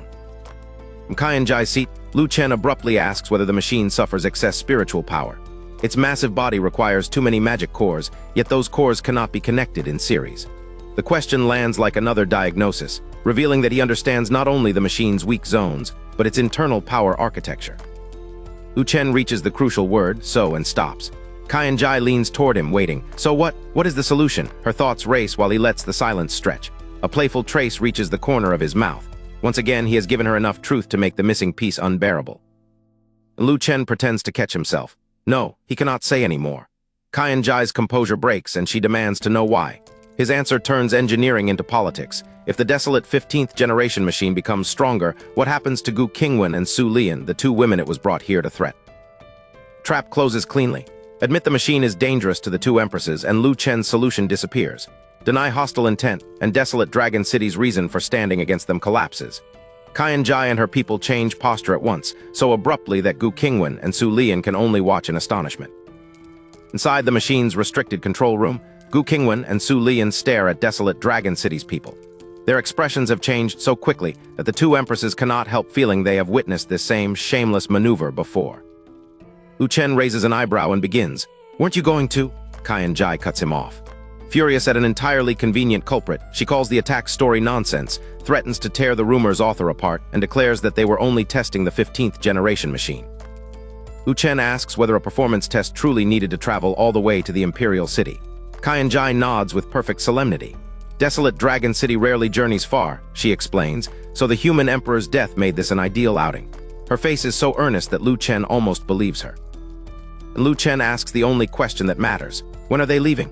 Qianjai freezes and glances toward the imperial city, where Jia Yang is waiting. Withdrawal means breaking with Wan Dan Pavilion. Staying, however, would expose her denial and cost her Lu Chen's solution. Comparison is merciless. Wan Dan Pavilion can offer star meteorite iron parts. Lu Chen is a living treasure trove whose ideas could reshape desolate Dragon City's future. Qianjai chooses. They came to farewell the human emperor, she says, and after paying their respects, they will depart. Gu Qingwan's gaze softens. She has known Lu Chen for only about a month, yet he has already solved trouble after trouble for her.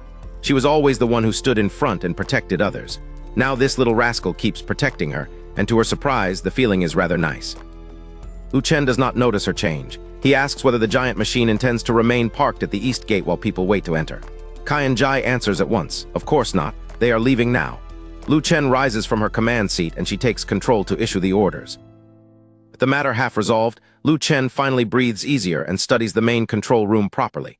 His eyes meet Gu Qingwan's. He cannot understand why the old woman is looking at him so gently, never realizing that his latest act of protection is the reason.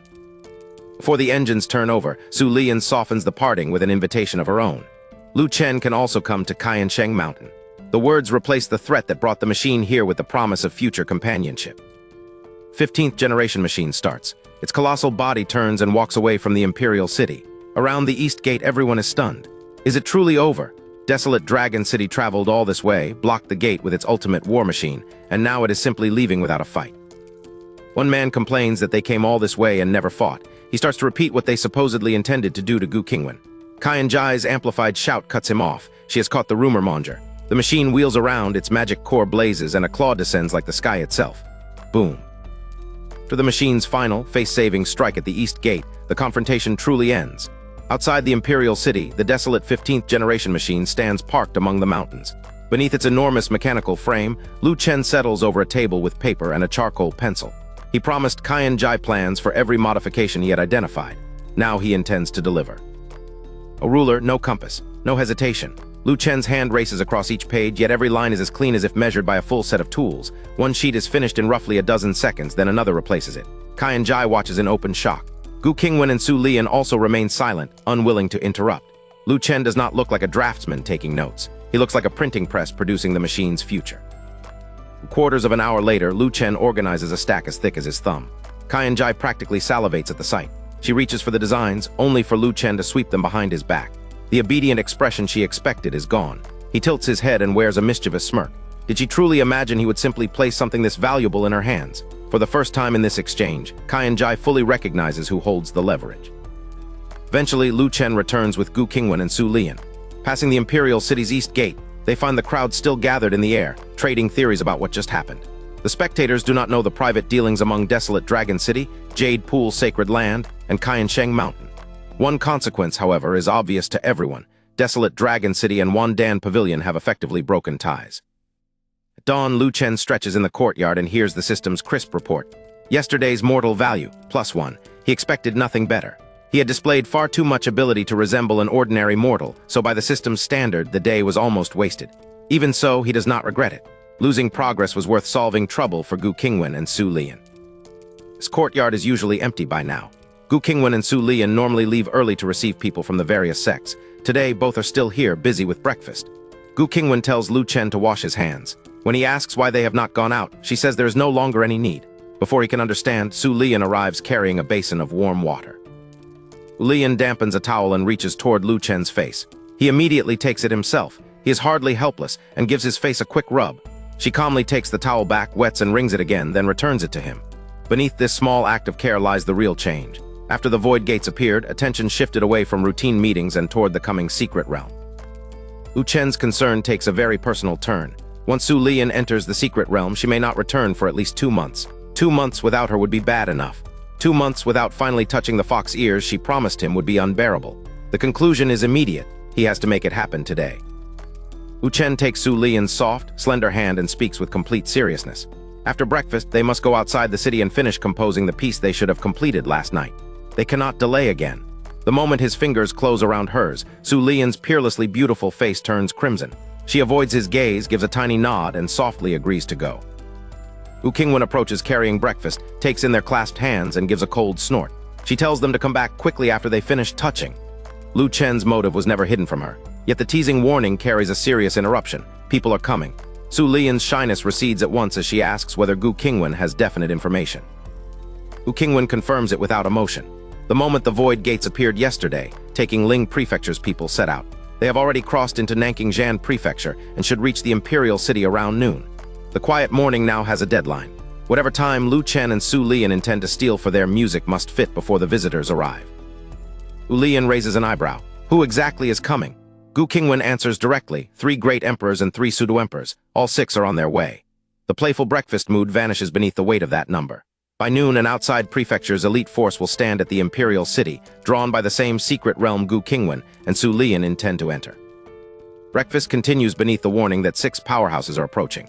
As Gu Qingwan and Su Lian discuss taking Ling Prefecture, Lu Chen listens rather than interrupting. The attraction is obvious. Merely entering Nanking new secret realm requires a sacred object as the ticket. Anything found beyond that threshold could overturn the world. Lu Chen has a concrete comparison. Desolate Dragon City once found mechanism art suited to them in an emperor-grade secret realm. That single inheritance carried an obscure sect into the world's strongest ranks within a few millennia. This realm stands 1 level higher. A saint-level discovery would not merely enrich its owner, it could reorder every existing power. That is why taking Ling Prefecture has come, and why Nanking will refuse them. Secret realms belong to the prefecture where they appear. Cross-prefecture entry has never been accepted. To Gu Qingwan and Su Lian, this is not greed disguised as etiquette. It is Nanking inheritance, and outsiders will not be allowed inside. Termination does not make the contest equal. Gu Qingwan and Su Lian only recently became great emperors. Even the weakest of taking Ling's 3 has held that realm for more than 1,000 years, and one stands half a step from sainthood. Gu Qingwan's demonic heart is now tiny. 1 more medicinal pill should finish the cure, but recovery cannot manufacture centuries of imperial experience. One possibility crosses Lu Chen's mind, Jai Qiangxiao, yet even she presumably cannot interfere in a dispute of this kind. He does not know enough to force himself into the matter, and the decision comes easily. This is not his business. He will stay out of it. Lu Chen wipes his mouth and looks directly across the table. Su Lian is about to continue the serious discussion, but the moment she feels his gaze, her composure breaks and her face turns crimson. Gu Qingwan looks from his excitement to her shyness without changing expression. Her permission is blunt. Go and come back quickly. Outside the imperial city, a stream gurgles through a mountain ravine. Small trees sway behind them, and summer cicadas fill the pause as the final note fades. Lu Chen turns to Su Lian, who has already lowered her head. Is the restored song completely correct this time? No mistakes? Her answer is barely louder than the insects. Yes. Lu Chen shoots to his feet and rubs his hands together. Then he is starting. Su Lian cannot even answer. Her head stays lowered while her silver-white fox ears tremble above it. That tiny movement destroys his remaining restraint. He reaches out and finally touches them. By the time Lu Chen withdraws with a satisfied look, Su Lian's face, jade-like neck, and even her arms have turned pink. Then curiosity interrupts his triumph. If she belongs to the Blue Fox tribe, why are her ears silver-white? Startled, she explains through her embarrassment that Blue Fox is the tribe's name, not a rule governing every member's color. Lu Chen's curiosity moves naturally from her ears to her tails. Su Lian finally yields, but only once. In the next instant, 6 enormous silver-white fox tails bloom behind her waist. Everyone is as large as Lu Chen himself. He can only stare as the summer ravine fills with soft silver. They are beautiful, far more beautiful than he imagined. Looking is not enough. Lu Chen throws his arms around one immense tail, presses his face into the silver fur, and rubs against it with his eyes contentedly narrowed. It is exactly as comfortable as he expected. Still kneeling, Su Lian goes completely rigid. She turns with difficulty, tears circling her enchanting eyes. Her protest comes out small and aggrieved. How can it be like this? Bully. Near noon, the political threat hanging over Nanking Prefecture finally takes visible form. At Wanji Mountain, a massive golden flying boat surges forward with dozens of smaller vessels streaming behind it. Taking Ling Prefecture has not sent a polite visiting party. It has sent a fleet. Inside sit 3 men and 3 women, everyone wrapped in golden light. All 6 can wield the power of the heavenly Tao. Not one is below the quasi-emperor level. At their center, the bearded great Emperor Chenyang opens golden eyes. He himself stands on the threshold of sainthood. Chenyang reports that he has already contacted Jai Yang of Wandan Pavilion. Jai Yang is willing to help them enter the secret realm. It is a practical alliance. Taking supplies the force, while a local power supplies the opening that might keep the confrontation contained. The elegant woman beside Chunyang does not trust Jia Yang at all. Why bargain with a cunning man when their strength can simply seize what they want? An expressionless middle-aged leader answers that raw force has a price. Without Nanking Zhan's support, the dispute may expand until experts from other prefectures intervene. From the corner, the young man holding a battle saber gives the noble emperor a bizarre smile. His entire contribution is 2 words, "Stupid woman." Her eyes snap open. She reminds Li Qiufeng that he is only a quasi-emperor and threatens to execute him. Li merely smirks. Being an emperor, he says, does not mean he cannot kill her. Li has no interest in reconciliation. Sharing a room and even breathing the same air as these vile people disgusts him. He refuses to help with the secret realm and says he will return when the affair is over. Then, in front of all 5, he pushes open the cabin door and prepares to step into the sky. At the door, Li turns back with a crazed smile. His father is about to die. If these 5 have not reached sainthood and escaped to the upper realm before Li becomes human emperor, he promises to slaughter every one of them. Chunyang roars that taking owes its status to them, but Li is already gone. His last words drift back. Li Qiufeng is a man of his word. 5 leaders can only stare at one another. The worst part is that none of them dismisses the threat. Li might truly do it. Their anger curdles into one bitter thought. They should not have been soft-hearted back then. Whatever old struggle produced this hatred, it is now racing toward a succession crisis. Li eventually lands in the mountain range outside the imperial city. Depression and irritation make the entire landscape offend him. His hand nearly draws the saber to level the mountain simply for being there. Then he freezes. Someone is ahead. The murderous impulse gives way to curiosity, and he moves toward the secluded gathering. Head sits Lu Chen, leaning comfortably against Su Lian while her earlier embarrassment still lingers. Jia Qingxiao and Ling Lan have joined them after passing through the mountains. Lu offers Ling Lan a story about the first emperor. Her silence says no. His presence says the choice is not hers. Like a child made to eat green peppers, she finally sits beside him. Lu Chen begins, and reluctance does not survive his performance. He tells the first emperor's story vividly, with enough force and passion to make distant history feel immediate. Even Su Lian forgets her shyness and watches him intently. Behind the rock, the furious stranger who nearly cut down a mountain listens just as closely. Lu Chen carries them through the unification of 6 kingdoms, the standardization of carriage tracks, and the creation of one writing system. When he finally stops, Ling Lan's little face is flushed with excitement. Lu grins and asks whether the first emperor is amazing. She nods again and again, eager to answer. Ling Lan never gets the first word. An unfamiliar voice erupts from behind the rock, louder and even more excited than she is. The first emperor is #1 in the world. The quiet lesson ends on a baffling intrusion. Li Qiufeng has found something he admires more than destruction, and Lu Chen has gained a listener he never invited. Lu Chen twists toward the giant rock in disbelief. Out steps a young saber wielder, one hand gripping a long, straight blade and the other fist still raised in celebration. Jia Qingxiao, Su Lian, and even Ling Lan had sensed him long ago. Lu Chen alone is wondering who this man is. Once he regains control of himself, Li looks past everyone else and asks Lu Chen with naked longing. Does he come from the legendary dragon-soaring 9 provinces? Lu Chen's confusion deepens. His history lesson has apparently convinced this stranger that the first emperor ruled some magnificent cultivation realm. Lu Chen cannot entirely blame him. He had inflated the first emperor's wars on purpose. In Nanking Zhan Prefecture, hundreds of thousands of soldiers would sound like little more than 2 large cities fighting. Tell the real numbers, and these cultivators might hear an epic warring states era and picture a village brawl. Li quickly explains that his father insisted he accompany the visiting group. He had no choice, he says, but everyone should understand one thing. They are them, and he is himself. Lu Chen gives him a flat acknowledgement and turns away. The ravine is not Lu's property. If Li wants to linger, let him. Ling Lan's hand flies up. Her answer comes loud, proud, and immediate. It is mine, it is mine, it is all mine. Lu Chen stares at her. What exactly is supposed to be hers? The lesson about statecraft has somehow become a child's declaration of universal ownership. Lu Chen insists that even an emperor through the ages needed several generations of monarchs to prepare the foundation for unification. Therefore, he concludes with desperate certainty, Ling Lan needs to study hard. It is not his smoothest argument, but he needs the story to produce something safer than total conquest. Jia Qingxiao calmly observes that the study-hard conclusion is very far-fetched. Ling Lan nods vigorously. Lu Chen could simply tell her to study, she says. Becoming the first emperor is another matter. Once she controls the imperial clan, her real plan is to conquer all 36 states of the lower realm. Child sounds adorable. Her meaning terrifies Lu Chen. He wanted her to learn the first emperor's bearing, not reduce the lesson to everything being hers. Then Li nods along, declaring that a superior's greatest skill is using people well. Lu Chen realizes his unwanted listener is making the problem worse. Lu Chen tries again with Emperor Wu of Han. The emperor dominated the 8 wildernesses, and his divine general Huo Quabang achieved the triumph of sealing the wolf at Juxu. Yet years of war left the country desolate. In old age, the glorious conqueror gained a reputation for belligerence and issued a decree reproaching himself. When the story ends, Ling Lan sits sullen and quiet. Lu Chen asks whether she finally understands. Before he can explain the intended lesson, she brightens. Do not pursue a desperate enemy and do not keep attacking poor places. It is not what he meant, but at least she may have learned not to start wars without reason. Lu Chen is still wondering whether this counts as successful education when Ling Lan and Li Qiufeng reach the same conclusion at the same instant.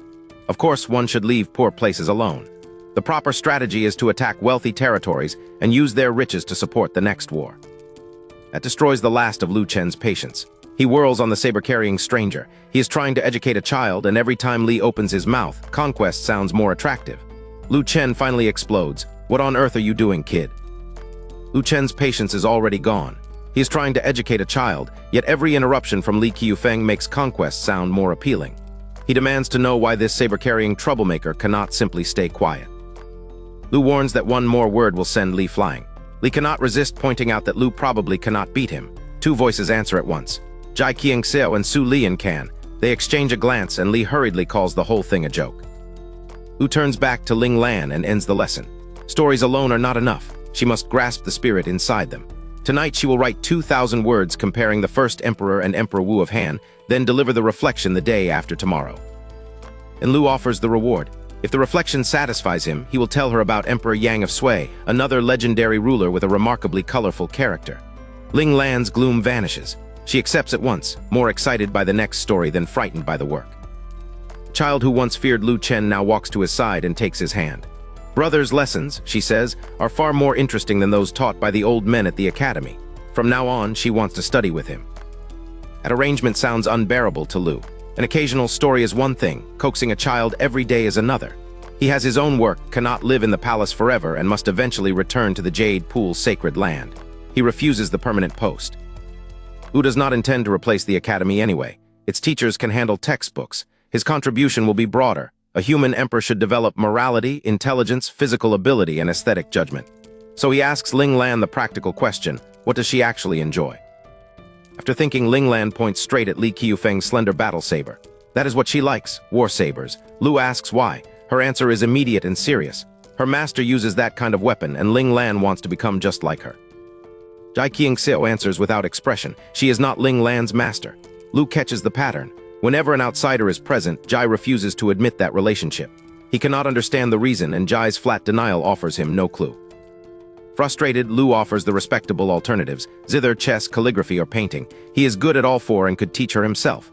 Ling Lan rejects the entire list. She wants only to follow her master's example. Lu finally lets the matter go. Ling Lan is meant to become the human emperor. Perhaps zither and painting would be too delicate a focus for her anyway. If she likes sabers, then sabers it is. He asks how much she has learned from her master. Li Qiufeng is not blind to Jai Qiangxiao's strength. Her faint Dao rhyme told him at once that she came from the upper realm.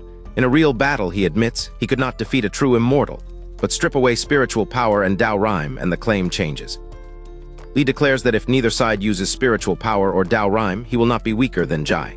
His confidence has a name, the taking sacred body. Lu has no idea what that physique does, yet one phrase matters far more to him: fight like a mortal. Taking sacred body? Lu can investigate that later. A contest fought like ordinary mortals is another matter entirely. That is the one field he knows better than anyone. His doubt curls into a knowing smile. This demonstration may finally be worth watching. Still brimming with confidence from his mortal-only challenge, Li Qiufeng faces Lu Chen, Jai Qiangxiao, and Ling Lan. He tells them to watch closely, draws his long, straight battle saber, and launches into the demonstration he is certain will astonish them. One move follows another. Li cuts, pivots, and flourishes through an entire quarter of an hour, performing regardless of whether anyone asked for so much. At last, he lands his finish and turns back with a smug question already forming. Nothing. Lu, Jai, and Ling Lan offer neither applause nor amazement. Li begins, "How was my?" and freezes mid-sentence. Why are all 3 staring back without a reaction? For the first time, a terrible possibility occurs to him. Did they think his technique was weak? Silence has 3 different causes. Jai Qiangxiao would remain unmoved by almost any technique Li showed. Ling Lan simply cannot understand what she saw. Lu understands enough, and his verdict is brutal. That was it. Taking supposed #1 saber cultivator sounds far better at boasting. After 10 painful seconds, Lu rises, not to praise Li, but to leave. He is still worried about his old ancestor Gu Qingwan and the others. If the dispute back in the imperial city turns dangerous, lingering here to soothe Li's pride would be absurd. Gu Qingwan agrees that it is time to go. Noon is approaching, and Linglan still needs lunch and time to prepare for the academy that afternoon. Lu immediately asks Jai to take him back too. Running to the city could cost precious time. During the return, Lu sounds Jai out about the larger crisis. Her answer makes one thing clear: he cannot count on her to solve it. He does not resent her. His earlier help delayed Prince Jing's coronation for his own purposes. Their arrangement was cooperation, not a debt. Lu heads for Yulong Garden to find Gu Qingwan and Su Lian. On the way, he runs straight into Li Qiufeng. Somehow, the wounded saber cultivator has followed them back and is heading to the same place, still carrying the grievance Lu left behind in the ravine. He cannot let the silence go. In his imagined version, Lu should have cried out in amazement, knelt, and begged for instruction. Li would then demand more stories about great emperors as his price. Instead, the boy simply walked away. So Li asks outright what Lu thought. Lu has no time for this. Without expression, he says, "Impressive, impressive," in the least convincing voice possible. Li nearly grinds his teeth apart. He probes whether Lu knows saber techniques, then lectures the under-100 youngster about humility and the danger of arrogance born from talent. At Yulong Garden, Lu finally reaches Gu Qingwan and Su Lian. The atmosphere is far more serious than Li's wounded pride. Representatives from Nanking and Taking are negotiating over a saint-level secret realm, and Taking's visitors are prepared to pay dearly for permission to enter. An elegant woman, Empress Donghua, names her price. If Nanking agrees, Donghua Palace will gift everyone on its side the first volume of the Nanaming Heart Sutra. The offer lands like a thunderclap. Taking is placing a legendary inheritance directly on the table. Many Nanking representatives catch their breath. The Nanaming Heart Sutra is famed as one of the lower realm's 10 greatest mind cultivation techniques. Even its first volume could transform a faction's prospects. Its reputation exceeds Gu Qingwan's own Jade Lake Heart Sutra, and even Gu feels her heart tremble. Gu restrains herself and reads the offer more coldly. Taking would never surrender something this precious for an ordinary opportunity. Their generosity proves the saint-level secret realm contains treasures of even greater value. The problem is that many people around her are already close to yielding. And Lu's private verdict cuts through the room's reverence. Nanaming Heart Sutra? In his view, it is something not even a dog would want. While everyone else sees an irresistible treasure, Lu sees a fraudulent prize, and Gu Qingwan is about to hear exactly why. Lu Chen's private verdict reaches Gu Qingwan just as the room is ready to treat the Nanaming Heart Sutra as an irresistible treasure. Across the vast 36 great prefectures, it is revered as one of the 10 greatest mind cultivation techniques. Lu calls that reputation nothing but hype. Lu's first objection is structural. Anyone who practices the Nanaming Heart Sutra blocks off every other route of cultivation and leaves themselves only one path. A technique praised as supreme actually narrows its user's future. Gu listens in growing disbelief. Knowledge this guarded is normally known only to practitioners. Deeper flaw is worse. Nanaming cultivation removes the 7 emotions and 6 desires. Lu's question is merciless. Without emotion and desire, how can anyone comprehend the heavenly Tao? Gu applies the warning to herself. If an emperor loses that comprehension, ascension to sainthood may become impossible forever. Political danger is immediate. Entering the secret realm requires saint-grade items, resources available to only Nanking's 5 strongest sects. Most representatives have no independent route inside, yet Taking is offering them a legendary manual for their consent. Embarrassing or not, it feels like profit obtained for nothing. Gu Qingwan cuts through the whispers. Taking should not bother presenting the Nanaming Heart Sutra, she declares. It is something that harms people. Yulong Garden erupts. Representatives stare as if the Empress of Yachi has gone mad, and even Su Lian turns toward her in astonishment. Ignoring every stare, Gu repackages Lu's thoughts as her own analysis. She explains the sealed cultivation routes, the destruction of emotion and desire, and the resulting barrier to the heavenly Tao. The room's certainty begins to crack. Lu Chen, hearing his own conclusions delivered by an empress, is completely stunned. Lu's admiration arrives wrapped in an insult.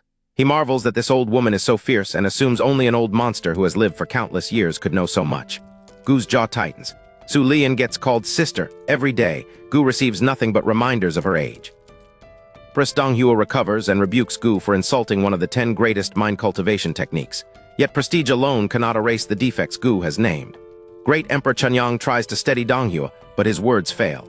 The elegant empress stops arguing and begins to reconsider the treasure herself. Even in victory, Gu remains preoccupied with Lu's insult. Merely by appearance, she insists to herself, she looks much younger than Empress Donghua. Somehow, she will find an opportunity to make the little brat change his tune. The strategic triumph quietly becomes a personal campaign. Taking refuses to let the negotiation die. Great Emperor Zishan sets the Nanaming dispute aside and names a replacement price. If Nanking permits entry into the secret realm, Zishan Palace will give them the first volume of Shadow Walk.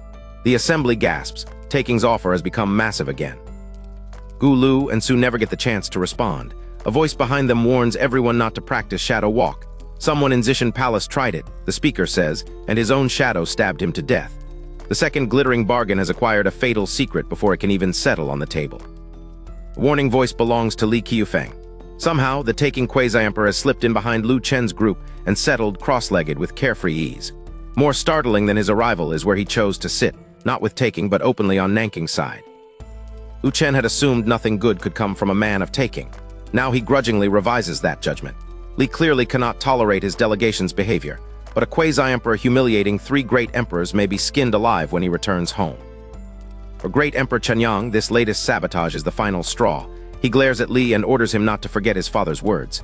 Li only grins, promises to shut up, and invites them to continue. Chenyang has no better way to control him.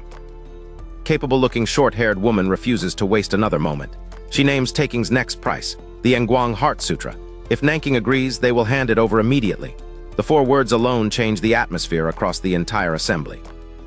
The Yanguang Heart Sutra is not another hollow prize. It is a top-tier mind cultivation technique built for saber cultivators. Lu Chen remembers the great encyclopedia's verdict. Without that restriction, it would rank among the top 5 techniques of its kind, far above the pseudo-top 10 Nanaming Heart Sutra. Even Li Qiufeng raises an eyebrow. For a saber cultivator like him, Yanguang is the technique he has wanted most.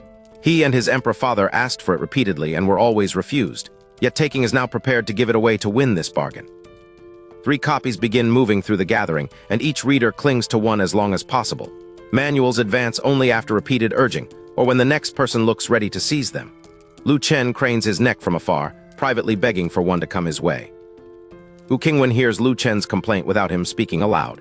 Her gaze finds a distant copy, then her jade hand reaches out and takes it straight from its reader. The victim starts to protest, meets Gu's emotionless eyes, and immediately decides silence is wiser. Gu gives the manual one cursory look, reveals nothing, and puts it directly into Lu Chen's hands.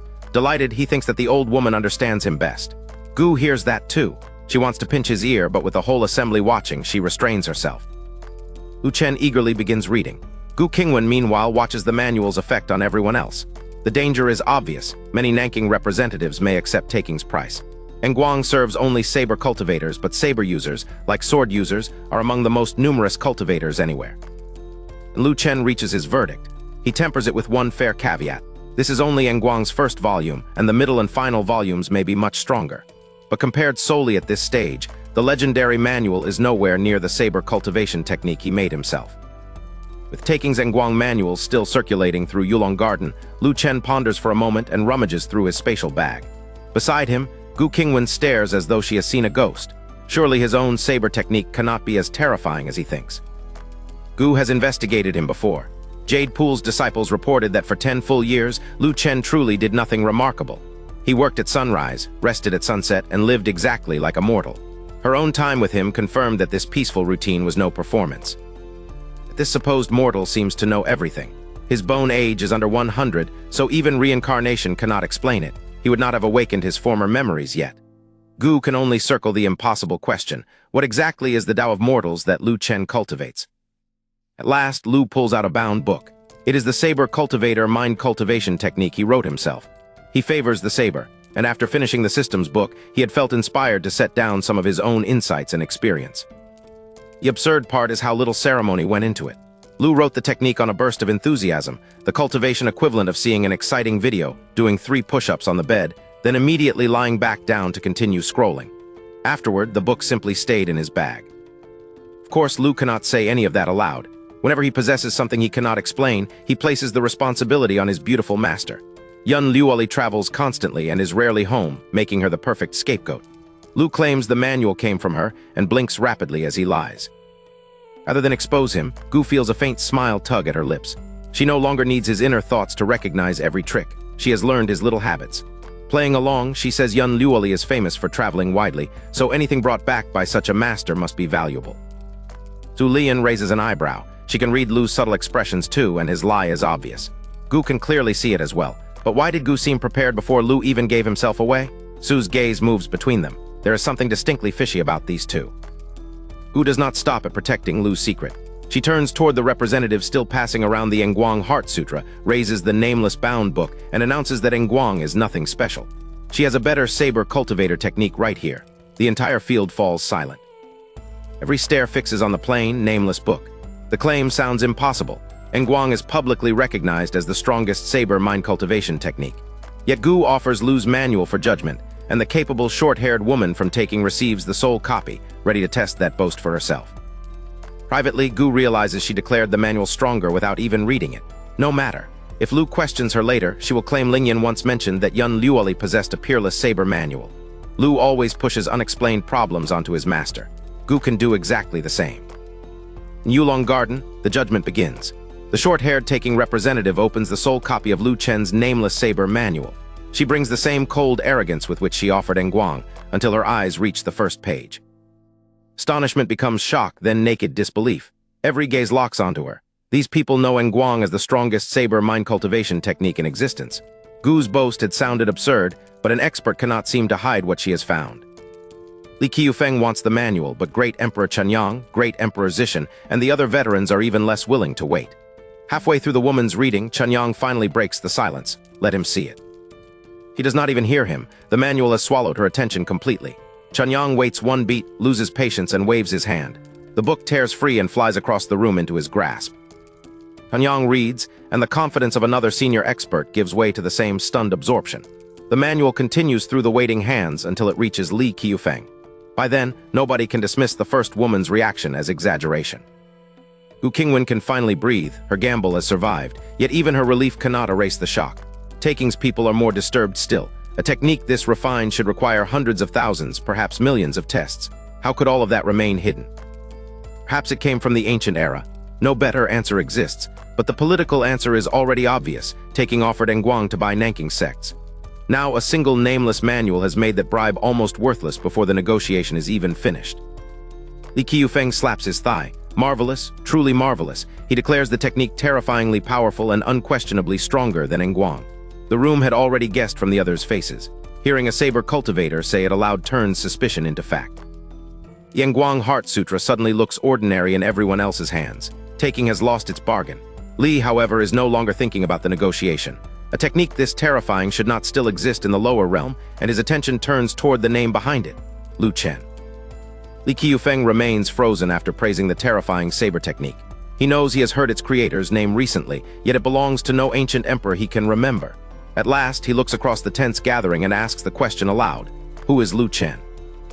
Nanking's cultivators need only a heartbeat. Every gaze lands on the exceptionally handsome young man seated between Gu Qingwan and Su Lian. Lu Chen's alchemy already made him famous, but the open favor of two former mortal enemies made him impossible to overlook.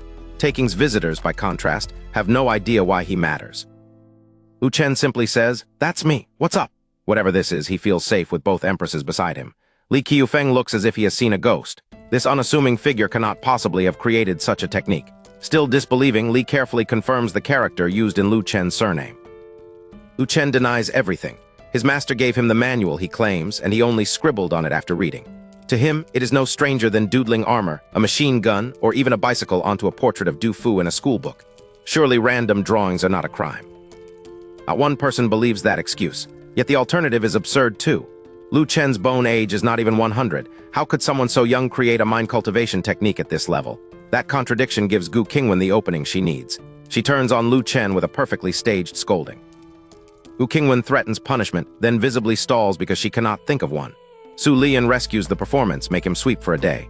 Gu curls her lip at such shameless indulgence and coldly raises it to 3. The entire gathering is speechless. Lu Chen is too. He already cleans the courtyard every day. Gu Qingwan ends the detour. With a wave of her jade-like hand, she takes the manual straight back from Li Qiufeng and redirects the gathering to the issue that matters.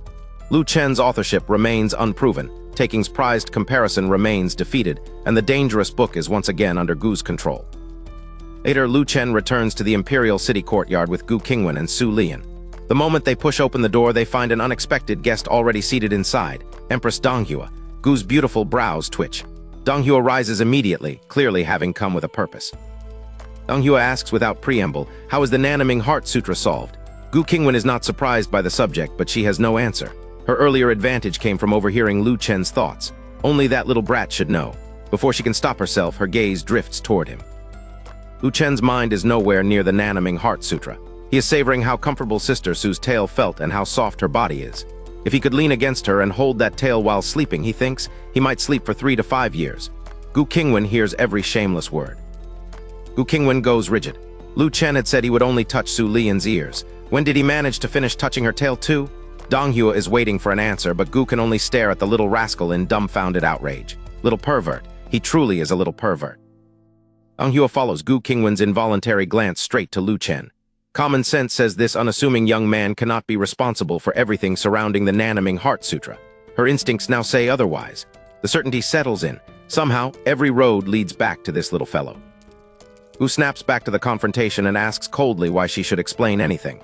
Dong Hua initially feels no need to bother with her now that Lu Chen seems to be the real prize. Then she reconsiders. Lu Chen listens to Gu. In practice, she is his guardian and gatekeeper. After a long silence, Dong Hua makes a concrete offer.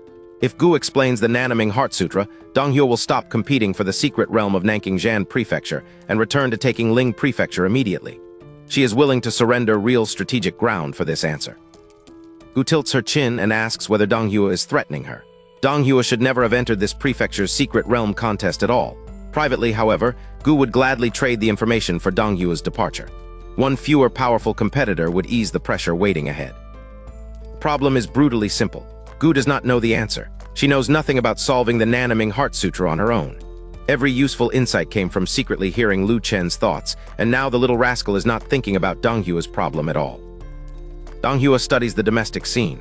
Gu Qingwan and Su Lian were already celebrated as world-surpassing beauties when they were merely quasi-emperors 10,000 years ago. Countless people once crossed great distances for a single glimpse of them, yet their temperaments were famously nothing alike. Su is remembered as a cold, glamorous queen, a thorned rose dangerous enough to kill, yet desired by innumerable admirers. Beside Lu Chen, that woman seems to vanish. She gives his offensive teasing no hostile life chi. Her cheeks flush, her gaze turns affectionate, and even her reproach looks charming. Contrast settles Dong Hua's remaining doubt. Perhaps Gu truly knows nothing. Everything is because of Lu Chen. Dong Hua therefore ends the fruitless confrontation without admitting defeat. She came too hurriedly to prepare gifts, she says, and will return later to discuss the matter properly. Dong Hua walks directly out of the courtyard. Gu frowns but lets her go.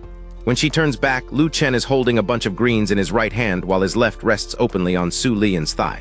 His attention, however, follows Dong Hua through the gate. Gu's attention is not romantic daydreaming this time. Watching Dong Hua's figure and bearing, he reaches a startling conclusion. Despite her status and history, Empress Dong Hua is still a virgin. Gu Qingwan and Su Lian hear the thought. Together, they lean close and demand to know how he could possibly tell. Gu Qingwan and Su Lian's simultaneous whisper jolts Lu Chen beside the vegetables. Recovering, he pouts at them and insists that he recognized Empress Dong Hua's secret with his own eyes. Both women lean closer at once. How exactly did he see it? Lu explains that Dong Hua's figure, posture, and several subtler signs gave her away. Gu and Su freeze, then draw out an awkward, knowing response. Lu stares back. What else could he possibly have meant by seeing? Gu hurriedly asks whether a person's bearing can really reveal so much. Lu's face brightens with pride. Of course it can. He claims he can tell not only whether a woman is a virgin, but whether she has ever given birth, and he guarantees the result. Blushing, Su calls him a little rascal and demands why he would research women's private matters. Lu nearly talks himself into a confession before correcting course. He is a decent person. The knowledge merely appeared in ancient medical books he happened to read. Gu and Su say nothing aloud, but their verdict is identical. Whatever books Lu read, they were probably those kinds of books. Little pervert.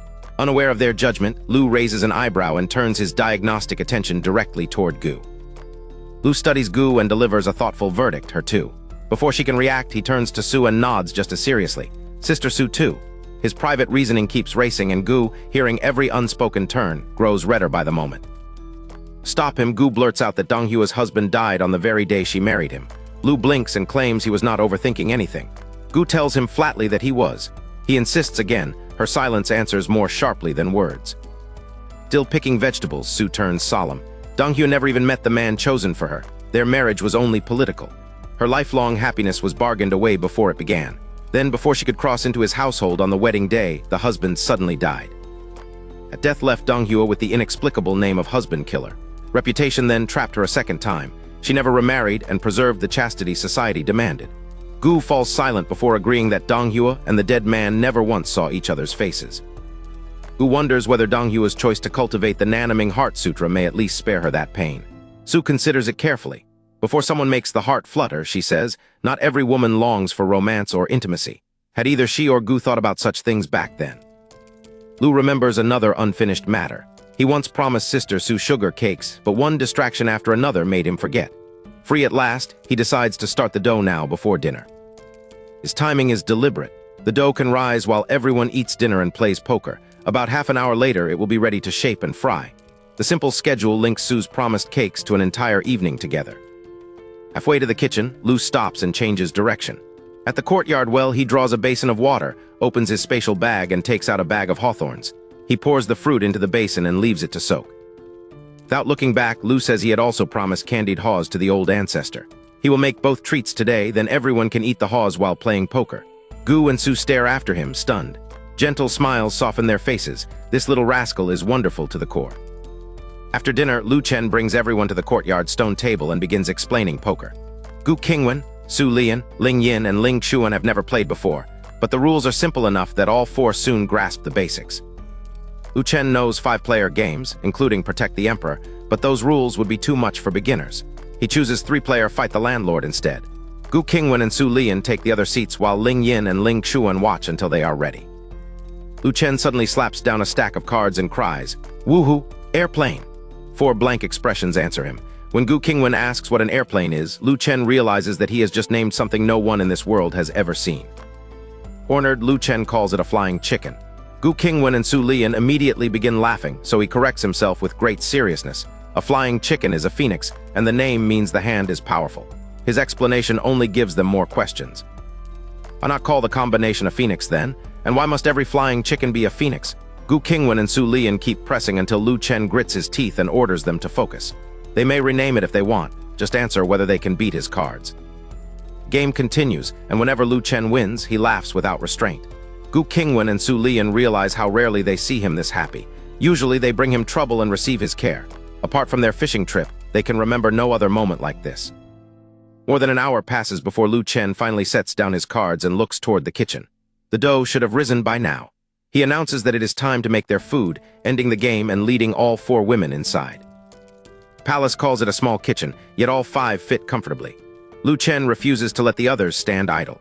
He gives the risen dough to Gu Qingwan and Su Lian, telling them to knead it and roll it into small balls while he prepares the hawthorns. Candied haws are the easier task.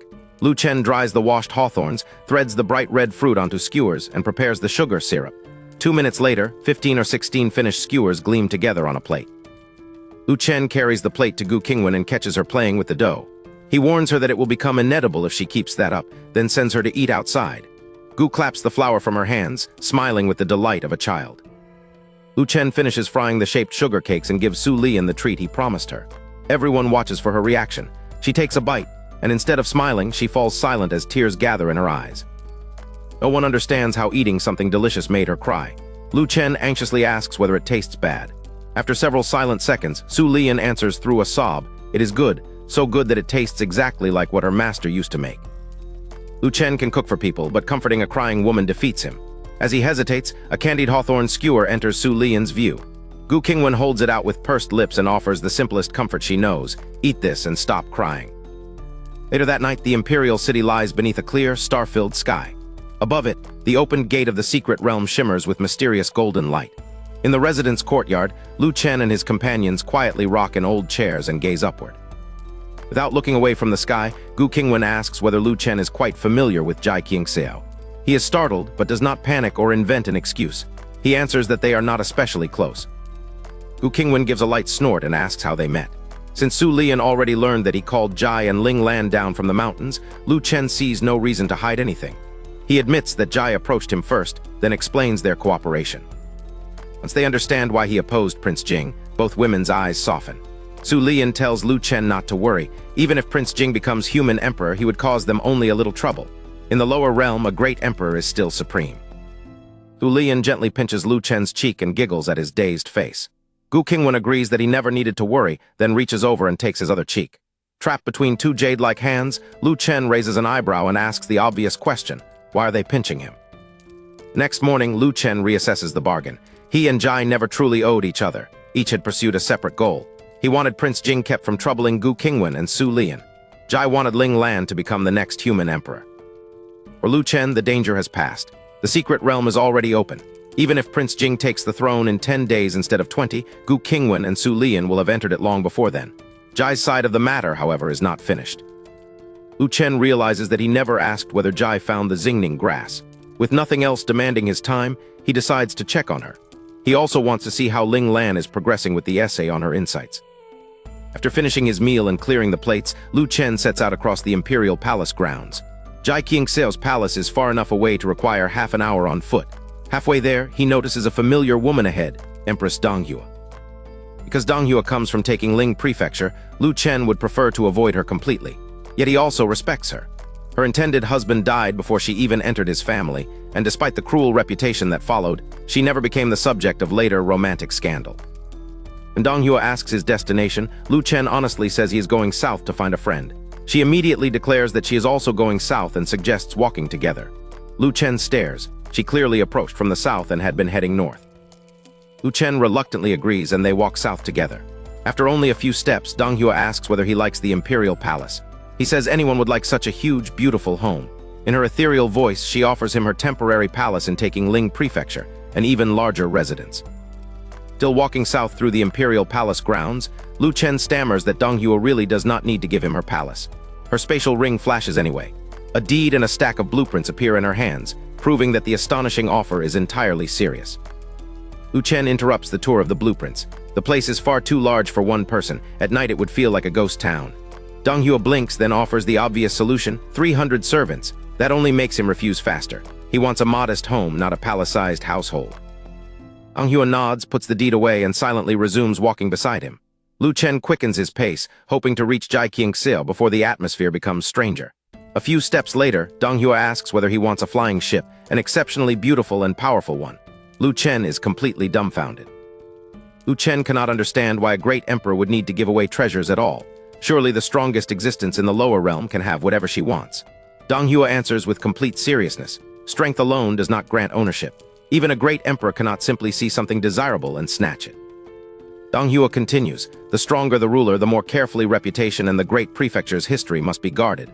The human emperor may wield the greatest political power in the prefecture, but even he cannot act without restraint. The cabinet constrains him. Lu Chen receives the lecture in stunned silence. Lu Chen cautiously asks whether Donghua herself can obtain whatever she wants. She nods with absolute seriousness. Why? Because she has a lot of money. Mortals use gold and silver, cultivators use spirit stones, and she has plenty of both.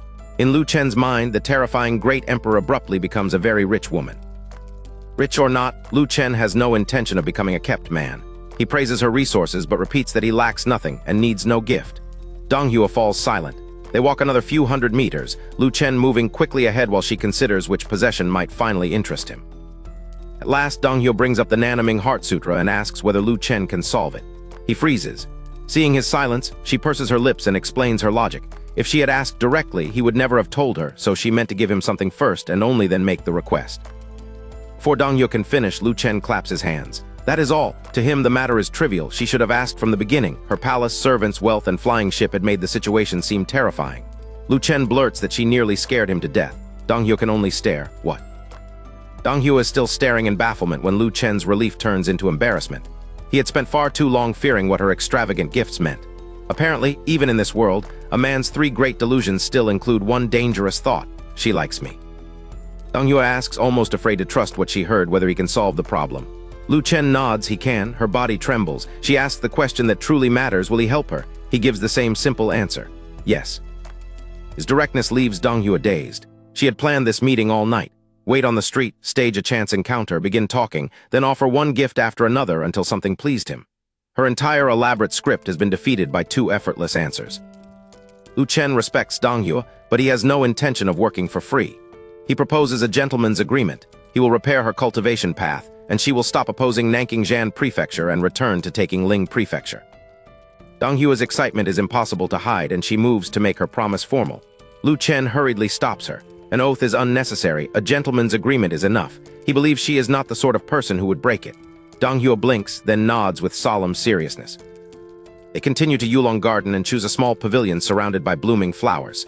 Yesterday, the imperial garden was crowded. Today, it is utterly empty. With the human emperor dead, the concubines who once came here are elsewhere mourning, leaving Lu Chen and Donghua alone. Once seated, Lu Chen asks Donghua to bring out the Nanaming Heart Sutra. He must read it before deciding how to modify it. Donghua is shocked. She expected explanations and a test of her own comprehension, not for him to rewrite the cultivation method directly. A degree of generosity leads Donghua to a startling conclusion.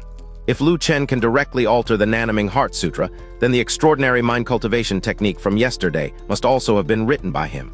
She suppresses her shock and immediately entrusts him with the complete work. Upper, middle, and lower volumes land on the stone table. 3 thick books, the complete Nanaming Heart Sutra. Lu Chen's confidence survives, but his energy does not. He sighs, picks up the upper volume, and estimates that reading the full set alone will take 2 or 3 days. Lu Chen disappears into the upper volume. Donghua remains beside him, suddenly unsure what to do while he works. The ruler who planned an entire night's social campaign now has nothing to say.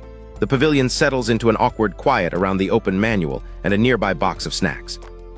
Donghua's sudden shout startles Lu Chen as he takes a snack. He looks at her as if the answer should be obvious. He is eating it. Isn't that what snacks are for? Her alarm only deepens, and the casual pause in his reading becomes unexpectedly serious. Donghua finally whispers the truth. Everyone says she's a body of ill omen. She touched those snacks, so if Lu Chen eats one, misfortune will follow him. She lifts the box with both hands and urges him to choose another piece himself and throw away the one already in his hand. Lu Chen studies Donghua with a peculiar expression. Then, under her shocked gaze, he puts the supposedly cursed snack straight into his mouth. While chewing, he asks who this convenient everyone is. His verdict is blunt. They are talking absolute nonsense. Donghua's composure shatters. She rises and leans across the pavilion table, urgently ordering Lu Chen to spit out the pastry before something happens. He ignores her. In fact, the more desperately she pleads, the faster he chews. Before Donghua can finish warning him, Lu Chen swallows. He opens his mouth to prove the pastry is gone and announces, with an almost infuriating hint of pride, that he has eaten it. Donghua can only stare, unable to understand what he finds so satisfying. Donghua, this is not a joke. If Lu Chen repairs the Nanaming Heart Sutra, she may perceive heaven and earth again, ascend to sainthood, and finally leave taking Ling Prefecture's pain behind. He could give her a new life. If her touch harms that savior, gratitude will have become murder. Donghua explains the logic that has trapped her. Her former fiancé was the most important person tied to her in name. According to the accusation, that bond alone placed him within her ill fortune. They did not need to meet or even make contact for blame to settle on her. Lu Chen turns the argument back on her. Of everyone alive, Donghua should be the least willing to believe this. If she accepts one accusation as truth, others can blame and bully her forever. She's a great emperor who has transcended ordinary laws of heaven and earth. Why surrender to superstition now? Donghua cannot dismiss it so easily. Many things happened afterward. Nearly everyone who came into contact with her suffered some misfortune, large or small. She only hopes Lu Chen's fortune is deep enough to survive whatever follows. If he is harmed, she says quietly, she will never forgive herself. Lu Chen calls it nonsense, but he does not return to reading. He puts down the Nanaming Heart Sutra. Repairing the text alone will not be enough. If Donghua carries this mindset into cultivation, she may still fail to comprehend the heavenly Tao and never reach the ascension she wants. Lu Chen diagnoses her with what he grandly calls the Chakyang-Reni theorem. Donghua's confusion is immediate. He admits he coined the term himself, then explains the trap. Once people accept a convenient label, they begin forcing every later event to fit it until coincidence feels like proof. He makes the flaw impossible to miss. He ate a pastry Donghua touched today. If he trips tomorrow, should he blame her instead of his own carelessness? Of course not. An accident following contact does not prove that she caused it. Lu Chen's verdict is absolute. There is no ominous body. Donghua has merely become the scapegoat for other people's stupidity. Everyone else may call her a jinx if they choose, but she cannot join them. Their ignorance must not become her identity. And Lu Chen tells Donghua what he sees instead. She is stunningly beautiful, born to noble status, and has reached the rank of great emperor, a height almost everyone else will pursue for a lifetime and never touch. She is not an omen. She is already one in 10,000. Lu Chen's final words strike Donghua like hammer blows. Her breathing turns rapid, and for a moment she cannot answer. Yet something has changed. In the indifferent eyes of the woman who has blamed herself for more than 10,000 years, a glimmer of light finally appears. Lu Chen does not let the moment become solemn. He takes another pastry, looks directly at Donghua, and tells her to open her mouth. Still overwhelmed, she obeys before she can question him. He places the pastry between her alluring red lips and calmly orders her to bite. Lu Chen asks whether she thinks he is impressive. Dong Hyo can only stare. What does that have to do with the pastry? He supplies the answer himself. His bone age is under 100, yet he can rewrite her mind cultivation technique. Surely that qualifies. Still bewildered, Dong Hyo nods and agrees that he is very impressive. Lu Chen asks why he is so impressive. Dong Hyo shakes her head, waiting for the mystery to be solved. He grins because he is super strong and has super good luck. Therefore, anyone who eats food touched by someone as lucky as him must become especially lucky too. His logic is shameless, but the purpose beneath it is serious. Dong Hyo finally rolls her eyes in mock reproach. He was the one who insisted on feeding her. She reaches for the tiny remainder, but when she takes it, her fingers move with painful precision, avoiding Lu Chen's hand completely. She can tease him now. She still cannot stop fearing that one touch might ruin him. Lu Chen does not mistake one smile for a cure.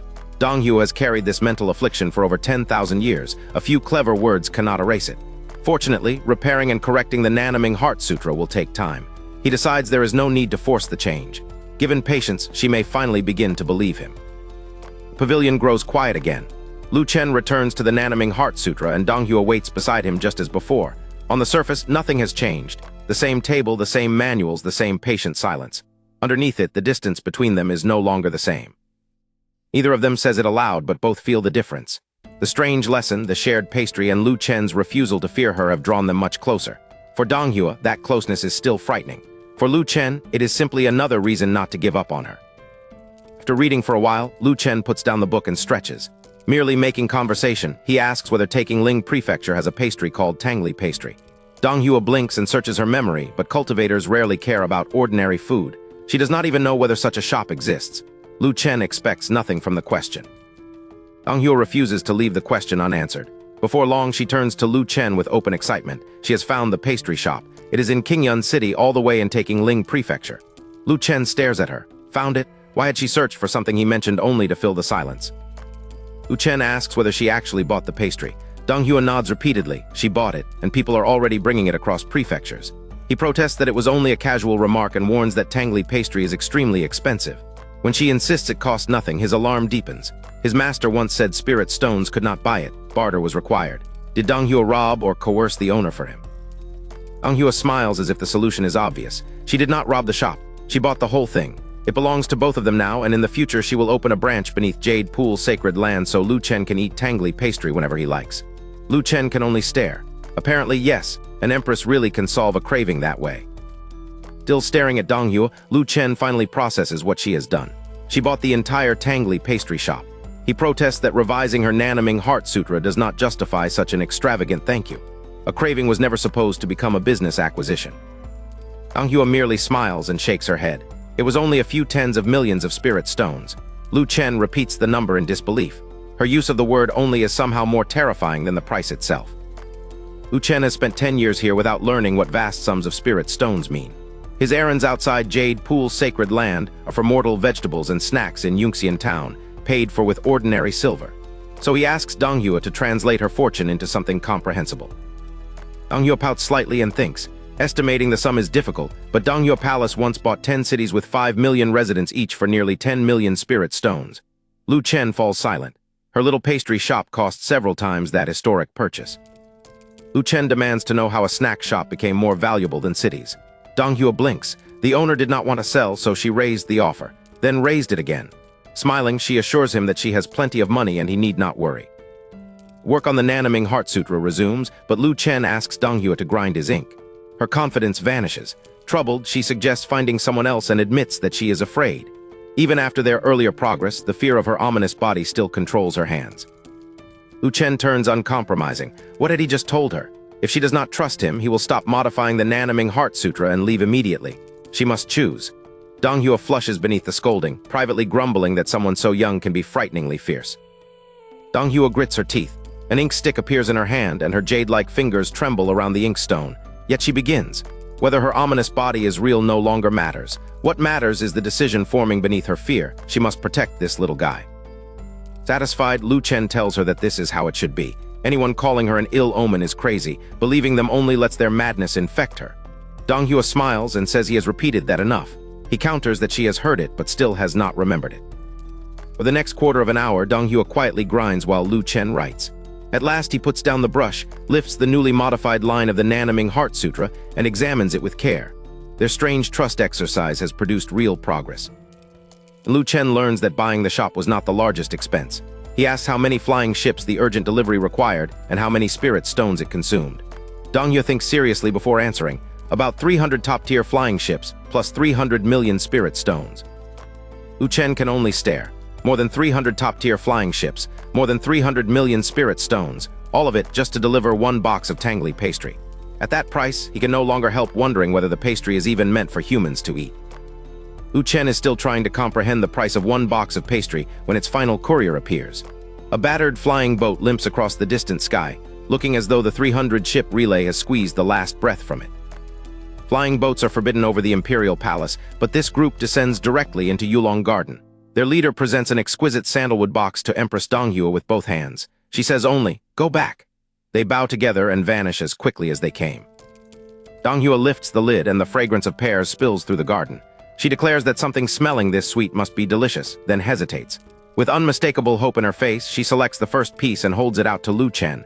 It is still warm. Lu Chen accepts it, but not without a warning. Rich or not, Donghua cannot keep throwing money away. 300 million spirit stones and 300 top-tier flying boats for one snack. Eating it, he says, may shorten his life. Then he tosses it into his mouth anyway. Result is infuriatingly good. Warm from the journey, it tastes even better than the tangly pastries his master once brought home. Lu Chen privately suspects that 300 million spirit stones have seasoned it as powerfully as anything in the recipe. Donghua's pleased approval only makes him grumble again. When she finishes a piece, Donghua leaves the few remaining pastries to Lu Chen and turns to the real test. She stays beside him and begins cultivating his modified Nanaming Heart Sutra. Lu Chen eats with one hand and continues reconstructing the second section with the other. Deeper Donghua cultivates, the harder it becomes to remain composed. Reading Lu Chen's changes had been impressive, experiencing them is terrifying. Her own Nanaming Heart Sutra now feels unfamiliar. In a short time, he has overturned and rebuilt parts of the technique's very foundation. Donghua cannot reconcile the work with the person performing it. Lu Chen's bone age is under 100, yet his alchemy has already reached Saint grade, and his understanding of cultivation techniques exceeds anything his history should explain. She researched him last night to learn his tastes. Instead, every answer made him more mysterious. When the conversation turns to finishing the entire sutra, Lu Chen refuses to treat a few frantic days as sensible. The manual is enormous, and Donghua is not entering the secret realm now. Forcing the whole reconstruction out in 2 or 3 days would only work him to death. Donghua smiles and tells him not to overwork himself. She is in no hurry. If necessary, she can remain here for 8 or 10 years. Lu Chen falls silent at that answer, then corrects the scale. Taking it slowly does not mean a decade. 1 or 2 months will be enough. Donghua is about to continue when she remembers another part of last night's plan. A small wooden box appears in her hand. Almost sheepishly, she admits that she asked people from Nanking Prefecture what Lu Chen likes so she could make friends with him today. Donghua says the earlier gifts were unnecessary because everything between them went more smoothly than expected, but she prepared them, so he may as well have them. Lu Chen opens the box and looks inside. Confusion becomes absolute disbelief. One thought crashes through his mind. Everyone has mistaken him for a pervert. Secret inside Donghua's wooden box is finally exposed. 3 pairs of crystal shoes in different styles, followed by 3 pairs of stockings, black, white, and coffee-colored. Lu Chen stares at the collection in speechless disbelief. This is apparently what Donghua's informants think he likes. Donghua explains that an upper realm true immortal heard about Lu Chen and Su Lian hiding in a corner, doing some things, before Lu Chen was discovered holding Su Lian's shoe. Every loaded phrase makes the story sound worse. Lu Chen protests that they were only discussing clothing and style. Donghua mentions yesterday. She saw Lu Chen touching Su Lian's legs the entire time, so surely he likes her black stockings. Lu Chen's defense collapses. That part was real, a momentary lapse in judgment witnessed by the worst possible person. Donghua merely nods, understanding and entirely unshocked. Honored beyond recovery, Lu Chen sets the box aside and changes tactics. Yes, he likes them, but worn by someone else. Why would Donghua give them to him unless she expects him to wear them? The brazen clarification lands. Donghua blinks, flushes bright red, and can only stammer. Still recovering, Donghua asks whether Lu Chen has plans tomorrow. If he is free, they could simply sit and talk. It does not even have to concern the Nanaming Heart Sutra. That work can wait. Beneath the hesitant phrasing is a clear request. She wants his company, not merely his expertise. Lu Chen answers around a mouthful of snacks. He must visit the friend he postponed because of Donghua and check the homework he assigned Ling Lan. Donghua finally realizes that she cut ahead of someone else. Disappointed but reasonable, she asks for the day after tomorrow instead. Lu Chen grins and agrees. Next morning, breakfast is waiting when Lu Chen leaves his room. Gu Qingwan and Su Lian had stayed busy until late the previous evening, while Lu Chen exhausted himself studying the Nanaming Heart Sutra and went to bed after eating. Now both women look up as he approaches the stone table. Gu Qingwan and Su Lian admit they expected Lu Chen to come looking for them, but he says their business sounded boring. Gu Qingwan immediately finds the weak point in that claim. Last time, he had plenty of fun in the back with Sister Su, even taking off her jade shoe to play with. As Lu Chen prepares to set out, movement near the route to Jai Qingseo's palace catches his eye. Empress Donghua is hiding around the corner. The moment she realizes he has seen her, she waves with barely contained excitement. Lu Chen is startled, then starts walking toward her. Gu Qingwan and Su Lian have just come out behind him. They point out that he is walking toward Jai Qingseo's palace and ask why. Donghua instantly disappears behind the corner. Lu Chen blinks and improvises. He is buying Ling Lan something delicious, then visiting Jai Qingseo. Gu Qingwan and Su Lian tilt their heads and raise their eyebrows in perfect agreement. Lu Chen is lying, yet neither exposes him. They merely tell him to wait for dinner because they will return early tonight. Once they are safely gone, Lu Chen reaches Donghua's corner and demands an explanation. Weren't they not meeting today? Round the corner, Lu Chen finally discovers why Donghua came despite their agreement. The elegant empress is crouched in the secluded alley, smiling as she takes out one food box after another and arranges them across the ground. He stops short. What is all this? Donghua explains that she had famous delicacies bought from various prefectures overnight. Lu Chen is to taste them all, choose the ones he likes, and let her purchase only those in the future. Looking over 2 or 3 dozen dishes, he realizes this is not a casual snack run. Lu Chen asks the obvious question, how much did everything cost? Donghua pauses, blinks, and coyly insists it was not expensive. That evasion confirms his suspicion. He squats beside her, ready to turn their hidden meal into a serious financial lecture. Lu Chen points out that food from distant prefectures, rushed here by express transport, cannot be cheap. He estimates 10 billion spirit stones. Spending that every day would devour even the fortune he imagines she possesses. Donghua's answer reaches the scale of 1,000,000 trillion, leaving him completely dumbfounded. Donghua covers her mouth and smiles. Even 100 billion or 1 trillion spent on him would not matter. Lu Chen still refuses to surrender. Food is only novelty and his own cooking tastes better. Then he admits what truly bothers him. This arrangement makes him feel like a kept man. Donghua bursts into silver bell laughter. Lu Chen, wearing a dark expression, asks whether she has eaten laughing beans. Fighting to compose herself, she calls him a little guy who does not know his own worth. Revising the Nanaming Heart Sutra alone made 10 billion seem trivial. If Lu Chen wanted it, Donghua says, she could give him 1,000,000 trillion spirit stones, or even more. She selects a couple of dishes, places them into a jade bowl, and hands him the bowl and chopsticks. The gesture makes her argument tangible. She is not burdened by giving to him. Before meeting Lu Chen, Donghua explains, her money was nothing but cold numbers. When unhappiness struck, she could squander hundreds of trillions and still feel no joy. Wealth on that scale had never given her anything emotionally real. Lu Chen listens in silence, the jade bowl still between them. Now the contrast is simple. 10 billion spent on Lu Chen has brought Donghua unprecedented happiness. The money is not merely for him, it is for her too. His objections finally lose their force. But when her tension with Gu Qingwan and Su Lian surfaces, he immediately searches for a practical solution. Lu Chen decides the hostility is political. Gu Qingwan and Su Lian oppose Donghua because she comes from taking Ling Prefecture and stood against them. Tonight, he will tell them she is not entering the secret realm. Donghua merely serves him another bite and murmurs that she needs no one's affection. As long as Lu Chen does not dislike her, that is enough. Donghua's answer settles the issue for Lu Chen. Why should she need Gu Qingwan or Su Lian to like her when their paths may never cross again after she returns to taking? Still crouched together in the secluded alley, he and Donghua finish every delicious regional specialty they can manage. With everything packed, Donghua looks to Lu Chen for their next destination. He answers at once, Jai Qingseo. Donghua recognizes the name as Nanking Prefecture's upper realm true immortal, then asks whether she may come too. Lu Chen welcomes her without hesitation. On the way, Lu Chen warns that Jai is simple-minded and occasionally infuriating, yet genuinely good and easy to approach. He and Donghua chat and laugh until the busy palace falls behind. Jai's residence occupies its remotest corner, a forbidden place attendants avoid, quiet enough for birds and insects to dominate the air. Lu Chen searches the silent courtyard and wonders whether Jai is even home. Donghua taps his shoulder and points. Jai has been sitting in the pavilion all along, something in her hand and another bite in her mouth, watching him curiously. Asked why she said nothing, she swallows and answers with one word, she forgot. Lu Chen does not waste time on greetings. Has Jai found the Xingning grass? No. She has searched everywhere except Prince Jing's royal treasury, and she will inspect that final location tonight. The investigation remains unresolved, but now Lu Chen has both the last lead and Jai's next move. Only then does Lu Chen identify Jai's snack, a potato, raw and still unpeeled.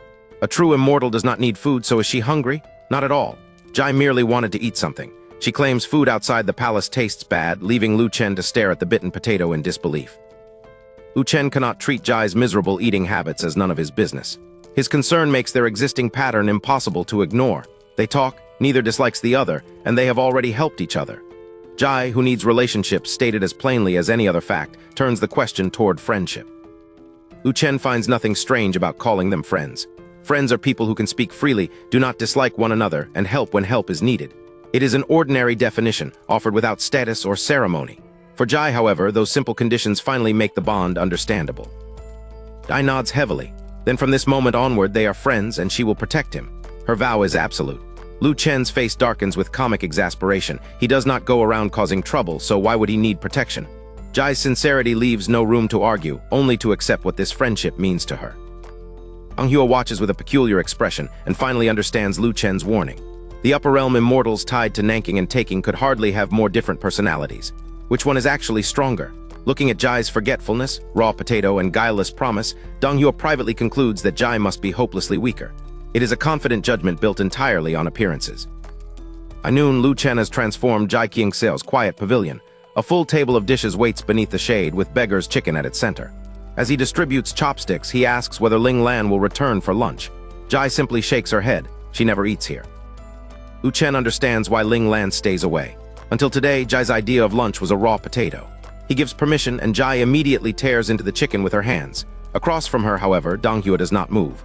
With a third person present, the shared table has suddenly become frightening. Lu Chen feels an ache he cannot dismiss.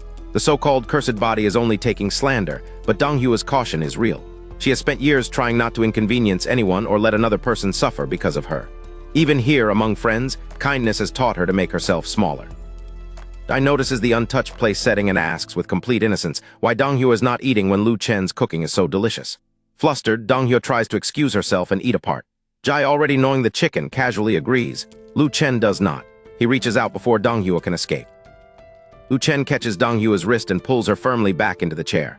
The warmth of his hand startles her. It has been far too long since anyone touched her with such intimacy. She protests in a coquettish voice, but he only raises an eyebrow. She will eat from the shared plates, no small bowl. Donghua snorts that he is remarkably bossy for someone so young, yet she leaves the small bowl untouched. Instead, she picks up a morsel and places it in Lu Chen's bowl. Blushing, she admits this is her first shared table since that day. Lu Chen eats the gift and answers as if the future is obvious. A few more meals with him and she will grow used to it.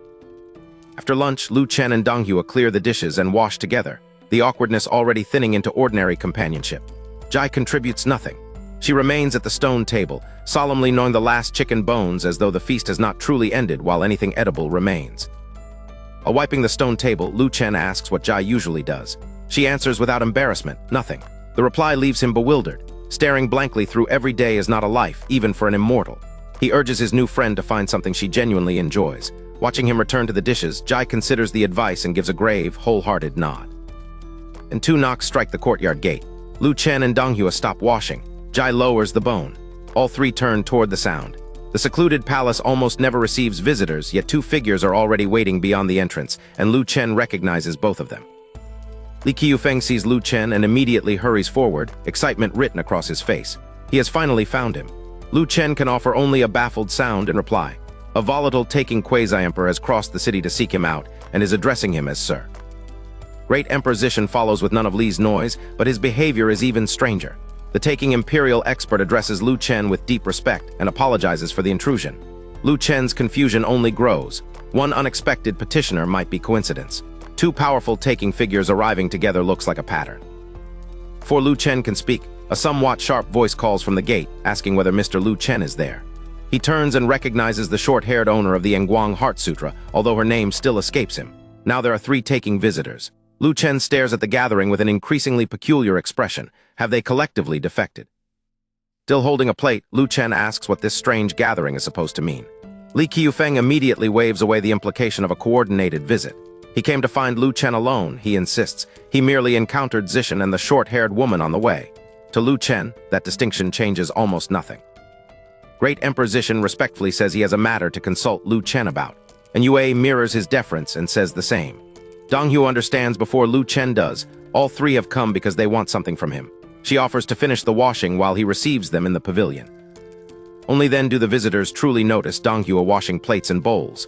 The sight leaves them looking as though they have seen a ghost. This elegant, noble empress is doing ordinary cleanup without complaint. Lu Chen does not abandon her for the pavilion. He crouches beside her again and tells everyone to speak right there. Li Qiufeng seizes the opening. With unusual hesitation, he asks whether Lu Chen can examine his mind cultivation technique first. Then he supplies his argument. He is firmly on Nanking Prefecture's side.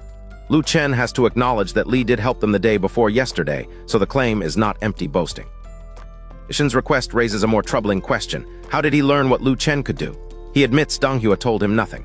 While cultivating yesterday, he saw a dilapidated taking flying boat, followed it secretly, and witnessed Lu Chen's exchange with Donghua in Yulong Garden. Lu Chen realizes that he was being watched. Zishan explains that his technique is called Shadow Walk. It conceals the cultivator's aura so thoroughly that, if he chooses, even a true immortal from the upper realm cannot discover him. He apologizes for the offense and insists the surveillance was unintentional. The explanation solves the mystery, but it does not make Lu Chen trust him. Lu Chen is not interested in being impressed. He tells Zishan to forget about having his technique examined. The two of them simply are not close. Rank and rare skills do not erase that boundary. Zishan freezes, then hurriedly guesses that Donghua earned Lu Chen's help by promising not to oppose Nanking. Before Lu Chen can weigh the offer, Li Qiufeng cuts in. Zishan is notorious for breaking his word. He warns, an assassin who negotiates pleasantly, then turns around and stabs people to death. Donghua repeatedly nods and confirms that Zishan's reputation in taking is poor. Suddenly, the promised support looks more like another trap. Yue now presents her own request. She wants Lu Chen to improve the Nguang Heart Sutra. When he tests the political meaning behind her visit, she nods with sudden excitement and makes the terms explicit. If he helps her, she will fully support Nanking Prefecture tomorrow. Unlike Zishan's promise, her answer comes without hesitation. Lu Chen looks from Yue to Li Qiufeng, then to Donghua and the chastened Zishan. His expression grows stranger with every face. One after another, Taking's own people have offered loyalty, cooperation, or help to Nanking in exchange for his guidance. At this rate, he wonders, does Taking Ling Prefecture have anyone left? At dusk, Gu Qingwan and Su Lian walk side by side beneath the setting sun. Their tall silhouettes stretch across the road, while Su's graceful, unhurried movements draw helpless stares from the people behind them. Gu asks whether the woman beside Lu Chen that morning was Empress Donghua. Su noticed her too. Gu is more certain. Donghua's perfume is custom-made, and its scent reached her before the Empress had even left the courtyard. Neither woman knows what happened, but Su builds the likeliest explanation. Donghua wanted help with the Nanaming Heart Sutra. Lu Chen agreed, perhaps on the condition that she withdraw from the coming confrontation. Gu quietly admits the same possibility. And Gu smiles to herself. People say she and Su spoil Lu Chen too much, but she has finally put the truth into words. Lu Chen is the one who keeps taking care of them. Su falls quiet and looks into the distance. Back beside Lu Chen, the two women find a finished dish waiting to be served. Each steals a piece with one jade-like hand. Their faces brighten at once. It is delicious, and somehow even copying his steps never gives them the same result. Lu Chen gives them the only explanation he considers necessary. He is a genius. Gu and Su exchange amused looks, then pinch one cheek each. His smug pose collapses as he purses his lips and tells them to stop messing around. Lu Chen brings the last dish, removes his apron, and calls everyone to eat. Noticing Gu and Su's good mood, he asks whether they found a way to stop taking. They shake their heads. Jia Yang has already pulled too many sects behind Wan Dan Pavilion. The vote is only the first trap. If taking cannot secure agreement, its delegation can force its way into the secret realm. Gu and Su know who would suffer in that clash. Negotiation, law, and strength all appear to favor their opponents. Gu lets herself consider one surprise. Perhaps Donghua will not merely abandon taking, but help Nanking. Even then, the balance is poor. Chunyang and Zishan are veteran emperors, while Gu, Su, and Donghua have only recently entered the emperor realm. Gu returns to the decisive fact. They cannot win tomorrow's vote. If most Nanking sects approve Taking's entry, then Nanking has spoken against her. At that point, she and Su would have no purpose or mandate for a battle. Next morning, Yulong Garden's enormous Dao arena is already packed. Taking Ling Prefecture faces Nanking Prefecture across the open ground. The private fears voiced over dinner have become a public contest watched by both sides. Gu declares that Nanking will not surrender its secret realm. The continent's dignity is at stake. Chunyang refuses to trade insults. Calling lower realm cultivators one family, he denies that Gu can decide alone and demands the opinion of Nanking's assembled factions. The moment Chunyang asks for Nanking's opinion, everyone in Yulong Garden understands his plan. Jia Yang has spent 2 days at his side and can bring most factions with him. Gu Qingwan and Su Lian cannot risk a direct battle before the secret realm opens. Politically, they appear cornered. Certain that she will lose among the factions already present, Gu refuses to surrender quietly. She declares that the secret realm belongs to all Nanking. Every sect has the right to speak and decide. Her proposal jolts the assembly because it would strip Chunyang's prepared majority of its authority. Jia Yang rejects the delay. The factions already here, he claims, can represent Nanking well enough. Chunyang immediately supports him. The secret realm opens in 6 days, so gathering every sect master is unrealistic. With their practical argument stated, Chunyang's allies expect Gu's proposal to die on logistics. Li Qiufeng breaks the expected unity. The saber-bearing young quasi-emperor challenges Jia Yang's position. Chunyang refuses even to acknowledge the interruption, while Jia Yang glares and orders the junior to stay out of Nanking's affairs. Li answers by calling him a traitor, and the exchange teeters toward a full quarrel. Before Li and Jia Yang can erupt, and Yue's sharp voice cuts across the arena. She also supports Nanking's method. Chunyang stares at her in disbelief. Gu, Su, and the Nanking factions are equally stunned, and Yue was expected at most to stop opposing them, not to stand up and help them openly. Lu Chen is delighted, and Yue is a true friend. He expected neutrality, not direct help. Gu hears that thought and turns toward the little rascal beside her. Dong Hua was one thing, but when did he become involved with Yue? Su cannot hear his inner voice, yet she looks at him and reaches the same conclusion. Rebellion against Chunyang's assumption spreads. Great Emperor Zishan adds his weight to the demand that Nanking's full voice be heard, and Chunyang is challenged to ask the other taking representatives first. The coalition he brought into Yulong Garden can no longer be treated as a single obedient side. Dong Hua does not rise. She murmurs to herself as if calculating something. Gu and Su's brows tight. After all Lu Chen did, has this beautiful empress deceived him and abandoned them? Lu Chen alone remains calm. Some people he believes can be trusted completely from the very first glance, and Dong Hua is one of them. Dong Hua finally looks at Chunyang. 6 days are unnecessary. 1,000 top-tier flying boats can depart immediately, burn spirit stones at full speed, and gather every Nanking sect by evening. Dong Hua Palace will cover both the fleet and the entire expense. Gu's impossible proposal has just become a same-day operation. Chunyang can only stare. Li Qiufeng challenged him, and Yue openly sided with Nanking. Zishan broke ranks, and Dong Hua just funded Gu's entire solution. The near saint arrived expecting an easy vote. Instead, he wears the expression of a man wondering whether his own home has been stolen. Dong Hua's offer leaves Yulong Garden in an uproar. Nanking's representatives can barely understand why Chunyang's own allies keep abandoning him. When the near saint recovers, he grinds his teeth and demands to know exactly what Dong Hua and the others mean. Dong Hua does not bother softening the truth. Their association began with profit, and it can end for profit. She did not need Chunyang's permission to join him, and now that she no longer wants the alliance, she owes him no explanation for leaving. Zishan is even more direct. The saint-level secret realm promises invisible, uncertain rewards. Nobody knows what lies inside or whether they will gain anything. He would rather choose the concrete value already standing in front of him. Chunyang can only stare at both defectors. Lu Chen, seated between Gu Qingwan and Su Lian, cannot contain himself. He shouts that Dong Hua spent her money in exactly the right place, then proclaims her the greatest of all time.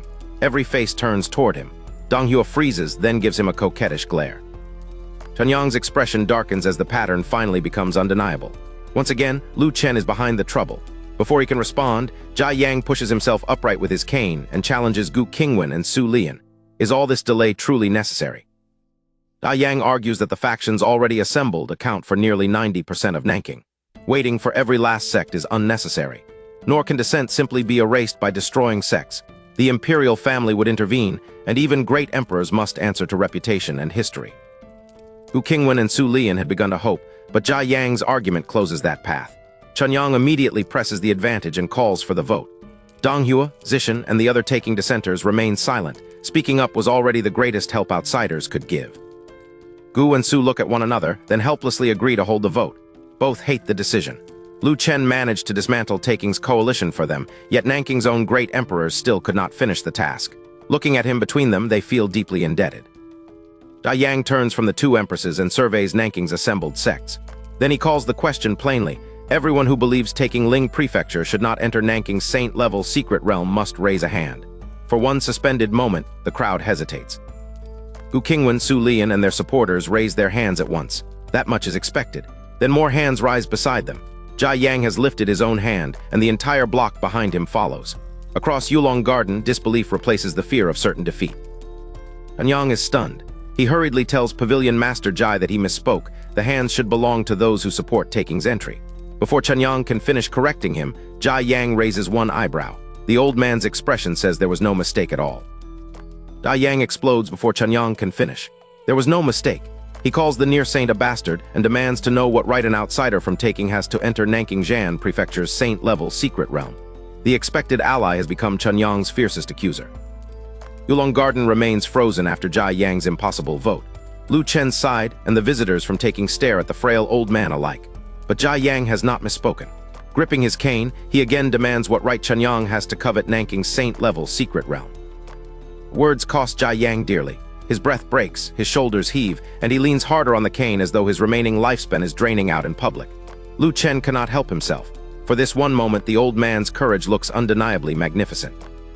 Lu Chen calls out that the old man is cool. Jia Yang immediately whips his glare toward him.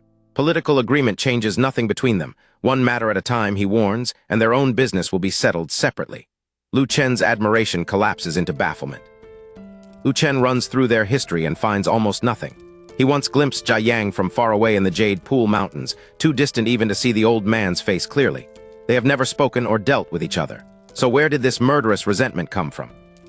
Jia Yang turns back to Chunyang and invokes the weight behind his refusal.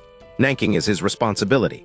He is Wandan Pavilion's master, and by his own declaration, history's #1 alchemist. His influence reaches through more than half of Nanking's sect world. This is not one powerless old man's objection. And Jia Yang splutters. Pus and blood spill from his mouth onto his beard, and the garden watches his body betray him. He wipes it away without ceremony, drags in another breath, and refuses to yield the floor. If anything, the interruption makes his anger burn hotter. Jia Yang roars that he is Nanking's strongest person, and strength carries responsibility and integrity. How could Chunyang imagine he would sacrifice the honor of an entire prefecture for selfish gain? He may hate Lu Chen, and he may be dying, but neither fact gives taking the right to buy his conscience. Lu Chen still cannot explain why Jia Yang looks at him like a mortal enemy. For now, he decides it does not matter. He raises a clenched fist and calls Pavilion Master Jai a real man. Wandan Pavilion and every friendly party around it sees the cry and shout it back together. Chunyang laughs. He lets the acclaim continue until its warmth begins to feel exposed beneath his amusement. The sound does not carry embarrassment or surrender. It carries contempt. When he finally raises his head toward the exhausted Jia Yang, his sneer makes clear that none of the speech has moved him. "Are you done?" Chunyang asks. He wants to know what all those impassioned words are supposed to accomplish. They are so sentimental, he says, that they make his teeth ache. Then he pauses on the real question. After the vote, the shouting, and the praise, what can Jia Yang actually do? Chunyang's expression empties. An aura that seems to look down upon the world erupts from him and crushes the last trace of celebration. He states the truth behind every taunt. Jia Yang cannot seriously believe a ridiculous vote will keep him out. Taking's representative intends to enter the secret realm regardless. Meaning behind Chunyang's threat is now unmistakable. He intends to force his way into the saint-level secret realm. Taking has 3 great emperors, enough to overwhelm Nanking in a full confrontation. But only Chunyang is standing in Yulong Garden. For once, this is a battle Nanking can actually fight. Gu Qingwan and Su Lian release their power together. Their auras do not merely add to one another, they complement each other, pressing Chunyang's aura back. Yet he only smiles with disdain. Sharing the title of Great Emperor means little, he warns, when the difference between great emperors can be terrifying. Jia Yang snaps that being a great emperor does not grant Chunyang the right to cover Nanking's sky with one hand. The instant his challenge ends, a roar shakes not only the palace, but the entire imperial city. Beneath it comes the unmistakable grinding of enormous mechanical gears. Nanking's spirits surge. The famous desolate 15th generation machine, the so-called strongest combat entity of the lower realm, has arrived. High above the city, it now winds through the sky as a supergiant mechanical dragon. Lu Chen looks up in surprise. The machine has changed its appearance since he last saw it. Jia Yang presses the advantage. Chunyang has not completed ascension. He's only a half-step saint. Even a genuine upper-realm true immortal would not invalidate Nanking's answer, because the desolate 15th generation machine was never designed around lower-realm enemies. Its benchmark has always been the true immortals above. Desolate Dragon City's claim once sounded like boasting. Then the world examined the machine's attributes, construction materials, and power system. It may never have fought a true immortal, but it possesses the qualification to stand beside one. Tens of thousands of magic cores ignite together, and their spiritual energy secretly alarms even Chunyang. Qian Jai's voice descends from the coiling dragon. She addresses Lu Chen first. She has not broken their agreement. When Jia Yang initially sought her out, she refused even to see him. Only his insistence that the matter concerned all Nanking, and the discovery that intervening would help Lu Chen rather than oppose him, changed her answer. The arrangement was settled only around midnight. For 2 days, Jia Yang had humbled himself merely to obtain an audience. If desolate Dragon City had kept refusing, he had no alternative. The plan succeeded, but gratitude never followed. Every concession he made because of Lu Chen only made him hate Lu Chen more. Lu Chen offers Qianjai no reply. He does not look at Chenyang, Jia Yang, or the excited crowd. For half a minute, he simply watches the machine circle overhead. Then his expression turns strange. He calls up to Qianjai and asks whether she has already modified the power drive. Mechanical Dragon pauses. Qianjai answers without hesitation. Lu Chen gave desolate Dragon City extraordinary technology, so they began modifying the drive that very day. When he asks whether it remains unfinished, she proudly confirms it. Even incomplete, she says, it is already 1/3 stronger than before. If every modification is completed, Qianjai predicts at least half again the machine's former power. She calls it a qualitative leap, her excited, arrogant voice spreading across the imperial city. Nanking's people bright. Their strongest weapon is stronger than ever. Amid their celebration, Lu Chen alone understands the problem. Quietly, he says, it's over. Lu Chen's quiet verdict hangs over Yulong Garden. It is over. The mechanical dragon is still circling above them, so the surrounding crowd can only stare. What does he mean? Why would the weapon be finished now at the height of Nanking's celebration? Most spectators do not know Lu Chen's mechanism art. Gu Qingwan and Su Lian do. He supplied the blueprints and helped desolate Dragon City modify the machine before. Both women lean in at once, their faces stopping only centimeters from his, and urgently ask why he said it was over. Lu Chen explains that this power drive is not a modification that can be used halfway through. The entire design must be completed before activation. It is like trying to run an unfinished system. Or, he adds, filming a movie and assuming that taking off one's clothes means the work is done. The empresses understand none of those comparisons. They ask the only question that matters. What happens if the unfinished drive is forced to run? Lu Chen looks up at the circling dragon and answers with almost absurd softness. It will crash. Crash, Gu Qingwan and Su Lian turn to each other, each finding the same confusion in the other's eyes. Then explosions rip across the desolate 15th generation machine. The entire garden looks up as its triumphant mechanical roar breaks into violent detonations and pieces begin falling toward the palace. Damaged dragon turns its head away from Yulong Garden. Instead of attacking, it wobbles beyond the imperial city and disappears from the confrontation. Silence settles over a palace littered with fragments. Nanking's undefeated strongest combat unit has survived its entrance only by fleeing. For a moment, nobody knows what to say. That was the never-defeated desolate 15th generation machine, the strongest combat unit Nanking possessed. Yet it appeared, exploded, and left almost immediately. The defenders look from one another to the fragments around them, unable to reconcile the boast with the humiliation. Great Emperor Chenyang blinks at the empty sky, then lowers his gaze. The hesitation is gone. His golden eyes sweep through Yulong Garden like those of a wolf or an eagle, and every Nanking defender caught beneath them shivers. With the machine gone, his advantage has returned. Jia Yang's aura has plainly weakened, but he has never been willing to admit defeat. He came prepared to die. Leaning hard on his cane, the frail elder forces his bent back upright until his eyes meet Chenyang's. Nanking, he shouts, is still not a place where Chenyang may do whatever he wants. Before Chenyang can answer, a playful voice floats in from Yulong Garden's entrance. Brother! Lu Chen turns in surprise. Ling Lan has arrived, dressed for her trip to the academy rather than in her formal python robe, and she steps into a gathering still frozen between Chenyang's threat and Jia Yang's challenge. Ling Lan turns the interruption into a trap. Under everyone's dumbfounded gaze, she closes on Great Emperor Chenyang and suddenly collapses to the ground. Her expressionless face transforms into a pitiful, nearly tearful mask. Looking up at him like an injured child, she protests, "Why did you bump into me?" No one in Yulong Garden is fooled. Every witness saw Ling Lan choose her line, aim herself at Great Emperor Chenyang and run into him. She did not stumble into his path. The collision was deliberate. Chenyang had sensed no threat from her. A girl like this did not even count as an ant in his eyes, so curiosity won and he stayed still to see what her strange movement meant. Now he can only stare down at her, blankly wondering what just happened. Ling Lan climbs up, pats the dust from her backside, and turns an achingly pitiful face toward him. She is dressed for a day at the academy, not in her ceremonial python robe. In the gentlest, wounded voice, she asks, "Don't bump into me again, okay? I'm going to study." Chenyang's outrage is trapped behind disbelief. He did not touch her. He watched her crash into him and throw herself down.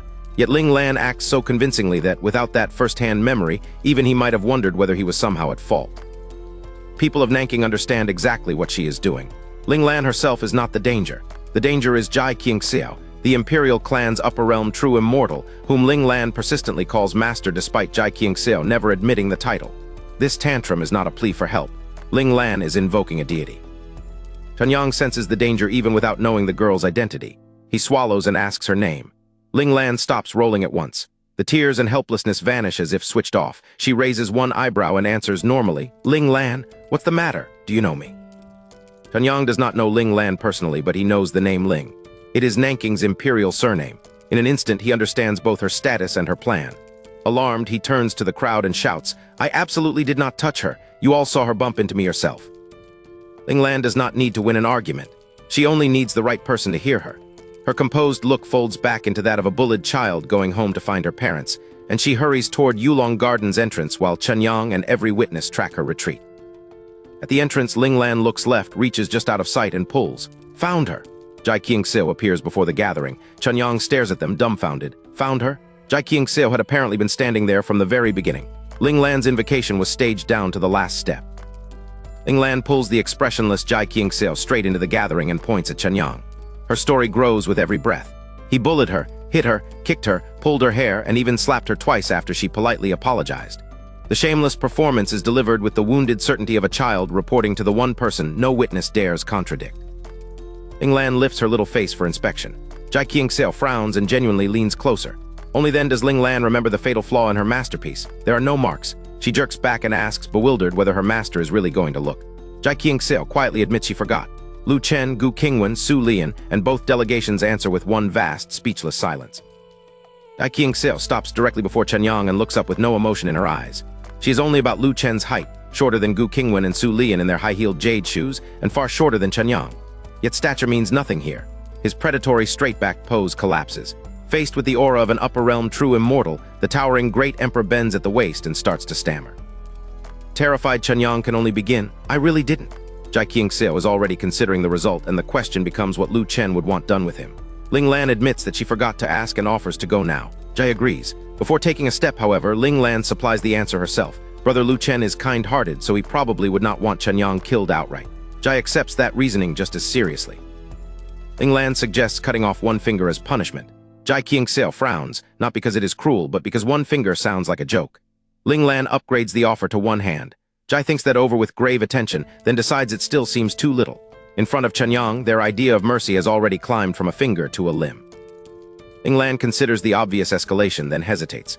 If they remove all Yang's hands and feet, he will spend the future wriggling on the ground like a bug. Would that not be too pitiful? Jai Qingxiu agrees. After a solemn look between master and disciple, Jai proposes their compromise. Take only one hand and one foot, and cut out his tongue as well because he was so noisy earlier. Ling Lan asks whether losing the whole tongue would affect Yang's eating. Jai reasons that someone of his realm no longer needs food. Apart from speaking, his mouth is practically unnecessary. Ling Lan finds the flaw. Jai does not need to eat either, yet she loves the beggar's chicken brother Lu Chen makes.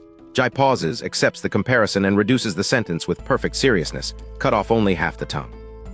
The attempted mercy only creates more questions. Every choice of hand, foot, or portion of tongue threatens some new inconvenience, and Ling Lan keeps turning the punishment over while Yang stands within earshot of every word.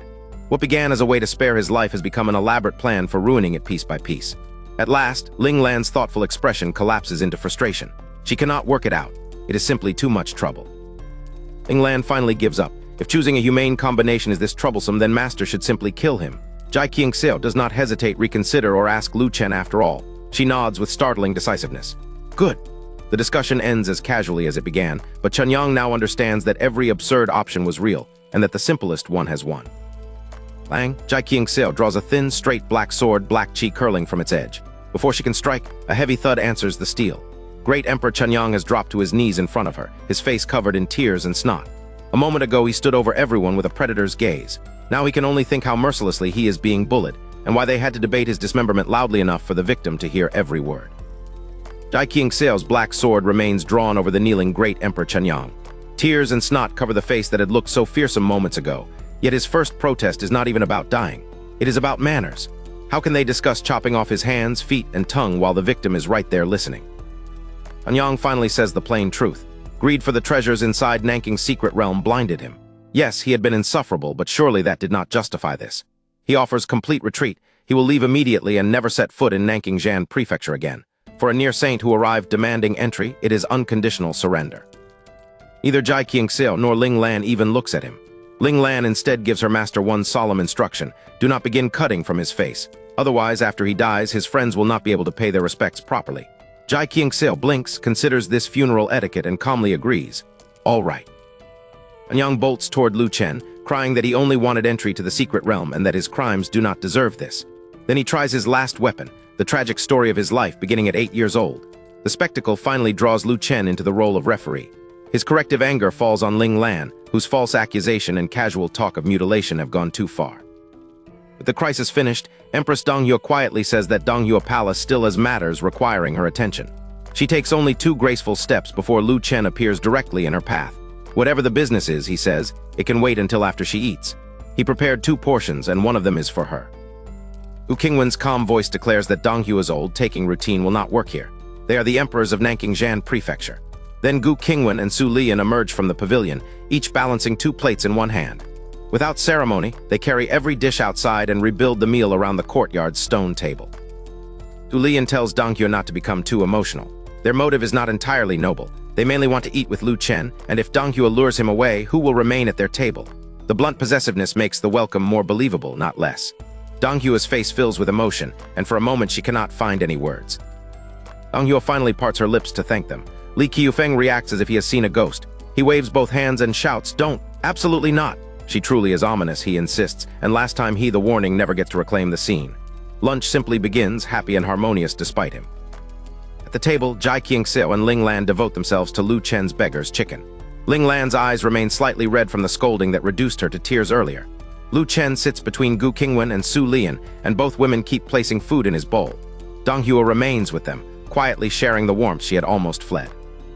Gu Qingwan passes Lu Chen a chicken leg. He takes a bite, then asks the question that has been bothering him. Can she accurately recognize Xingning grass? He drew the plant for her last time, but Gu Qingwan is not exactly reliable with practical details. If the herb could sit directly before her and still go unnoticed, Lu Chen had better accompany her tonight. Gu Qingwan pauses at Lu Chen's offer, then gives a gentle nod. All right. Just like that, Lu Chen is included in tonight's search for Xingning grass. Gu Qingwan and Su Lian do not like it. Their first instinct is to keep Lu Chen close, where nothing can happen to him. Yet Gu Qingwan made today's resolution possible. Lu Chen chose this himself, and beside a true immortal, he should be safe. Reluctantly, both women remain silent. Donghua blinks, then offers to come too. Retrieving one herb hardly requires another great emperor, and she may not be useful. That is not the point. After so many years alone, she has discovered that beside Lu Chen, the world's troubles seem to drift away. Even her buried restlessness and melancholy grow quiet. The afternoon is mild, but Lu Chen's relationship with cold has never made sense. At 5 or 6 degrees, he needs long underwear. At 0, woolen trousers. At 20 below, a heavy cotton coat. Yet drop the world to hundreds or thousands below 0, and somehow he would be perfectly fine. With nothing urgent to do, Lu Chen introduces mahjong. He intended to play with Gu Qingwan, Su Lian, and Donghua. But Gu Qingwan, usually indifferent to almost everything, hears the rules and immediately wants to try. Lu Chen surrenders his seat. Soon, 4 terrifyingly powerful women are cheerfully arranging tiles like ordinary friends. Ling Lan has already gone to the academy. In the pavilion, Li Qiufeng crouches over Lu Chen's mind cultivation technique. His brow knots in confusion, smooths with sudden comprehension, then knots again. Even the lively clatter of mahjong cannot pull his attention from the text. Lu Chen reclines in the old rocking chair and watches the 4 women play. A quiet smile settles on his face. The courtyard is noisy, ordinary, and warm, and he feels completely content. With a long night ahead, and none of a cultivator's tireless endurance, he lets the gentle rocking carry him to sleep. When Lu Chen wakes, the sun is already halfway below the horizon. The idle afternoon has slipped away. Golden light stretches across the courtyard, and the night he has been waiting for is finally close. At the courtyard entrance, Li Qiufeng squats on the threshold with an enormous bowl. Rice is buried under several dishes and crowned with a chicken drumstick. He attacks the meal while complaining that everyone inside is hypocritical and cannot handle the truth. Then he takes 2 huge bites, forgets his outrage, and groans, "So delicious." Late that night, Lu Chen appears in a full set of nightclothes. The disguise is practically useless. Cultivators do not need ordinary sight to find someone. Lu Chen knows that. He simply refuses to conduct a secret nighttime expedition without the proper costume. Otherwise, where is the sense of ritual? Gu Qingwan stands close and straightens Lu Chen's collar. Her warning is simple: come back early. Su Lian crouches at his feet, carefully tucking each trouser leg into his shoes. She expects the journey to last until morning, so she promises to simmer soup through the night. It will be waiting when he returns. Lu Chen answers with a few distracted sounds, but his mind has already left the courtyard. In his imagination, he is a shadow racing over moonlit rooftops, robes snapping behind him as he leaps from ridge to ridge. Gu Qingwan and Su Lian see that he has heard almost nothing. Both roll their eyes. Little rascal. Lu Chen is dressed for a graceful moonlit infiltration, but reality gives him no rooftop at all. The instant everyone is ready, Jai Qingxiao grabs him by the back of his collar and shoots into the night, leaving his heroic fantasy behind in the courtyard. Empress Donghua hurriedly says goodbye to Gu Qingwan and Su Lian, then races after them. She tells Jai not to carry Lu Chen like that and asks for him instead. Jai considers the request for one quiet beat, then simply tosses him across the open sky. Donghua catches Lu Chen cleanly and gathers him into her arms before flying on beside Jai. His face darkens. This is completely different from the elegant infiltration he imagined. Still, Donghua holds him tightly, and the much less dignified form of travel is undeniably comfortable. They fly for at least half an hour. At the speed of Jai Qingxiao and Empress Donghua, that carries them an enormous distance beyond the imperial city. Lu Chen remains held firmly against Donghua throughout, while the dark landscape races far below. At last, a massive city fills the horizon. It is smaller than the imperial city, yet still astonishing in scale. Endless spiritual power lamps trace its walls through the darkness. This is Prince's City, a metropolis second only to the capital. Jai does not lead them through the city gates. She banks south instead, carrying the group toward a neighboring mountain range. They descend into the dark ridges and land before an enormous mechanical barrier embedded at the royal treasury's hidden entrance. Dark blue inscriptions shimmer across the massive door. Lu Chen had wondered why the royal treasury possessed no visible guards. Now he understands. The mechanism itself is the guard. A great emperor could break it, but brute force would trigger its alarm and expose the intrusion. Danger is immediate. Prince's City stands right beside the treasury. Once the mechanism signals it, defenders can swarm out in less than half a minute. One wrong step or careless touch is enough. If the investigation is to remain secret, the door must be opened exactly right. Jai Qingxiao nevertheless draws her long saber. To her, opening the door means cutting through it. Lu Chen grabs her at once and demands that she stop. Touch it wrong, he warns, and Prince's City will know. Once its people arrive, their secret investigation is over. When Jai asks for another way, Lu Chen's confidence returns. He tilts his head, curls his lips, and pats his chest. This is why they brought him. The door looks formidable, but he knows it's one legitimate keyless opening method. Lu Chen points out the red orb at the door's center and the slot to its left. The orb must enter that slot, but it cannot be pushed by hand. Only the pointer mounted above the door can move it safely. Any other method will trigger the mechanism. There's one final obstacle. A protective box encloses the pointer. Lu Chen takes out several tools. The box is exquisitely built with no room for error. He must insert the tools, find the correct internal points, and dismantle it slowly from within. Difficult, but he needs only 5 or 6 minutes. Before Lu Chen can insert the first tool, a jade-like hand reaches past him and settles on the box. He barely has time to turn before the hand squeezes. The exquisite casing crumples in Jai Qingxiao's grip. Lu Chen stares, utterly dumbfounded. Jai blinks at him with calm curiosity.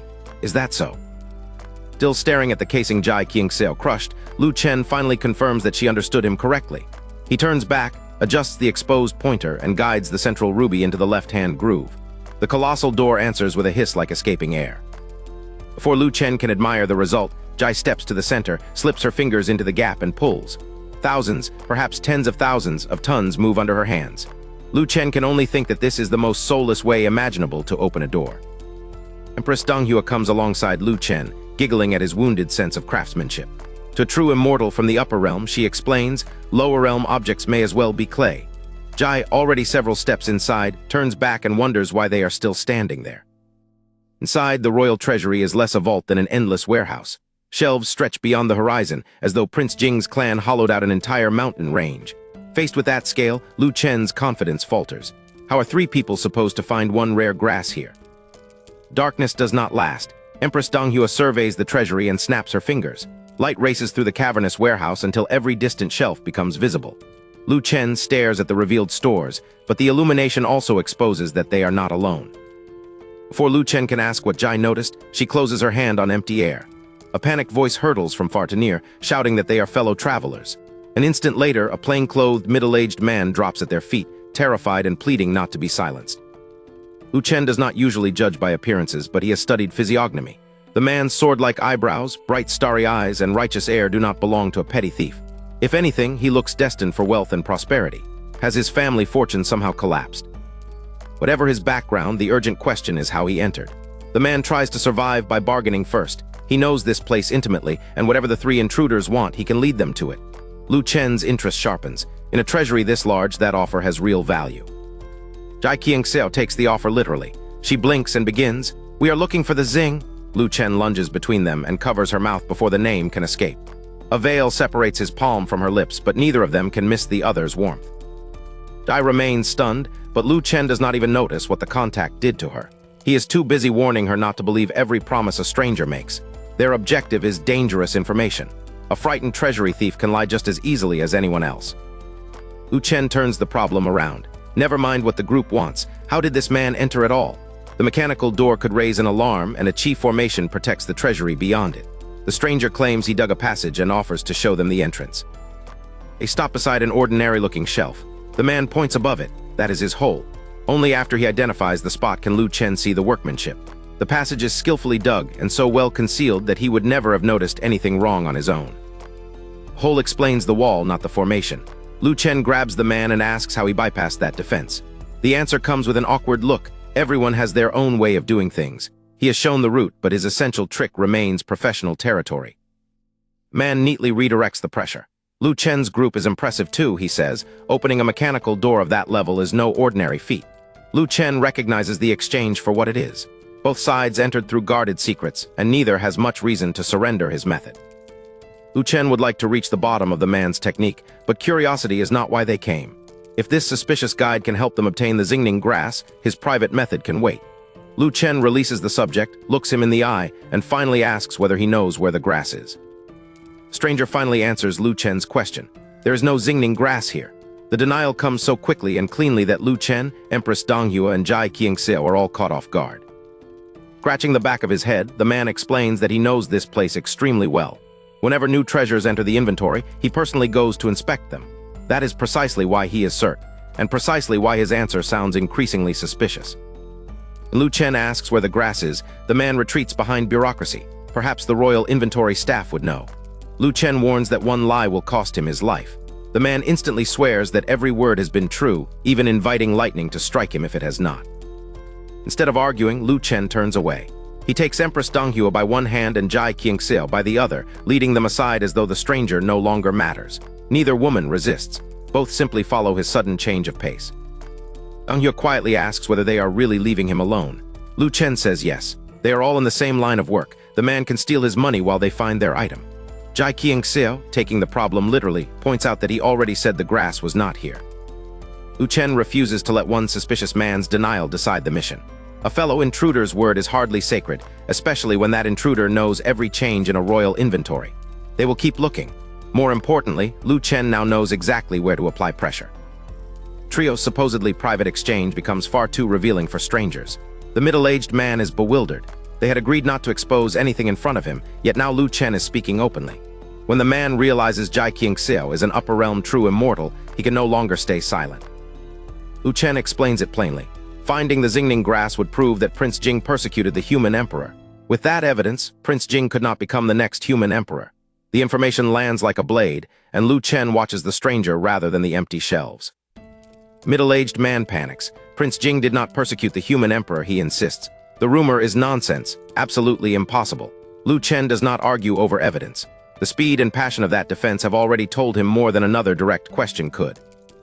Lu Chen cuts through the man's protests. If they cannot find the Xingning grass, matters become troublesome. The stranger immediately asks why. Lu Chen's answer is mercilessly simple. When Prince Jing ascends the throne, Jai Qingxiao will kill him. Man desperately argues that Jai Qingxiao guards the royal family. Surely killing Prince Jing would ruin her as well. Lu Chen dismisses that hope. She is an upper realm true immortal. Even if the killing breaks the law, she would merely spend a few years in celestial prison. Unable to understand the threat, the man asks why Prince Jing must die. This time Lu Chen does not answer for Jai. Jai Qingxiao states the reason herself, as flatly as if announcing the weather. She wants Ling Lan to become the next human emperor. The stranger can only blink and murmur that he understands. Lu Chen surveys the treasury and lets the silence stretch. An ordinary intruder would have cared about escape. This man cared about Prince Jing's innocence, Prince Jing's throne, Prince Jing's life, and nothing else. Bluff has done what threats could not. Lu Chen exposes the obvious conclusion. The plain-clothed man wandering Prince Jing's private treasury, tracking every new treasure and defending the prince with his life, is Prince Jing himself. The failed search has become a direct negotiation with its true target. With Prince Jing's disguise exposed, the confrontation relaxes into a strange drinking circle inside his illuminated treasury. All four sit on the floor. A pot of sake rests on a chest packed with spirit stones while the prince, still in plain clothes, looks thoroughly miserable. Prince Jing asks whether anyone thinks his life is easy. Wan Dan Pavilion has sidelined a dignified prince so completely that he has no money of his own. If he could not sneak into this treasury, he claims, he could not even afford the wine he is drinking. After draining half the pot, Prince Jing asks how Lu Chen recognized him. Lu Chen's answer is simple. Almost nobody knows the Xingning grass. The supposed intruder understood the name immediately. That tiny reaction added to everything else made his identity easy to guess. Prince Jing curses his luck and Jia Yang for choosing him. When Lu Chen asks if he truly does not want the throne, the prince slams down the half-empty pot. Who wants 10,000 matters every day? He would rather hear music today and fish in Linghai tomorrow. Reality is the opposite. To perform the future human emperor properly, Prince Jing is kept in a room and forbidden to wander. He cannot even finance an escape. His treasured leisure has already vanished before he has gained the throne, leaving him a prisoner of his own candidacy. Prince Jing suddenly asks whether possessing the Xingning grass means they will spare him the throne. Lu Chen says his own confession could already solve the problem. Jai Qingxiao could execute Jia Yang for Wan Dan Pavilion's manipulation of the imperial family. The prince freezes at the word execute. Prince Jing cannot accept that bargain. Some of the arrangement was his own request, and condemning Jia Yang now would make him faithless throughout Nanking Prefecture. Lu Chen refuses to argue. They already have the Xingning grass. Prince Jing will avoid the throne without betraying anyone. Freedom does not make Prince Jing useless. Lu Chen asks whether he studied imperial power tactics. The prince admits that he worked hard at them to please his imperial father. An education once meant to push him onto the throne can still serve the imperial family another way. The intended ruler Ling Lan is clever, but Lu Chen has seen where that cleverness goes, petty tricks instead of study. When he inspected her homework yesterday, it was obvious she had not worked properly.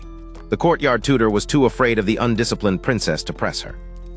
Lu Chen gives Prince Jing a new role, teach Ling Lan. He is a prince of Nanking Prefecture, she is his biological sister, and his hard-won political education should not be wasted. Until Ling Lan can control the imperial family herself, her brother can stand beside her. The proposal ignites Prince Jing. He will return and pack immediately, enter the imperial palace tomorrow, and remain beside his little sister. Until Ling Lan can stand on her own, he vows to teach her diligently.